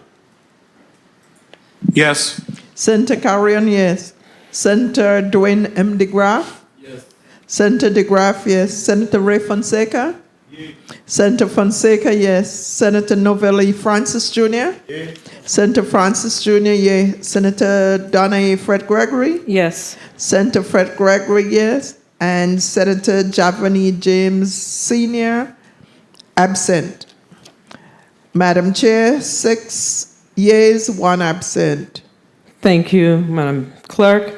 Bill number 35-0384, an act approving amendment number 1 to the lease agreement between the Government of the Virgin Islands Waste Management Authority to amend the premises by replacing the parcel of land described as a portion of parcel number 10B, 10-B, VI Corp land, King Quarter, St. Croix, Virgin Islands, with parcel number 10-M, VI Corp land, King Quarter, St. Croix, has been properly moved, but has been favorably approved by this committee and will be forwarded to the Rules and Judiciary Committee for further consideration and action. Do I hear a motion? You recognize for your motion, Senator Francis Jr. Thank you very much, Madam Chair. Madam Chair and colleagues, I move bill number 35-0374, an act approving the conveyance of parcel number 201 submarine base, number 6 Southside Quarter, St. Thomas, Virgin Islands, from the Government of the Virgin Islands to the Virgin Islands Public Broadcasting System, be approved by the Committee of Budget, Appropriations, and Finance, and sent forward to the Rules and Judiciary Committee for further vetting. I so move. Bill number 35-0374 has been properly moved by Senator Novelli Francis Jr., seconded by Senator Ray Fonseca, Senator Dwayne M. DeGraff, Senator Marvin Blyden. Hearing no objections, roll call, please. Senator Marvin A. Blyden? Senator Blyden, yes. Senator Samuel Carrion? Yes. Senator Carrion, yes. Senator Dwayne M. DeGraff? Yes. Senator DeGraff, yes. Senator Ray Fonseca? Yes. Senator Fonseca, yes. Senator Novelli Francis Jr.? Yes. Senator Francis Jr., yes. Senator Donna Fred Gregory? Yes. Senator Fred Gregory, yes. Senator Javani James, absent. Madam Chair, 6 yeas and 1 absent. Thank you, Madam Clerk. Bill number 35-0374, an act approving the conveyance of parcel number 201 submarine base number 6 South Side Quarter, St. Thomas, Virgin Islands, from the Government of the Virgin Islands to the Virgin Islands Public Broadcasting System, has been favorably approved by this committee and will be forwarded to the Committee on Rules and Judiciary for further consideration and action. Do I hear a motion?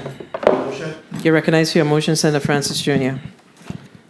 Thank you, Madam Chair and colleagues. I move that bill number 35-0383, an act approving the lease agreement between the Government of the Virgin Islands and the St. Croix Science Teachers Association, Inc. for parcel number 10P, Vicor Land, King Quarter, St. Croix, Virgin Islands, be approved by the Committee of Budget, Appropriations, and Finance and sent forward to the Rules and Judiciary Committee for further vetting. I so move.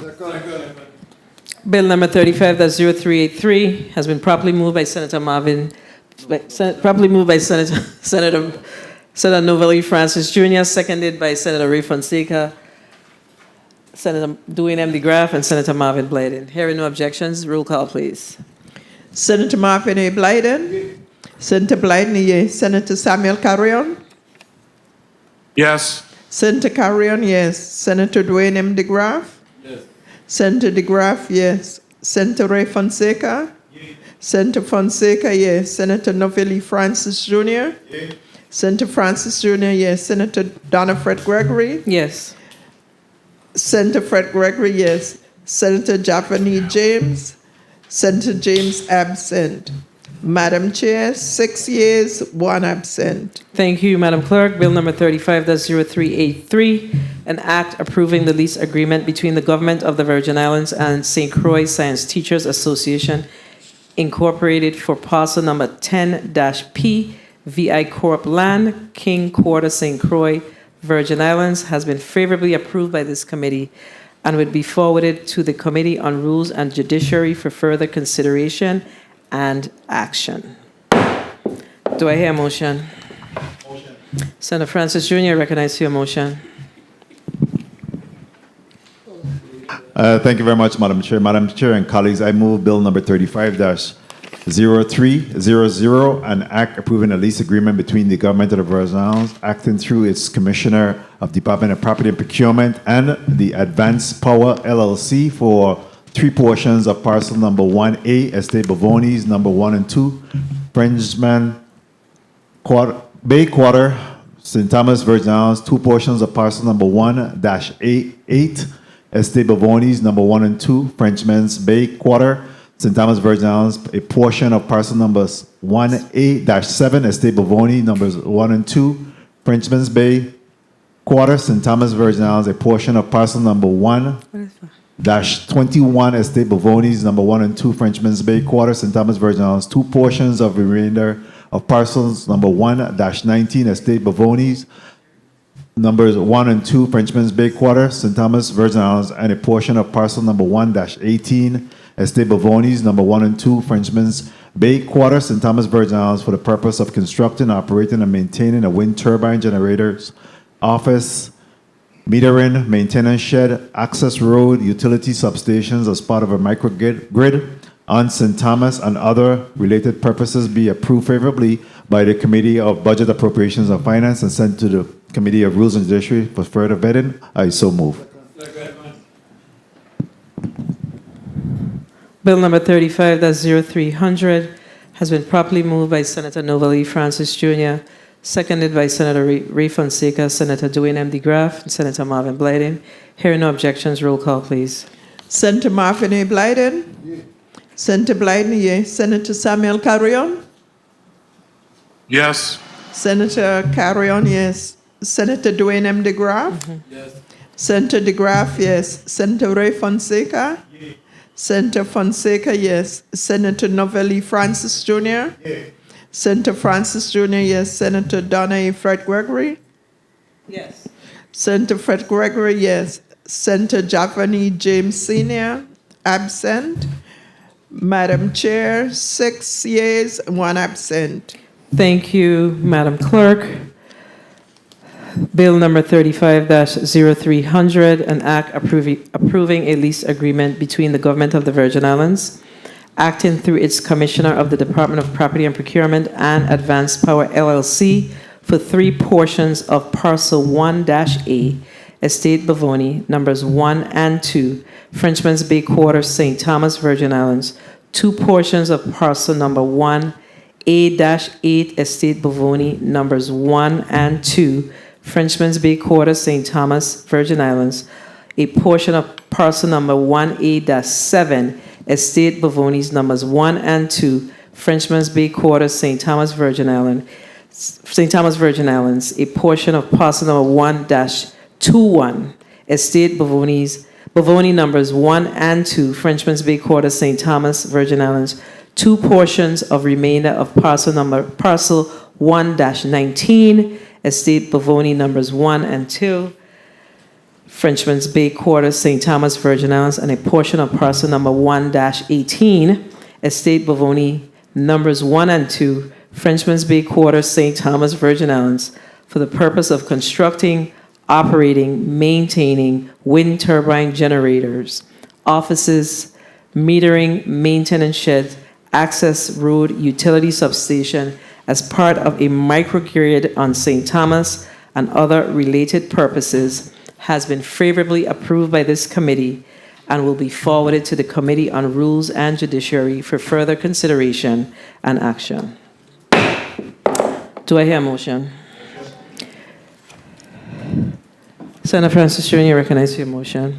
Thank you very much, Madam Chair. Madam Chair and colleagues, I move Bill number 35-0320, an act approving a lease agreement between the Government of the Virgin Islands, acting through its Commissioner of Department of Property and Procurement, and Advanced Power LLC for 2 portions of parcel number 1 and remainder 39A and 49 Estate Cassava Garden, Queens Quarter, St. Croix, Virgin Islands, 6 portions of remainder matriculate 38 Estate Pearl, Queens Quarter, St. Croix, Virgin Islands, 2 portions of remainder matriculate 51 and 43 Queens Quarter, St. Croix, Virgin Islands, and 2 portions of remainder parcel number 1, Estate Byron Spot, Queens Quarter, St. Croix, Virgin Islands, 2 portions of parcel number 11, Estate Pearl, Queens Quarter, St. Croix, Virgin Islands, and 6 portions of 2 Estate Humbug, Queens Quarter, St. Croix, Virgin Islands, for the purpose of constructing, operating, and maintaining wind turbine generators, maintaining shed, access roads, utility substations,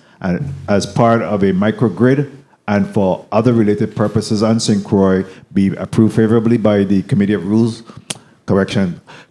Budget, Appropriations, and Finance, and sent forward to Rules and Judiciary Committee for further vetting. I so move.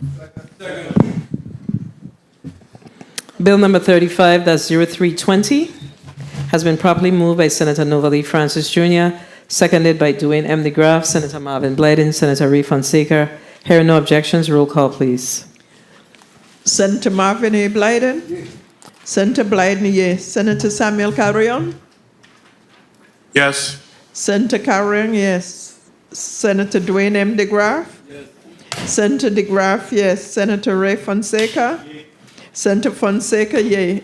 Senator Novalee Francis Jr.? Yea. Senator Francis Jr., yea. Senator Donna Fred Gregory? Yes. Senator Fred Gregory, yes. Senator Javani James, absent. Madam Chair, 6 yeas and 1 absent. Thank you, Madam Clerk. Bill number 35, that's 0320, an act approving a lease agreement between the Government of the Virgin Islands, acting through its Commissioner of the Department of Property and Procurement and Advanced Power LLC for 2 portions of parcels number 1 and remainder 39-A and 49 Estate Cassava Garden, Queens Quarter, St. Croix, Virgin Islands. 6 portions of remainder matriculate 38 Estate Pearl, Queens Quarter, St. Croix, Virgin Islands. 2 portions of remainder matriculate 51 and 43 Queens Quarter, St. Croix, Virgin Islands. 2 portions of remainder parcel number 1, Estate Baron Spot, Queens Quarter, St. Croix, Virgin Islands. 2 portions of parcel number 11, Estate Pearl, Queens Quarter, St. Croix, Virgin Islands, and 6 portions of plot number 2, Estate Humbug, Queens Quarter, St. Croix, Virgin Islands, for the purpose of constructing, operating, and maintaining wind turbine generators, maintenance sheds, access roads, utility substations as part of a microgrid for other related purposes on St. Croix, has been favorably approved by this committee and will be forwarded to the Committee on Rules and Judiciary for further consideration and action. All right, that was a mouthful. Those 2 leases are mouthful. But let me just say that Act number 6729, I'm going to ask Mr. Commissioner, Assistant Commissioner Richards shared with us, and that's why it's so important to have institutional knowledge and to have all the information as we make decisions on these leases. So I want to thank Senator Joseph for bringing this up, because I think it's critical and important that we have all our ducks in a row as we do this work, right? So I'm going to ask you, based on the information that you have, because you shared Act number 6729, and this act was actually heard in the legislature in a regular session in 2025. No, in 2005. And it speaks specifically to, could you, 1 second, guys, please.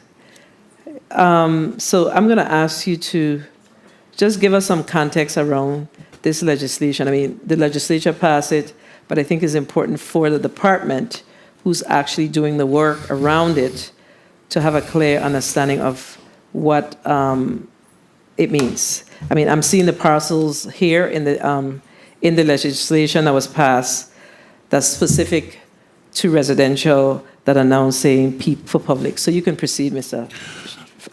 Thank you, Senator. Vincent Richards for the Department of Property and Procurement. I guess it's bill number 260009, which was in the 26th legislature, and it was Act number 6729, where the legislature of the Virgin Islands rezoned several of the subject properties that we're speaking about today from residential R1 to P for public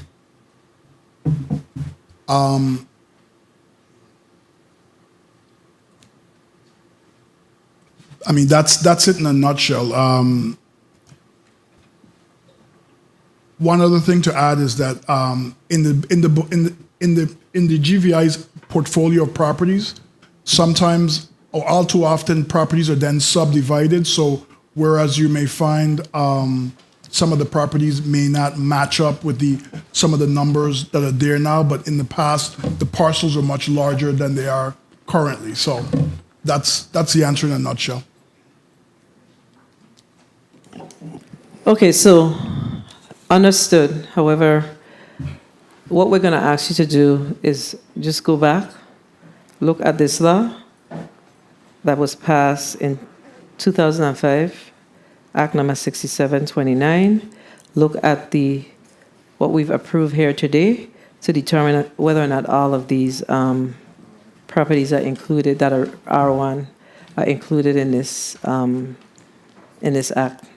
And if not, if we need to do something quickly, then that's what we do. Because we do not have time to waste on this matter around the movement on our energy systems here in the territory. So if it's not here, feel free to let us know so we do what we have to do. So it will be said that the legislature did all it had to do. We have a session coming up in the next few days. If we need to make the necessary amendment to include it, then that's what we do, because we need to get this done. Okay? Yes, Senator. Thank you. And if you have more, please include them so we could get them done one time for the one time. Okay?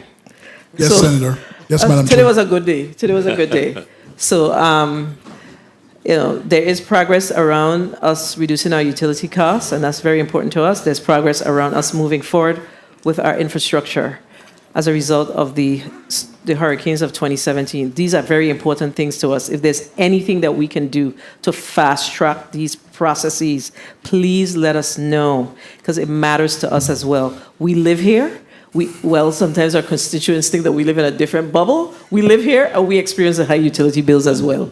So please, Mr. Richards, don't let this one go in one ear and out the next. Session is Friday or Thursday. The 16th of October, we need to get the information. We have a rule here in the legislature that says we cannot submit amendments outside of a certain time once we're having session. So please go back to your team, look at it today or before the end of this week so we can get this done. All right? Thank you, Senator. All right, thank you. The Committee on Budget Appropriations and Finance meeting of today is hereby adjourned. And I want to thank, before I hit the gavel, I want to thank my team, everybody that's been here today, my colleagues for the insightful discussion, of course, media, just everybody, the entire central staff team for the work that they do, because absent of the work that they do, we could not do the work that we do. So I want to thank everybody. The committee stands in adjournment. Thank you.